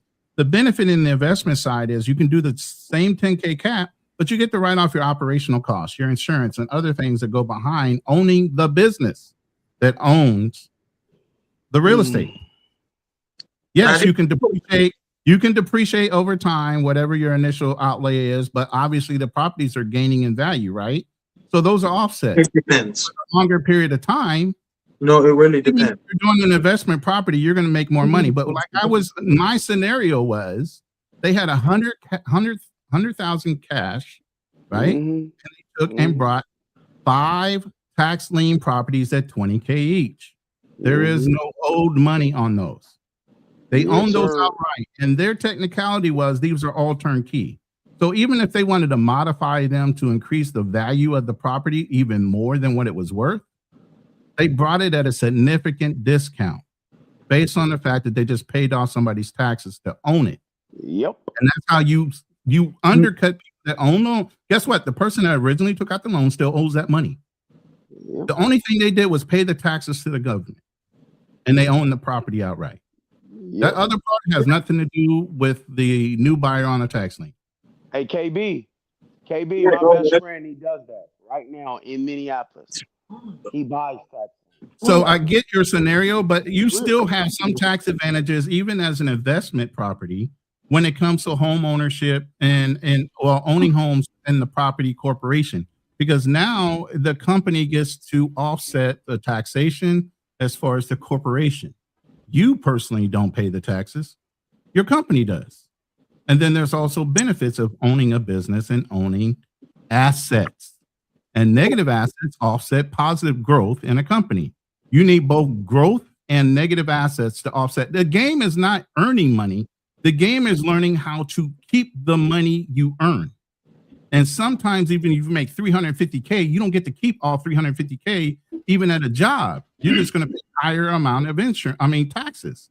So what do? You go buy things that negatively affect your earning potential so you can offset against your net income. And that's how you keep most of your money in your pocket based on government rules. Except you're wrong, though. Hold on. Don't start with that. He's not wrong.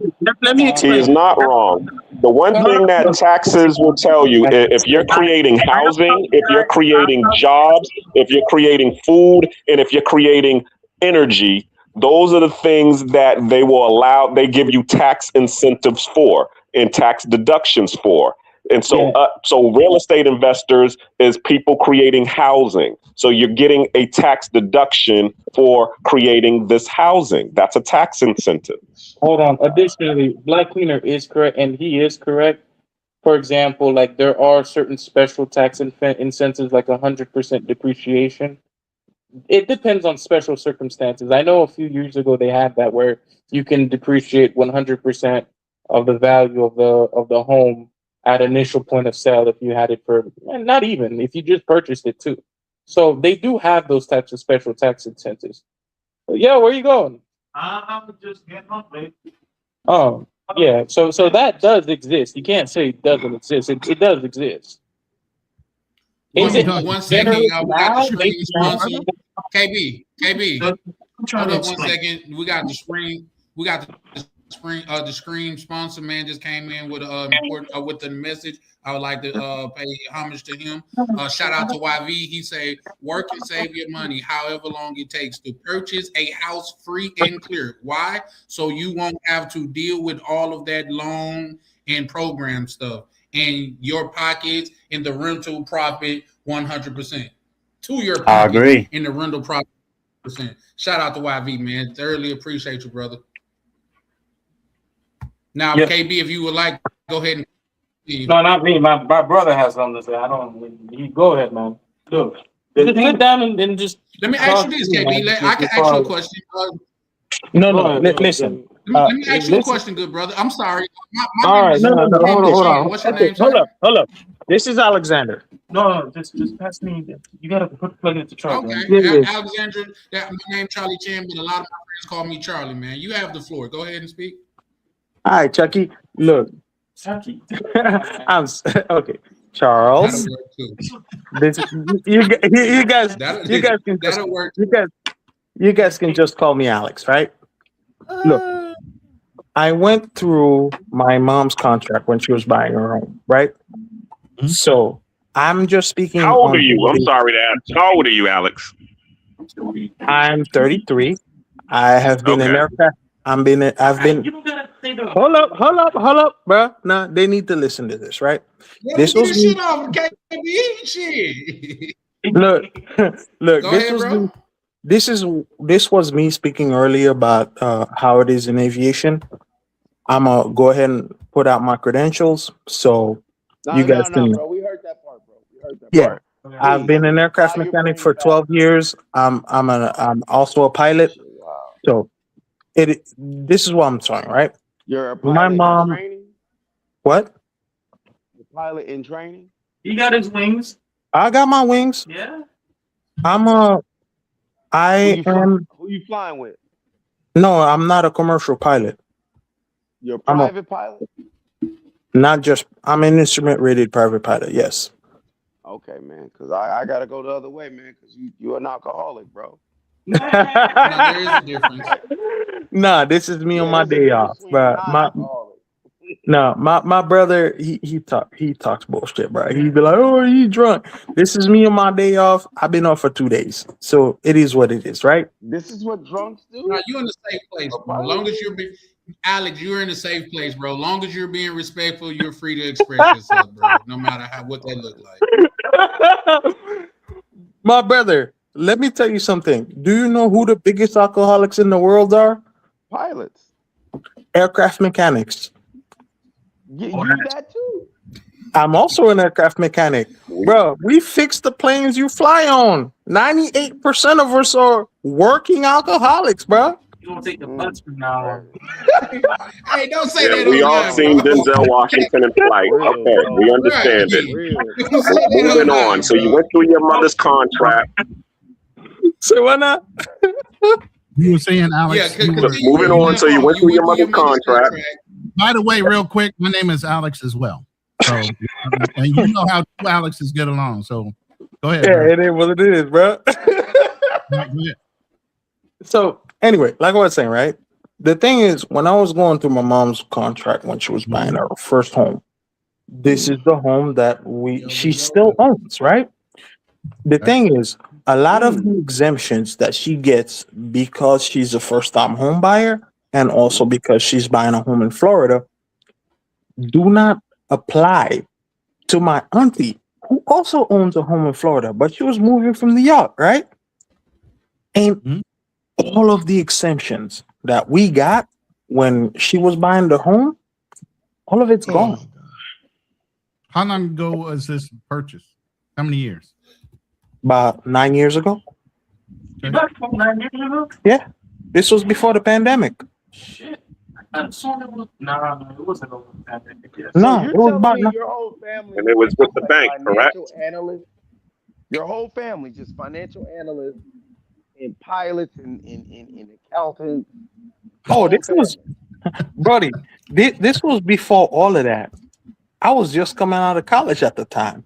I was And broke. this is what y'all do for fun. Read financial statements. I do that. My brother did something else. I can believe you. Some people. Yeah. Okay, Man, guy. One I second. used to be bust Let's ass, let bro. him because I'm sure. One second. Boxley. I'm sure. Ronan waiting to No, I respond. wanted So if Alex we to could finish let his Alex story go based ahead and on. land his plane, I'm Yeah. sure Ronan can respond, and then Yeah, I'm No, just the listening in. point So, is, yeah, then I'm not. after that, Boxley, if you want to chime in, feel free. And after Boxley, anybody else on the panel, go ahead. Yeah, yeah. The point is, I'm not trying to one up you guys. I'm just trying to explain to you what I had to go through here in Florida, right? And a lot of the advantages that we got, it Mhm. came black and white in our contract. Even the city to this day is sending us letters trying to make sure that we still live in the home. Because Mhm. if we don't live in the home, the closing fees we have to pay back. The first home advantage we have to pay back. The homestead exemption we have to pay back. Those, even though we paid off the mortgage, those contracts hold, and they hold long after you pay the mortgage. You say you got a 30-year mortgage, right? You got a 30-year mortgage. Those loans extend out to about 12 to 15 years. So even, Contracts? yeah, You mean the loan contract? no, the loan contracts Okay. based off of the advantages that you get as a first-time home buyer Right. or as a homestead exemption buyer. Okay. So those loans extend out to about 12 to 15 years. So Past the even, initial time period. yeah, even if you pay those loans out in 3 Mhm. to 4 years because you have the capital investments to pay for all of it, Mhm. you still owe these credits and advantages. If you sell that property before that time, you owe all of it back. And depending on which county you live in Florida, you may have to pay that back plus interest. Do you know why that is, though? I don't know why that is. I really don't. But the So point is, the I'm reason, just explaining to let me you. explain that part. Let me explain that part, real quick, and then we can move on to the next one. Mhm. So the reason that is because initially you bought it as a single family home, but if you flip it within a certain amount of time, they say no, you never intended to buy it as a single family home. You bought it as an investment home. Mhm. So then you lose all the advantages of buying it as a single family home owner. Now it's turned into what? The investment side of it. Yes. So here's the thing though. If they do charge you as if you're an investment property, in turn, you should be able to go back to the state and the city and say, give me my tax advantages as a fucking investor. And let's offset whatever you say I owe against what you should have paid me. Here's the thing though, right? Those advantages, right, are few and far between. It it depends entirely of where you're trying to buy the property Hey, based. I get that, man. I'm in insurance. I'm in retirement. I'm in a lot of things. My first thing I tell people is read your T's and C's. I also I know. dealt with government contracting for a lot of years. If you don't know what's going on in your contract, stop fucking signing the shit. But if you do know and you did read it, then you should know these things are coming up and that you have to prepare for them. Or when you sell, whatever your profit margin is on the gain, those things have to be paid first before you get to touch your money. Well, then It's we're part of the game. hold on, we're in agreement. Then I would have That then Ronan, we Ronan, hold on. then the point is that Tale, Kalani. Go ahead. Then the point is me and KB, we agree entirely in what we're saying is that this is not something for the unsophisticated investor. I didn't say that. This is no. It's not just.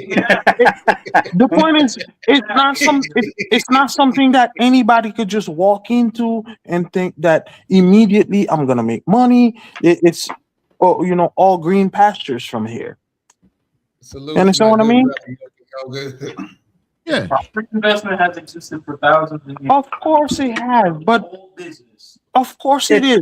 So is prostitution. But the point, no. But the point is though, right? If you do it wrong, you can do it very, very wrong, and you can Same lose. thing with stock. If you do it wrong, you can do it very, very wrong and actually be Well, owing people money. Or if you take out a loan, you could end up losing more than you put in. If you buy a company, you can't lose more than you put in. The point is though, Did right? y'all hear about No, you can't. the young guy that unalived himself because he was like fake trading? He didn't realize that he was fake trading on Robinhood or something like that, and he thought he was in the hole $100,000. It was a young guy that unalived himself because he thought he was in the hole. This is a real story that he we really can look up. was in the hole. He wasn't fake trading. He really wasn't. I know what you're talking about.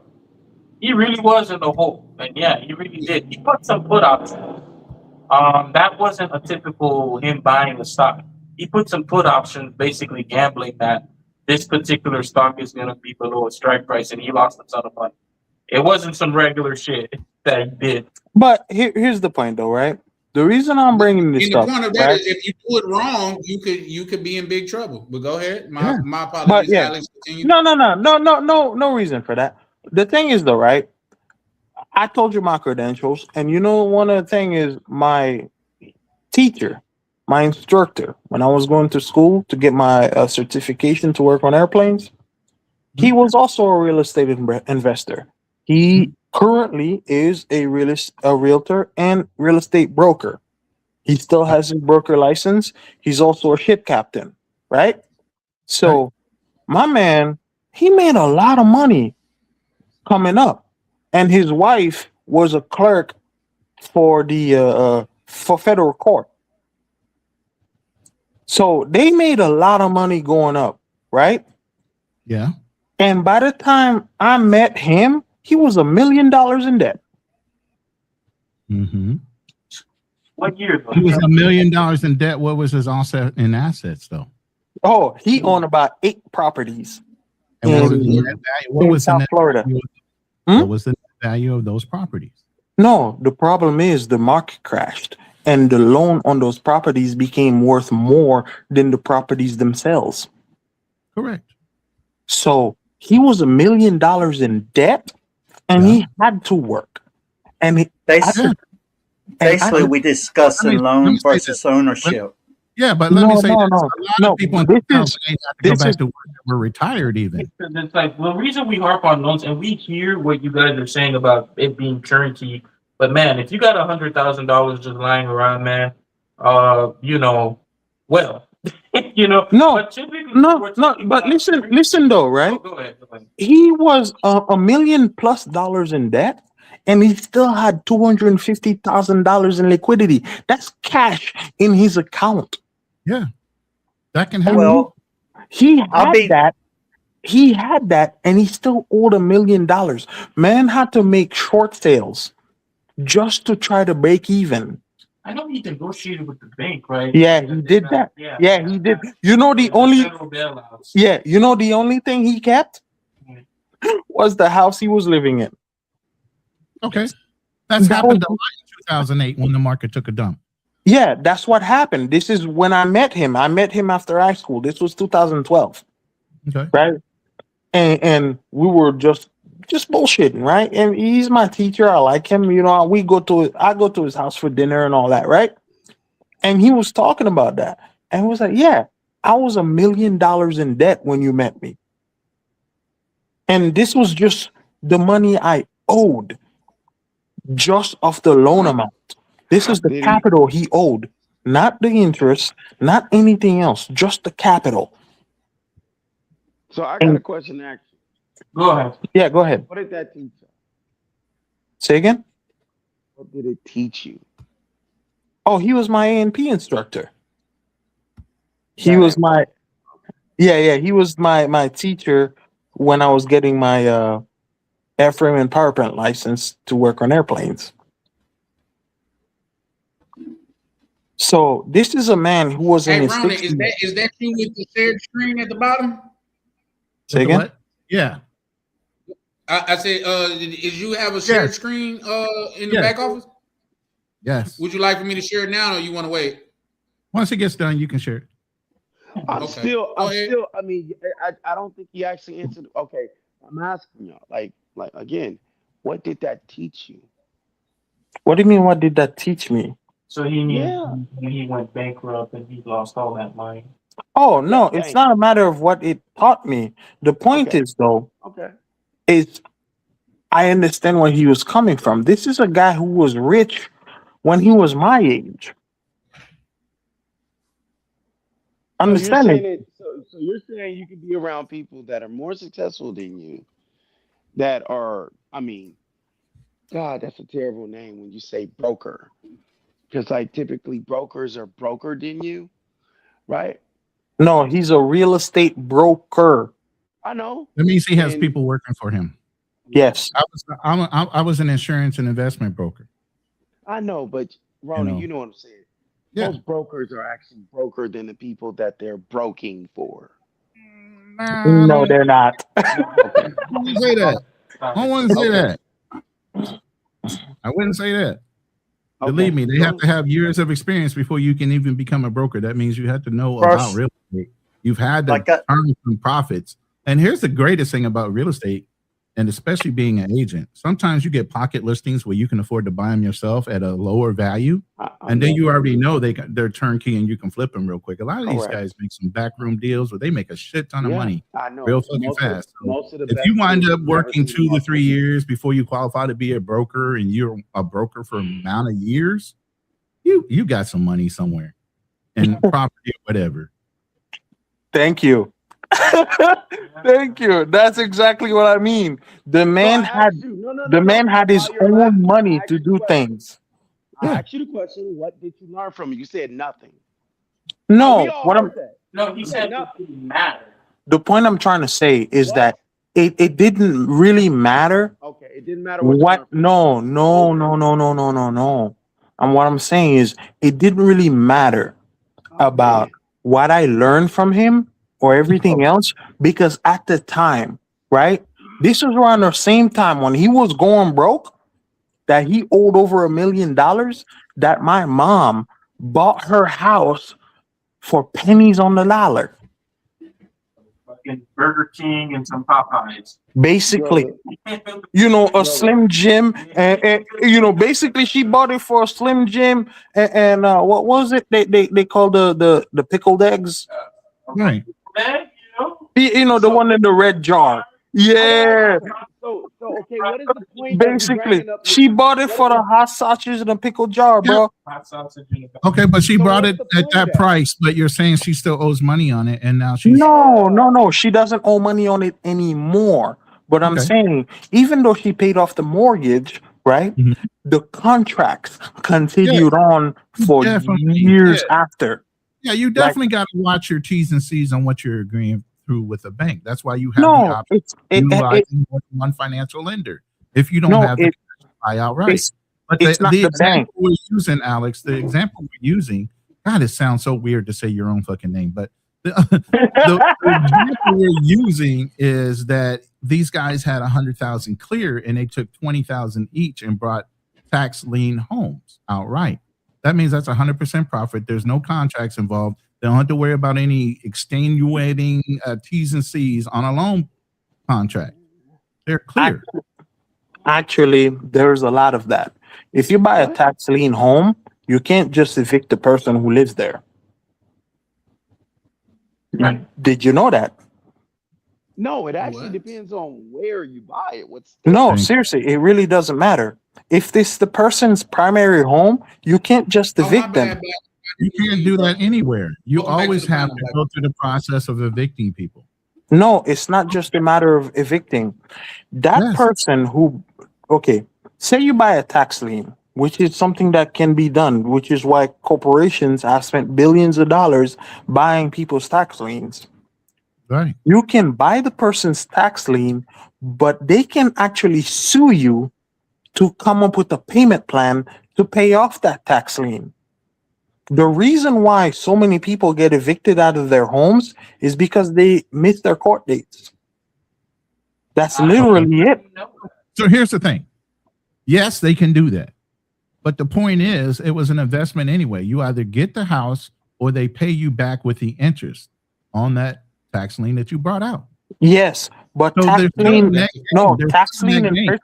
tax lien interest rates are capped at no more than 3% annually. That ain't a lot of money. It isn't. That's not a lot of money. How often, let me say this.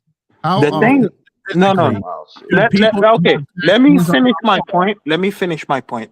Tax liens are capped at 3% interest rate that you can charge the person who owes the lien. Annually? Yes, annually. Okay. The thing is, though, a lot of companies, what they do is they put surcharges on those tax liens by putting those tax liens out to shell corporations, right? So I buy up the tax lien, I put them at 3%, and I sell it off to a debt collector Correct. who then charges you per letter of intent. So basically, every time I send you a letter saying, hey, you owe this tax lien, I can legally charge you way more than that 3%. And that's for every single letter. You tack on the surcharge onto the interest rate. There you go. Once again, we're talking about Florida, correct? Oh, it's not just Yeah. Florida. It's federally allowed because a lot of those tax liens are federally insured. That's cap. Well, like I Yeah, said, that's cap. I'm Thank no expert, but anytime that decide to make a significant investment, I either use a finance broker or a financial advisor to see what was doable. Oh yeah, of course. That and is the what's best not thing. doable and what works. I don't, That is there's a lot of hypotheticals out there and things that can work. The different paths that reach the same destination. Some are doable, some are not. okay. So what's your name, Mister with the cap? Adam. It's Adam. Adam. Okay, yeah, Adam. You're absolutely correct. The thing is, the best thing you can do if you're planning on doing any of these investments is to sit down with a financial broker or a financial advisor. The thing with these financial advisors is that they are legally bound to you. Fiduciary responsibilities. Yeah, what KB said. Can I tell you something, Alex? Yeah, go ahead. I'm a licensed fiduciary. Hi, how you doing? Yeah. Hi, how are you? I'm just saying. You telling me something I already know, but go ahead. Oh no. I'm not saying it to you specifically. It's just how when you were speaking to me, you're not saying it for me specifically. You're saying it for the group, yeah? Right. Yeah. The point is though, if you're speaking to somebody who is financially or legally bound to you, who is legally obligated to tell you the truth. Yeah, who's legally obligated to make moves that are in your best interest. Then absolutely. But if you're just talking, Alex, if you're just talking to a guy like me, right? It's just some motherfucker on the internet. I don't have any obligations to you. I could tell you whatever, and there's nothing you can do about it. You know what I mean? Well, That's my point. I can tell you this, Alex. I'm none of those things, but there's one thing that I am is I have been the person who has been down to the courthouse and has bidded on the tax liens. And I've also been the one who's had their house on the tax lien auction block. So I can speak from the experience of going down there and bidding on some tax liens and getting a property and holding on to it for a year, and the tenant or the owner not coming up with the money plus the 25% that they would have to pay me, not the 3%, because that's really what it is. It's the 20. They got to pay me my money back plus 25% interest for me to turn over the tax lien to them. And if they don't, then I can force an eviction and force title ownership to myself. So so anytime that I'm saying something based on boots on the ground experience, not on some textbook knowledge. If I don't have boots on the ground experience, I don't talk about it because I don't know anything about it. Yeah, that's fine. That, like I said, I'm speaking based on what I know down here. The max that you can charge a person on a tax lien that they owe is 3% annually. But like I said, there's a lot of ways because this is Florida, man. This is You the said fraud federal. capital of the Federal country. means national. That's why I asked you. You're talking about in Florida, and you said no. It's federal. No, Federal no, means no. The national. way I mean when I say federal, right? There's a lot of federal loopholes on tax liens, but No, not Florida is so fraud with frauds. There's so many frauds down here. There's 3 FBI offices in South Florida alone just Yeah, to you're right. investigate frauds. So there's a lot of ways of getting around it because down here it's incredibly gray on what people can do and how they can do it.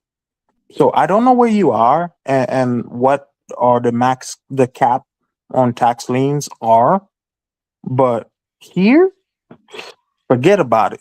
That 3% is more like a suggestion because even the people who buy the tax liens from you, as soon as they sign on that dotted line, they can immediately turn around and charge you 10% just cuz. And there's nothing preventing them from doing that. They can charge it to you with fees, I'm thinking, right? Oh, absolutely. But Just the fact that they showed up to can't give you like an official interest rate, but they can. no. They can do it in fees because the thing is this just for them showing up to court immediately raises that rate to 7%. No. Okay, so here's what I'm saying, right? No, Talewi. The 7% is our sales tax over here. Oh, it's tacked on. Yeah. Okay. Just immediately, as soon as they sign on that line, they can immediately say that this is a sale and they charge you 7%. Okay, that makes sense. So that's what I'm saying. They can do that immediately, like day one. And imagine day two, because they're going to go, oh, we had to pay our lawyers. We had to do this. We had to do that. The paperwork is about, what, $50 just to file the paperwork? And then there's the recording fees and everything else. They can tally all that up, add a sales tax to it. And You know, can do anything accreditation about it. fees in the last few years have had laws levied against them for extraordinary amounts of interest put on a purchase loan debt for pennies on the dollar they got it for. They can't turn it down. Their whole idea is they buy it for pennies on the dollar, and if they can get back exactly what you owe, they're already ahead. For them to continue to tack on even more is against the law at this point now. It depends on the jurisdiction you live on. Well, you're talking in generalities. I'm talking in generalities. Okay, yeah. I'm saying in generalities, there's a lot of ways to get around that. And then there's a lot of ways that they can be sued too. Yeah. No, of course they can be sued. It's just if you don't know your tax laws and you don't know what they can and cannot do, yeah, you're subject to their fucking simple logic. The point and is, though, I would tell you to go and get somebody to help you out, an attorney that understands that. Of course, that's provided that you can That afford it. Well, because here's the thing: you better afford it, or you're going to pay way too much to try to get rid of it. That's no. Here's the thing, though, right? The point is that a lot of this game is rigged. If you can afford to pay your taxes, you wouldn't have tax liens on your properties to begin with. It's like bankruptcy attorneys. There you go. No. Chapter 11. Chapter 11, not chapter 7. Yeah. Yeah. But the personal bankruptcy attorney. Yeah. The point is though, if you could have afforded to pay all of this to begin with, you wouldn't be here. So that's what I mean, right? You understand what I mean? Considering that you said that you've done this before, right? Yeah. So you know that the people who end up in situations where they have to go to court to fight off a tax lien, they don't exactly have the capital to hire a lawyer to fight off a, basically a bullshit fee on their lien. Some do, don't, some don't. But if the lien holder wants to push it and take it to court, then they know they're also going to be levied against the judge and what the legal limit is for how much they can actually recoup or put that person in debt. You can't squeeze ink off. All you can do is squeeze ink off a dollar bill. If they don't have the money to pay, it doesn't matter. You just have a debt on them and wait their 7 years and write it off against their fucking, their. I know you can't squeeze blood from a money stone, right? Right. So what I'm saying is, yeah, it sounds all grand and terrible, but at the end of the day, there's ways out of everything. Of course, you gotta stay calm and not let panic you into doing something that will wind up ultimately hurting you in the long run as far as debt. There's ways out of everything if you know how to fight. Absolutely. And if you know that fighting is even an option. Well, hold on. It seems that we're largely in agreement here. But okay, so these turnkey properties, because I've really been thinking about these turnkey properties. How often is it that you're going to be able to find these turnkey properties where the owner is willing or the city is willing to sell it to you at that amount? It happens all the time. The city will take your money regardless. You will be surprised. It happens all the time. So these are properties specifically with tax lien, and then the city will sell. Here's the thing: the city wants the money. Listen, the city wants their taxes, no matter what. The city doesn't care. The black cleaner will tell you. Listen. Let me finish this a little bit, right? Let me finish. You won't even ask the question. Black cleaner will tell you the city wants their money, but he'll also tell you he has to hold on to that debt for up to a year. Exactly. Now, after the year, it goes into default. You don't have to wait forever and a day for that person to pay you back. If they can't pay their taxes back in a year, then that means there's additional taxes being put on or levied against that land after that fucking year. And still nobody's claiming ownership to it. Right. You get what I'm saying? So then that's where Black Cleaner steps in and says, okay, I'll own the property. And then whatever the taxes is for that year, he pays and boom, he moves on. He still does not have to pay the full value of the house. He just pays the tax. Right. Okay. Shout out to my brother Lee Majors. How you doing, big bro? But yeah, no. I think this has been a very interesting conversation. I think Alex, bro, you could tell that you and your brother are both like very intelligent and things of that nature. I would love to converse with you outside of inebriation, because you can tell you a little bit on that sauce, but that's what's up. I really hate when KB does that shit. Be like, oh, nah. He like, oh, no, you drunk. I'm like, dude, just because I'm drunk don't mean what I'm saying is wrong. Wait, so you admit you're drunk? It's just bro. I don't mean what you're saying is right, neither. Right? It's like I am absolutely fucking sauced right now. But the point is though, right? It's like a lot of the stuff I try to tell him, right? A lot of stuff I'm talking about right now is not just hypothetical type thing, right? Because it's a lot of the contracts that I'm talking about is contracts that I personally read when my mom was buying her house, and everything else. And even just renting a property over here now in South Florida is very, very different from how it was 10 years ago. It's like night and day. These motherfuckers out here, they basically trying to tell you what color drawers you wearing. You know what I mean? Right. I saw you with your girlfriend the other day. You need to be careful on the property, Basically. So a lot of this stuff here, bro, even trying to get renter's insurance now, I basically need a lawyer to go over my paperwork and all of that. Yeah, but it's not. Didn't they come out a while ago? Didn't they come out not too long ago and said the insurance companies are pulling out of Florida because of is too much of a liability down there? Fraud. Yeah, no, not just fraud, because of hurricanes. Oh, they got the hell out of California. Right, that's why I say it's too much of a liability. Like of all the shit that's going on down there, like it's not in their best interest to offer insurance to people down there. Oh yeah, absolutely.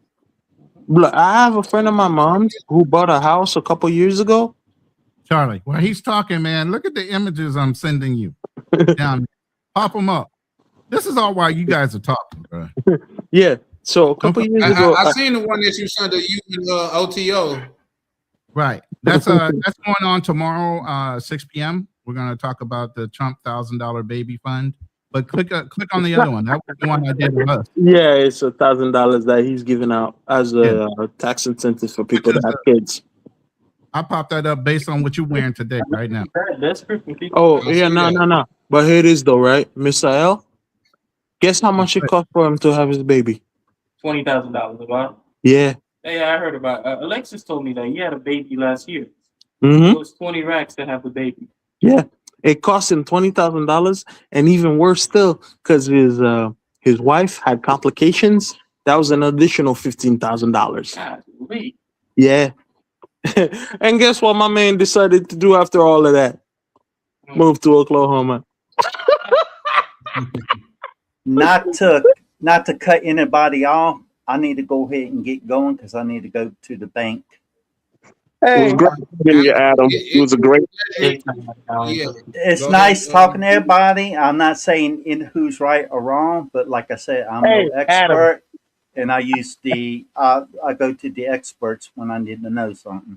Oh, hey, absolutely. Adam, always. Hold on, right there, Alex, hold on. Shout out to you, Adam, man. It was a pleasure having you up, man. A lot of people think that my channel is just for a specific type of person, and it's not, man. All is welcome. Long as we can converse in a civil matter and all be on one accord, man, everybody's welcome. So anytime you see me on and it's my panel, if you want to pull up, feel free to pull up. I appreciate it, and I thank y'all for having me on here. All right, nice meeting you, sir. Absolutely. And I'll see everybody later, and I'll say goodbye to the chat. Take care. Take it easy, Adam. Okay, thanks, and bye-bye. Bye. Because I think to myself, I'm like, man, if you're looking at, say, $10,000 or $30,000, right, and you buy this property, and, if you're expecting and you're saying that in about a year, right, you're going to exit at, 5x or 3x what you paid for it. I don't know. Even 20% interest. Yeah, they're hearing you. Yeah, even a 20% interest is pretty good profits. Oh, it's very good. 20% is very good. Extremely good. Yeah, but I'm thinking to myself, if you say, okay, I exit at double my price in 5 years, I can understand that. That's like, if you have some investments, for example, in the stock market, and you got the 12%, 13%, you would actually double your money in about 5 to 7 years. So, I can see that, but the way it was being framed like you can come in and in a year, you can basically double or triple your money, which to me, kind of raises some eyebrows. Sounds almost too good to be. I don't think no one said that per se, but I did say that. Remember that he was going to. Fats was talking about when he was talking about wholesaling, and see, I mean, there is a method to doing that, but see, when you're dealing with wholesaling, you're dealing with pretty much dealing with the customer himself, because you have a lot of customers out here that are either they're old and they're just trying to get out of the property. So they just might sell the property undervalued just to be able to get it out of their way because of what, the maintenance problems, and, or, you might be dealing with some probate issues also, because you might have a death in the family and the property is there. And when you're dealing with, probate, when there's a death in the family, the people is like, yo, we're not going to manage it. We live out of the town. We're not coming back here to take care of this. You just give us your best offer It's just like, selling a car or something like that, selling, any type of item. Give me your best offer. And you do find deals like that all the time. But you got to search for those. You know what I'm saying? And that's what people do. They wake up every day just like looking for stocks. They'll start searching for real estate deals where they'll find the distressed property or the probate property or the old lady who's trying to move into a nursing home and she needs to get this expensive house out of her name so that she can qualify for Medicare and stuff like that. That's what people do. Because as I said, the real estate is also a market. Just like the stock market, just like the commodities market. These are all markets. And what we do when we go to the market, we look for deals, things that are on sale. Yeah, when you put it like, yeah, that makes sense. Yeah, you're right. Hey, I heard somebody relevant say, and I forgot who it was, so forgive me for that. They said it seemed like the harder you work, the luckier you get. And I'm saying that to say, if you're in the market and you're shopping deals, I think Steve Harvey said, if you hang around the barbershop long enough, you're gonna get a haircut. You know what I mean? So that's just my thing. It's not these unicorn things to where it never happened. I know people like my mother bought her house on a probate deal. You know what I mean? So there's that. But with that, go ahead, Ronan. I was just sitting there to really tell you check your email. But yeah, I just looked at that. The biggest thing is there's no wrong way of earning, investment money. Some have higher risk than others. Some are a little more stable because the property ain't going to move from underneath you. It's going to always be there versus stock that can have huge swings depending on what you're investing in. I know a lot of people brought in late for, Bitcoin. It was up to 100 and something thousand. Now it's dropped down to 76. Whoever bought in between 76 and 100 something thousand just took a fucking loss. But that's a non-tangible investment. You don't get here's the thing. Old people, we like to touch, taste, feel, touch. You get what I'm saying? The digital market game for us is like, man, that shit can go up. I've had experience in a rug pull with Ethereum, thinking I was in a Ethereum mining group, and that shit closed down and they snatched everybody's money. That's called a rug pull. So there's a lot of things you can't control when you're talking about the market, but a house is something right in front of you. It's something that's not going to go away. Even if the market takes a dump, it's still property. It's still there. You can hold on to it till it recovers. All I can tell you is don't sign a fucking loan that puts you upside down. Like the last year and a half, 2 years, when the market was supposedly low, people paying $200,000 and $300,000 cash above asking, above what their fucking loan officer said the house was worth just to buy a house. That's dumb. It ain't that fucking important. Yeah. I'm just saying. Yeah. Huh? You didn't. What'd you say? Oh, sorry. No, I was done. No, not you. I'm talking to my brother. He said something. Yeah. You're right. Yeah.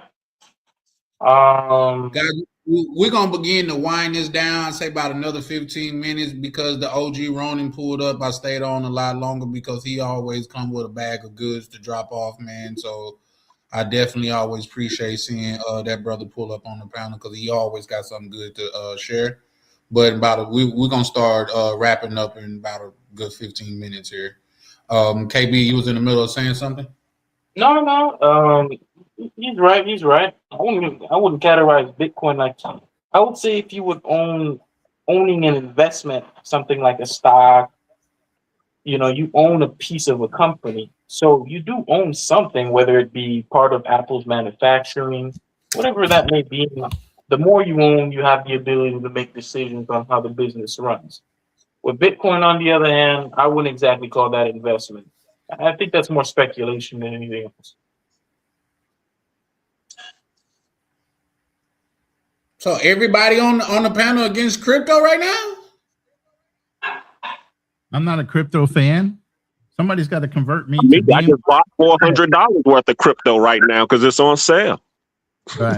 Well, of course it's on sale. definitely on sale. It It is it's lower than it's been in a while, you know.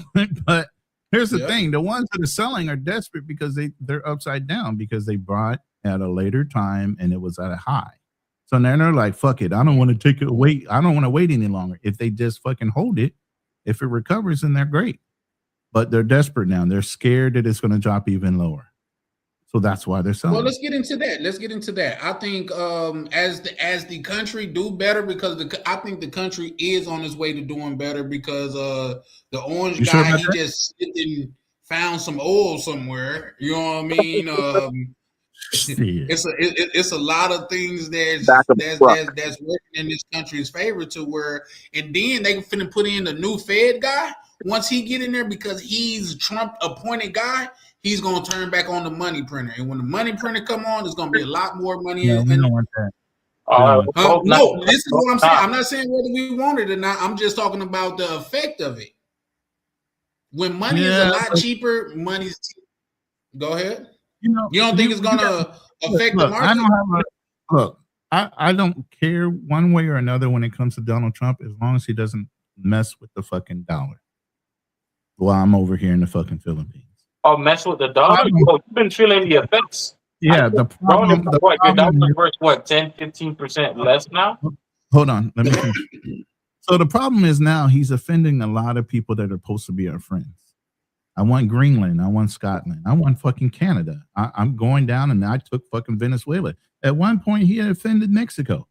I mean, when you have everybody that's your friend and you're turning them against you, how solid do you think the U.S. dollar is going to be on the world currency market if you offend too many more people? And why wouldn't they have backroom conversations? I heard another. My bad. Go ahead. And why wouldn't they be having backdoor conversations without U.S. being involved as to the currency they might want to switch to later? I mean, they have. That's where BRICS Nation came from. BRICS was not even a legitimate fucking bill. Because you have unstable nations trying to unite. Who's going to guarantee that mark? Nobody can guarantee it, because they're all individually fighting against each other. They were just doing that as a ploy to try to get us to come off of what we were doing to them. They were all the countries that were mad at us. But you don't have Russia couldn't support the fucking bill on the dollar that bill on their own.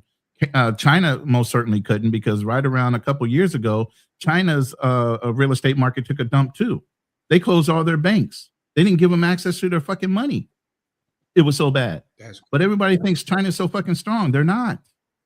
And then you had India. What the fuck? Brazil. Who? Brazil who? Not one of those countries on their own could substantiate that fucking bill, BRICS.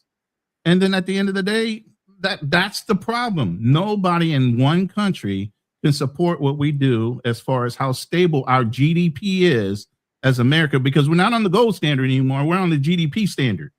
Based on our gross domestic product, on how much we produce above and beyond all other countries, is why our bill is so stable. But when you start poking the bear with a whole bunch of countries that are supposed to be our friend, that's when they start questioning, who else could we probably lean on to support this for a while? Yeah, for sure. That's what I'm concerned. I agree.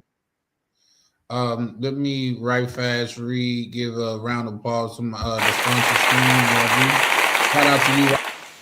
YV say you invest in real estate first and then invest in crypto with passive income. Crypto will rise. Folks should be buying now.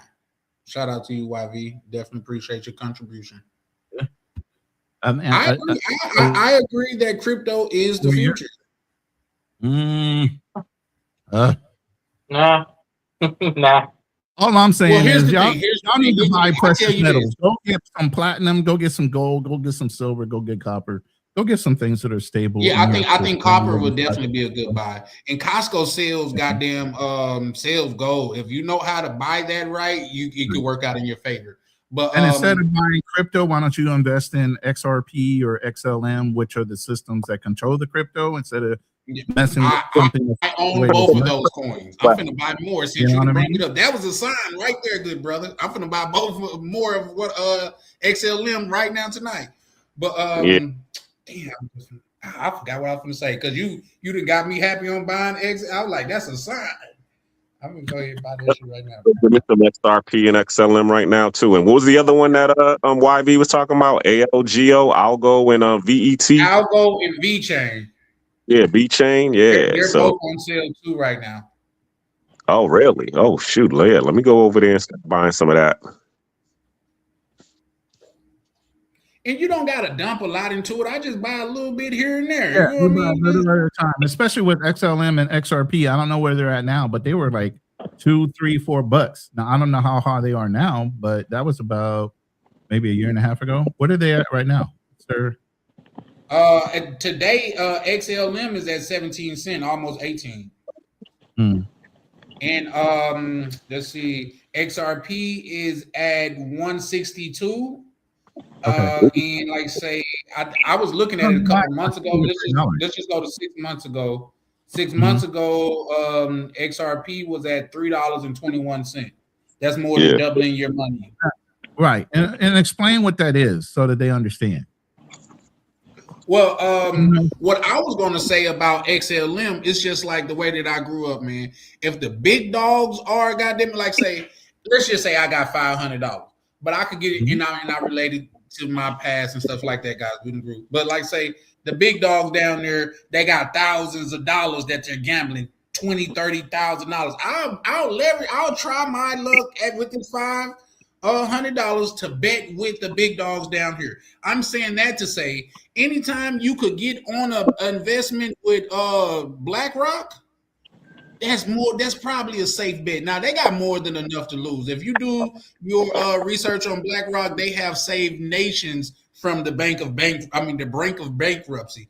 But they are heavily invested in crypto, especially I believe it's XRP. So why not? You know what I mean? And like you know what XRP and XLM are? Stellar Lumens. I know XRP. That's basically the XRP is Ripple. And L is LM. What's goddamn it? $9. What you mean? XRP is at $9. I said, why did I say $2 or $3? XRP is at $9 right now. Where are you looking at XRP at? XRP right now on the market is $9, 9.09. Now XLM or Lumens is sitting at 18 cents. What XRP are you looking at? What exchange are you on? I'm actually finna go to more official than that. XRP crypto is. Oh, I see what you're saying. Somebody had it marked at. They're saying it's $1.60. Yeah, that's what I'm telling you. I just for sure. I'm on like official crypto site. When is this?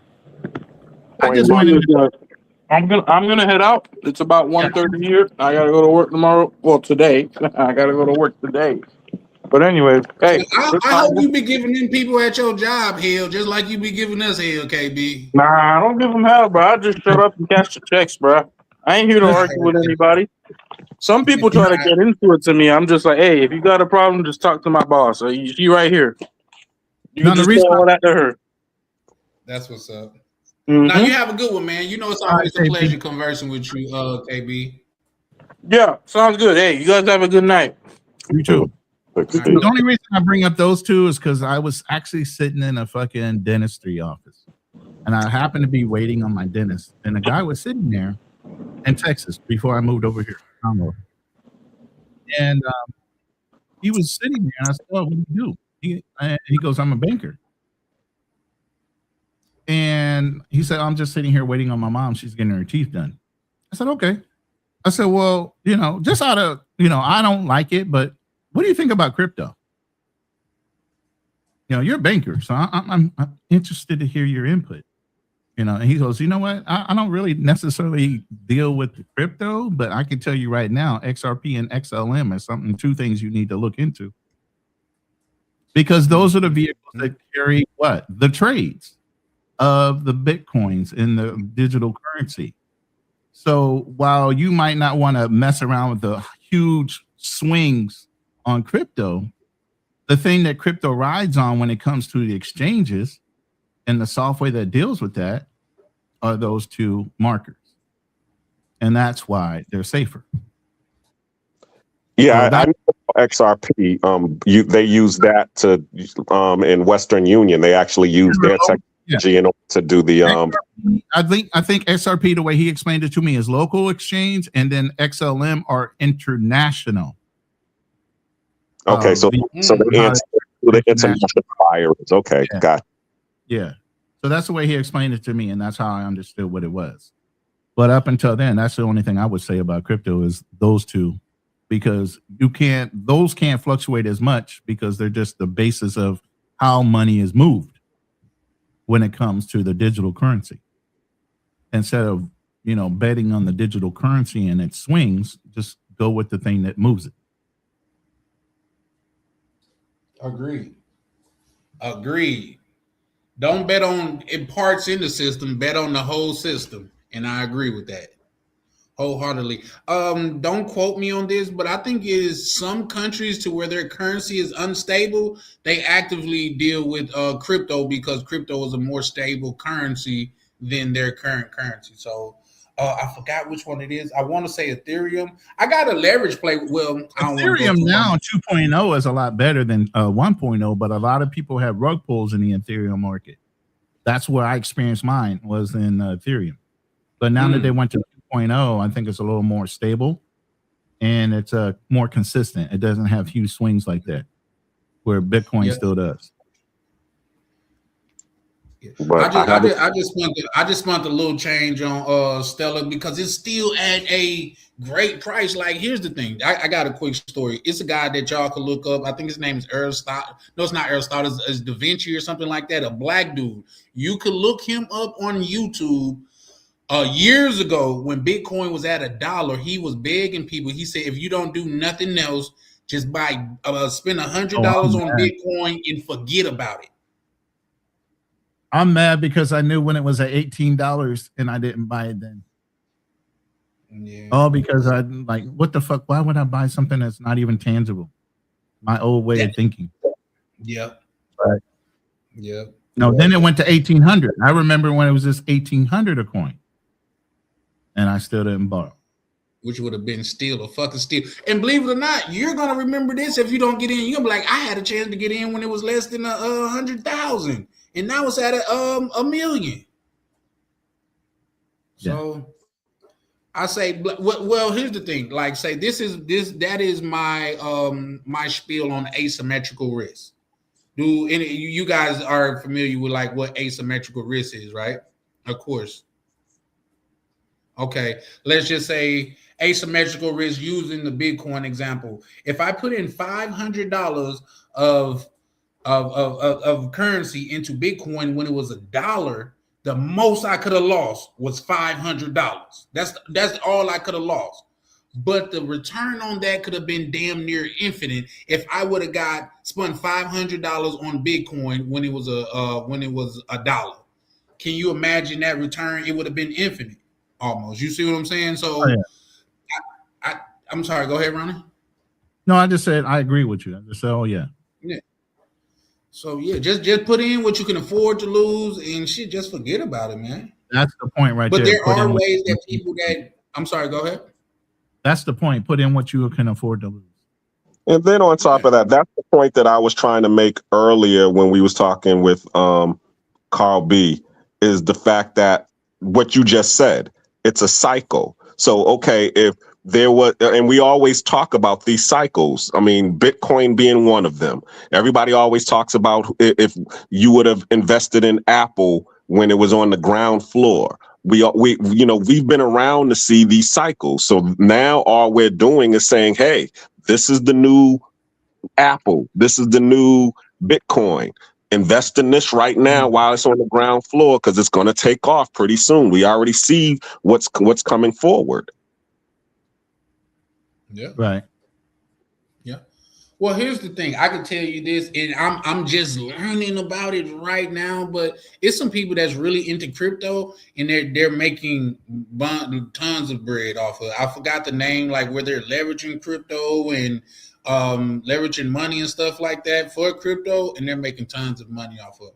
I'm not going into it because I don't know enough about it to like get people excited about it or say yeah nay about it. But I have seen people are make like say, should I go into that? Can I go into that? Well, there's a way to where you could put up your crypto and still use that bread while it's gaining value. You know what I mean? That's all I would say. You can still use that money while it's gaining value. So it's a way that you could do that. But with that, I yield. So gotta wait for the next opportunity. I think the opportunity is now. I believe I've heard people speak about Bitcoin in 4-year cycles. It was like, oh, we'll go back and look like every 4 years, a 4-year cycle, and around that time, Bitcoin do something tremendous. You know what I mean? So, and you know, Bitcoin is the market leader. When Bitcoin go up, other coins tend to rise with it. But with that, once again, I yield. But yep, guys, we're gonna start. Go ahead, Ron. No, I just can't get behind it, man. I'd rather own real estate like Black Cleaner. I just can't do it. Well, Black Cleaner hedging his bets. He owned real estate and crypto. Exactly. Because, well, the key thing is the utility. See, I don't own anything like Dogecoin or, any of that pump and dump schemes. I own the things like what you were just talking about, the stellar lumens where they're actually using the technology, or the XRPs, things where they're actually using. Once they tell me what the technology is, like. And once I do my research and I'm like, okay, this is the wave of the future. This is something that everybody needs and they're going to be using, then I'm going to invest in it, just like real estate.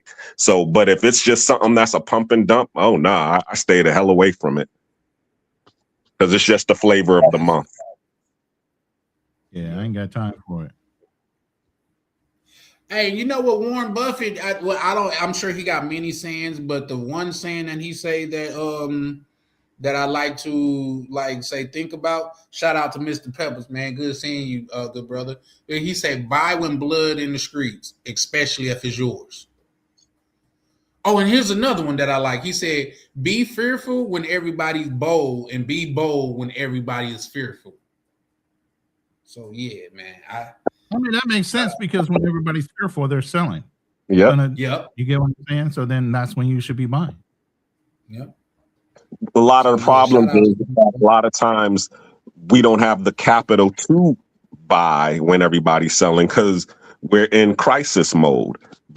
And that's why rich people are able to take advantage, because everybody's selling at a discount and they're like, yo, I got it. I'll buy it from you. And they start doing the wholesale deals, just like what we were just talking about earlier. Oh, you can't, you got bills to pay. You can't afford it. Oh yeah, give me that. Let me get that house off of you for $20,000. My $100,000 house. Hey, you got to pay that bill over there, right? I got you. Hey, YS. I thought XLM had the fastest transfer rate within 8 milliseconds or 8 seconds, where with Bitcoin, it took maybe anywhere from 8 to 12 hours, sometimes maybe even a day, for transactions to go through for the verification process. That's the whole idea behind XRP and XLM. It speeds up the transfer process. The verification process is a lot faster using those systems. So that's why the institutions are using them. So Bitcoin on a buy usually took anywhere from 8 to 24 hours or so for verification of verifying funds, because you got to go through so many servers. So I didn't know about Algo. Did Algo come afterwards, or what's going on with Algo, and what's their transfer speed for transmission? I'm asking why. Sure. I think he just put in there. Yeah. YV. That's I like, he know more about it than me. Like say I invested in Algo and VeChain because he suggested it. I'm more than likely it's such at a good buy to where, like I say, it's I have a brother I'm going to bring on. I have a brother that I'm going to bring on. His name is T-Mac. He's a Marine too, but he does a lot of lectures and he deals with the blockchain for digital currency. So I'm going to have him on my other channel. So when you going to do that? That's something I would love to pull up in. My first one is with O2O, which is Financial Frontier. We're going to do the $1,000 baby thing tomorrow. And then he's probably going to be the next on my list, is to talk about blockchains. And he's actually helped with programming and setting up the standards for it. He's lectured in China and other places too. So I definitely want to expose him to everybody, even though he's in a lot of people's chat and supports a lot of different YouTube channels. I'll definitely be there. Let me read this. This comment by tonight's sponsor. Shout out to YB. I'm gonna get a horn too, brother. I promise. I'm gonna get a horn. I gotta wait till my good brother Ronan showed me how to do it though. There you go. Yeah, I gotta get that. Algo will be the bulk of the ecosystem that financial institutions, domestic and internationally, use to transfer monetary assets. Why? Because it will be the cheapest, reliable, and quickest transfer. Then he also goes on to say the United States military is planning on its ecosystem. Algo is the So is the United States military planning on today? The reason I'm asking this question is it's very important. The military goes with things that have multiple redundancy factors where, the security is second to none. And even though XRP and XLM are highly secure, for some reason, why isn't the U.S. military going towards those systems that are already in place instead of this other one? So I would want to see what the background is on why the military is going against maybe what the government is already doing, because the government is the one. And matter of fact, Donald Trump is the one that announced XLM and SRP. Go buy it. Did he? Yes. When he first came into office, he dropped those two particularly. So I'm curious to hear what the military. See, that's why I love these panels, man. I'm curious to see what the military saw versus what the federal government is seeing. Well, I can say this because Donald Trump is big business. And I remember when XRP was going into they had a whole lawsuit going on because I remember when Bank of America was actually trying to institute XRP into their systems to be doing their wire transfers. And then for some reason, that deal didn't go through. So what I'm saying is that I can see that now, they're using all of these. XRP is being used in a lot of big businesses and big corporations who these are friends of Donald Trump. So therefore, if they, if his friends are using it, then of course he's going to, put it for the government as well. I can see that's why he was saying, "Hey, go buy it," because hey, I'm using it, and we're going to put it over here, and in my company. So yeah, you better go get it. And that's why my antennas are up with Algo based on the fact that he brought up the U.S. military going outside of what the encouragement is on the federal side. Because military does that. Federal government might be over there, and the military is going to go over there because of their double redundancy and ultra secure, anti-fucking nuclear bomb type shit that they do when it comes to their system. So, and he said, and he's saying that that's the one that Alco is the military betting on the more messing with the one with Alco, right? Yeah, that's what he's saying right now. Air Force is using it. I'm gonna buy some more of that right now. So, yeah, military has different standards. I ain't got much money. Y'all gonna make me spend it all. Well, the military has a different standard than most federal agencies and civilian agencies. So, when the military does something, you've got to really kind of look at what they don't necessarily always go with lowest bidder. It still has to have a standard to whatever they're going out to bid for. So, if they went out to bid and Algo already beat XRP and XLM, that comes into question. You got to ask. Why? How did they beat them? What did they have in addition to? That's a fact. And also, who created the chat, guys? Shout out to the chat, man. If you over here watching from Ronald's channel, man, welcome. Thank you, man. My name is Charlie Chan. We have these conversations all the time, man. So if you wouldn't mind, like, subscribe, hit the notification bell, because we be dropping hot fire over here, man. And me personally, I'm about pushing this community forward, whether it's finance, travel, or us just being better men. That's what I do. But my bad. What you were just saying, Black Lena? No, I already said it. I'm just do your research. Definitely find out who was the creator of it, because that also that comes into play as well. Of course, when you're dealing with the American government and when you're dealing with the military, they're always, you know, big on who their friends are. That's true too. But even though they're their friends, you got to understand their systems cannot fail. You got national security and other things involved. So even though they might be friends, that shit better work.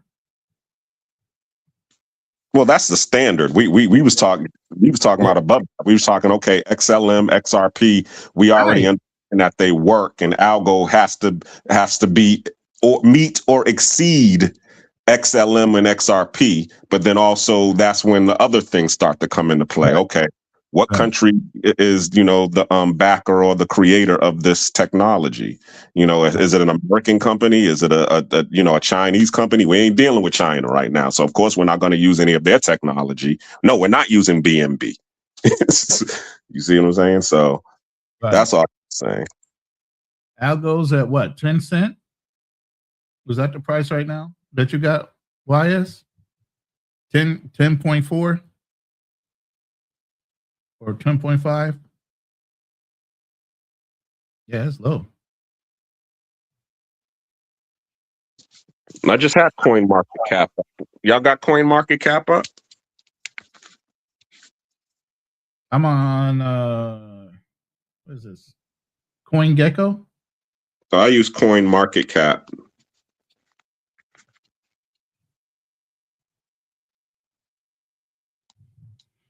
Well, 11 cent rounded up, basically. From 10.5.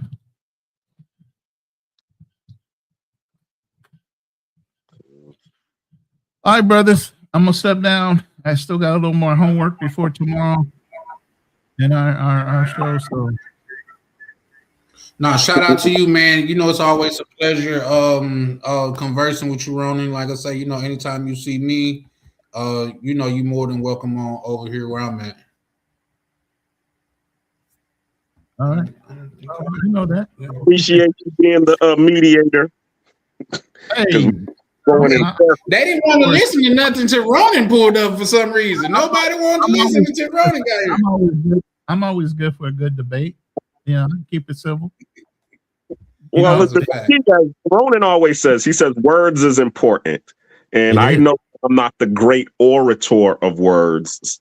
And, you know, he's definitely has a better vernacular in explaining things. It's him being a fiduciary and also, you know, behind his name. I'm just coming from experience. So when when I'm talking, more of it is, you know, I'm trying to explain it to people like it's a 3-year-old, and it's like, he's talking ignorant. We don't want to listen to him. And I'm over here like, yo, I live this thing. You need to do it like this. And they're like, what? Do it like what? Hey, you need to guard it. You know, even on my channel, it's like we're not here. My other channel, I even say, you know, as a fiduciary, I'm not here to sell you a thing. I'm here to dispel and explain systems. I'll refer you to somebody else, even if you do a consultation with me. I might run down every possible angle that you can use in order to implement a strategy or a plan for retirement.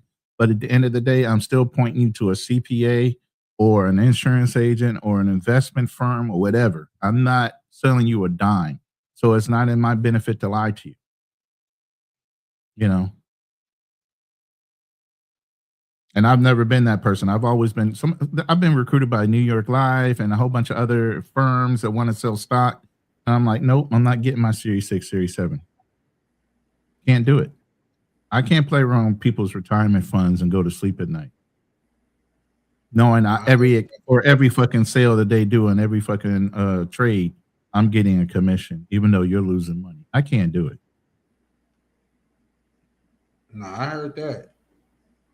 I definitely heard that. It's just that man, we need brothers out here like you that is educated in the form that you are, and just be sharing the word, because like there's so many people that just want to gatekeep just public type stuff. You know what I mean? But let me get to YV's what's name. If I miss one, YV, you could just put it up. My bad. He said algo is too cheap not to buy right now. Shout out to you.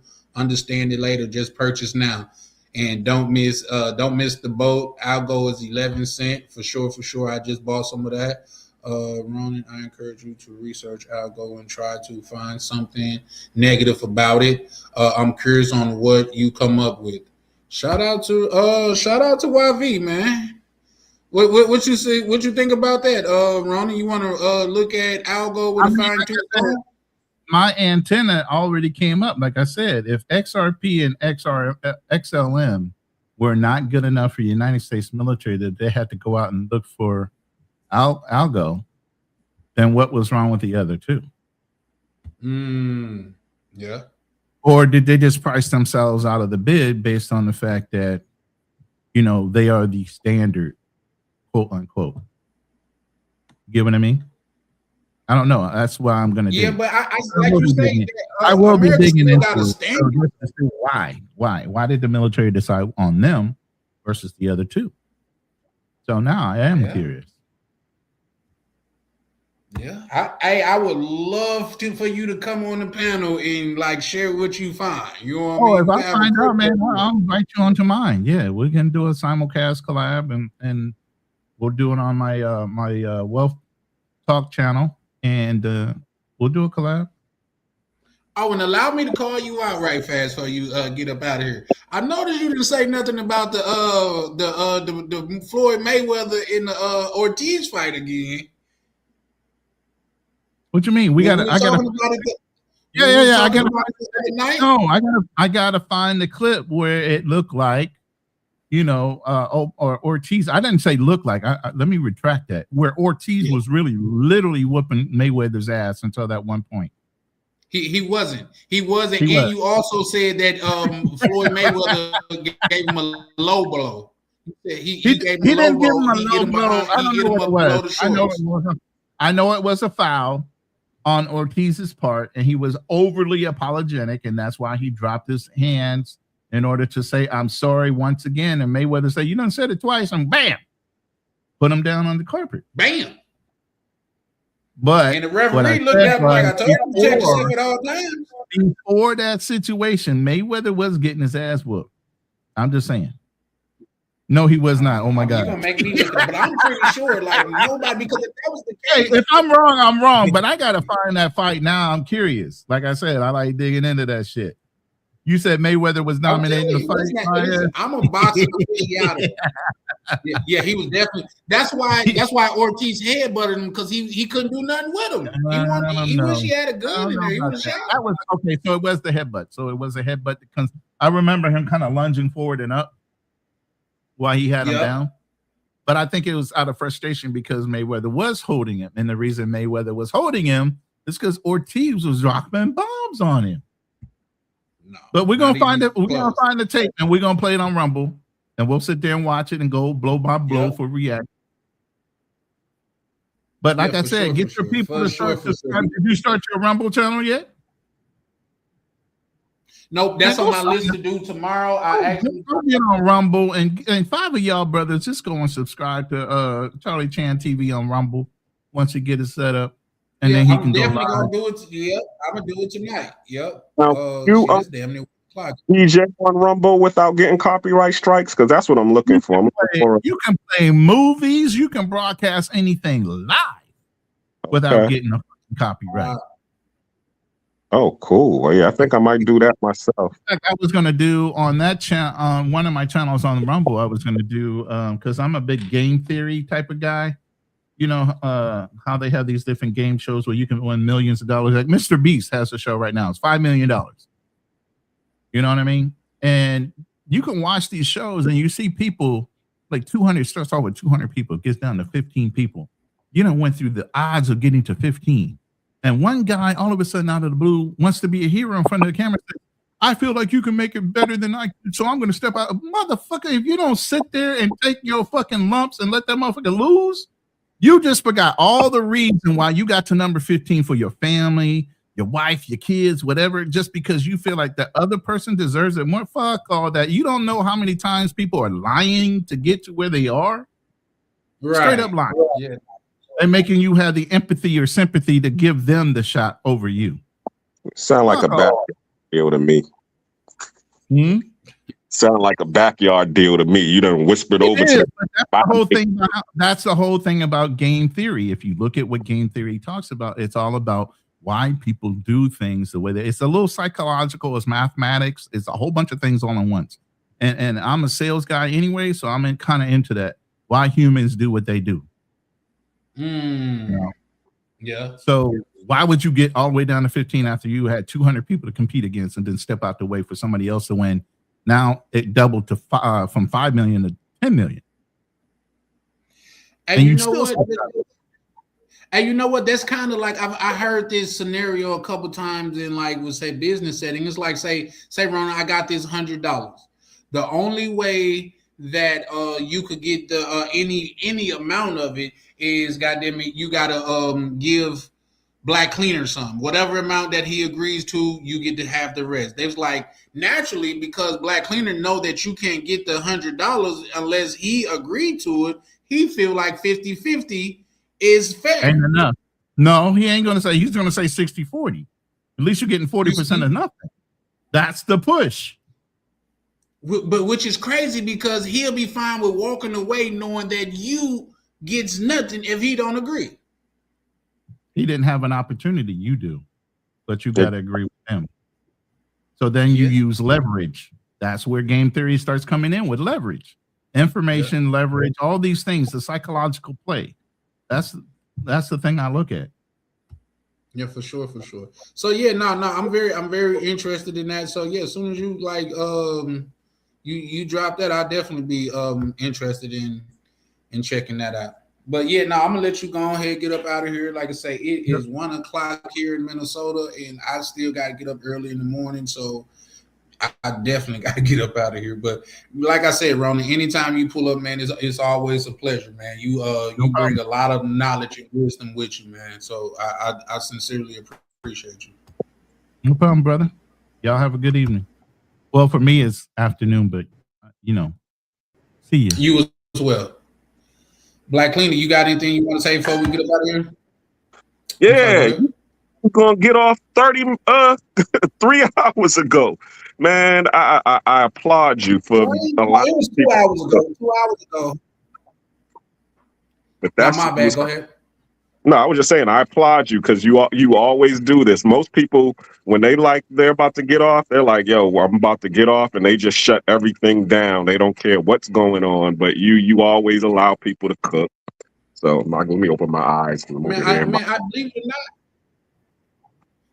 I appreciate that, Black Cleaner, but believe it or not, man, I sincerely enjoy this community, man. When brothers on here, man, and we not arguing and calling each other out their name and trying to be super macho, man, it's a beautiful thing that go on. It's almost like I'm watching it like a symphony, and I get to be a part of it, not just be a part of it, but a lot of times orchestrated, man. So it'd be hard for me to turn away from that. So yeah, man, appreciate it, man. Black Cleaner, you one of the brothers that pull up every time, man. And once again, if I haven't said it a million times, I haven't said it once, man. I appreciate you always pulling up and showing love the way you do, man. So, man, just know that, man. Over here, goddamn it, Charlie Chan TV, we appreciate you, bro.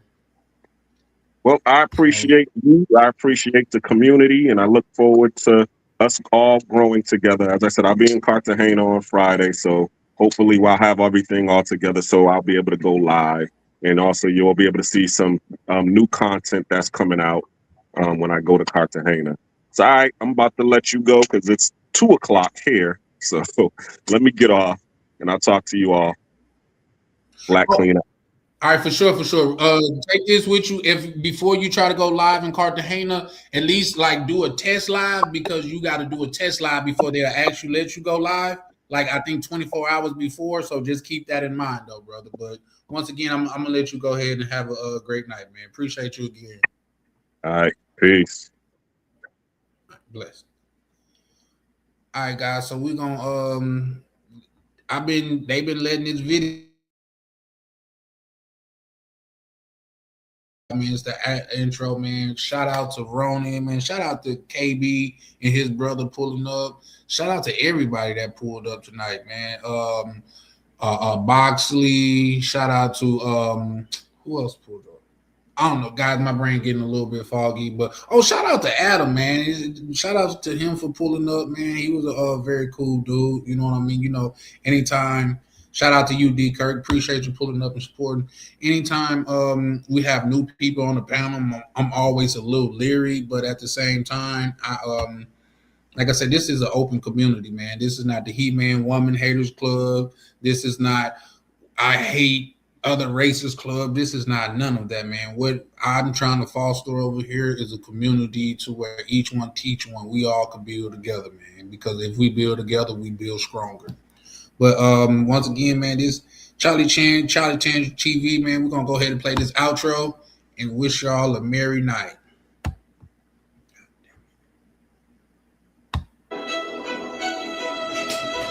Yeah.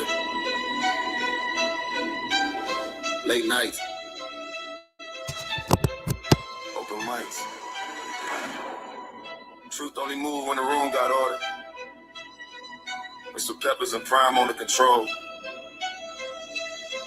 Welcome to Charlie Chan TV. Yeah. Three beautiful women, a whole panel in a vibe. Vibing with me, she set the tone when she look you in your eyes. Tam talk straight, no filter, no disguise. And a smooth with it, every word calm but precise. Chat going crazy, yeah, the numbers stay live. Everybody got opinions when the combo get tight. Different views, same table, respect, stay intact. Late night panels where the feelings meet facts. Late nights, don't sleep, don't sleep. True talk, true, no retreat, no retreat. Panels lit, crowd loud, crowd loud. Charlie Chan, TV, Charlie Chan, TV, Charlie Chan, TV, Charlie Chan, TV. Once again, man, Charlie Chan out here, man. Some of the most beautiful women, bitch friendly. Yeah, sick of the lies. Same topics rotate every time they go live. Black man in Germany, Berlin, state of mind. Different culture, different lens. Still speaking this side. Black cleaner, keep it solid. Street calm, no flex. Miguel, keep it gangster. Let the truth handle the rest. Ain't nobody running when the questions get steep. Nothing moves unless Pepper's not. Prime say speak. Two moderators. One room, one mic at a time. Now let it cook. Charlie Chan, TV, Louisiana, where it starts. Southern roots, but the vision way bigger than charts. Panel talking night, hotel reviews by the day. From lobby to rooftop, we telling no fake. Grinding every wildin' in the comments tonight. Typing fast, cracking jokes, adding fuel to the light.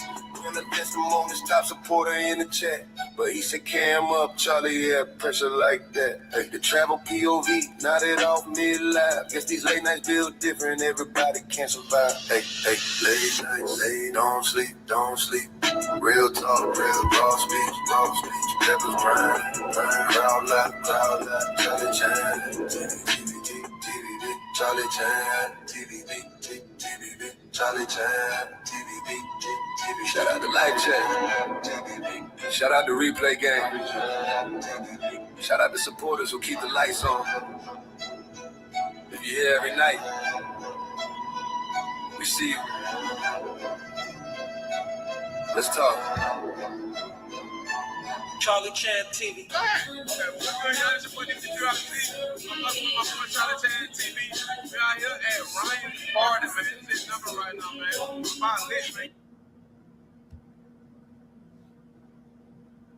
Yeah, so man, shout out to my good brother K9, man. You pulled up right as we was closing, man, but nevertheless, it's still appreciated, man.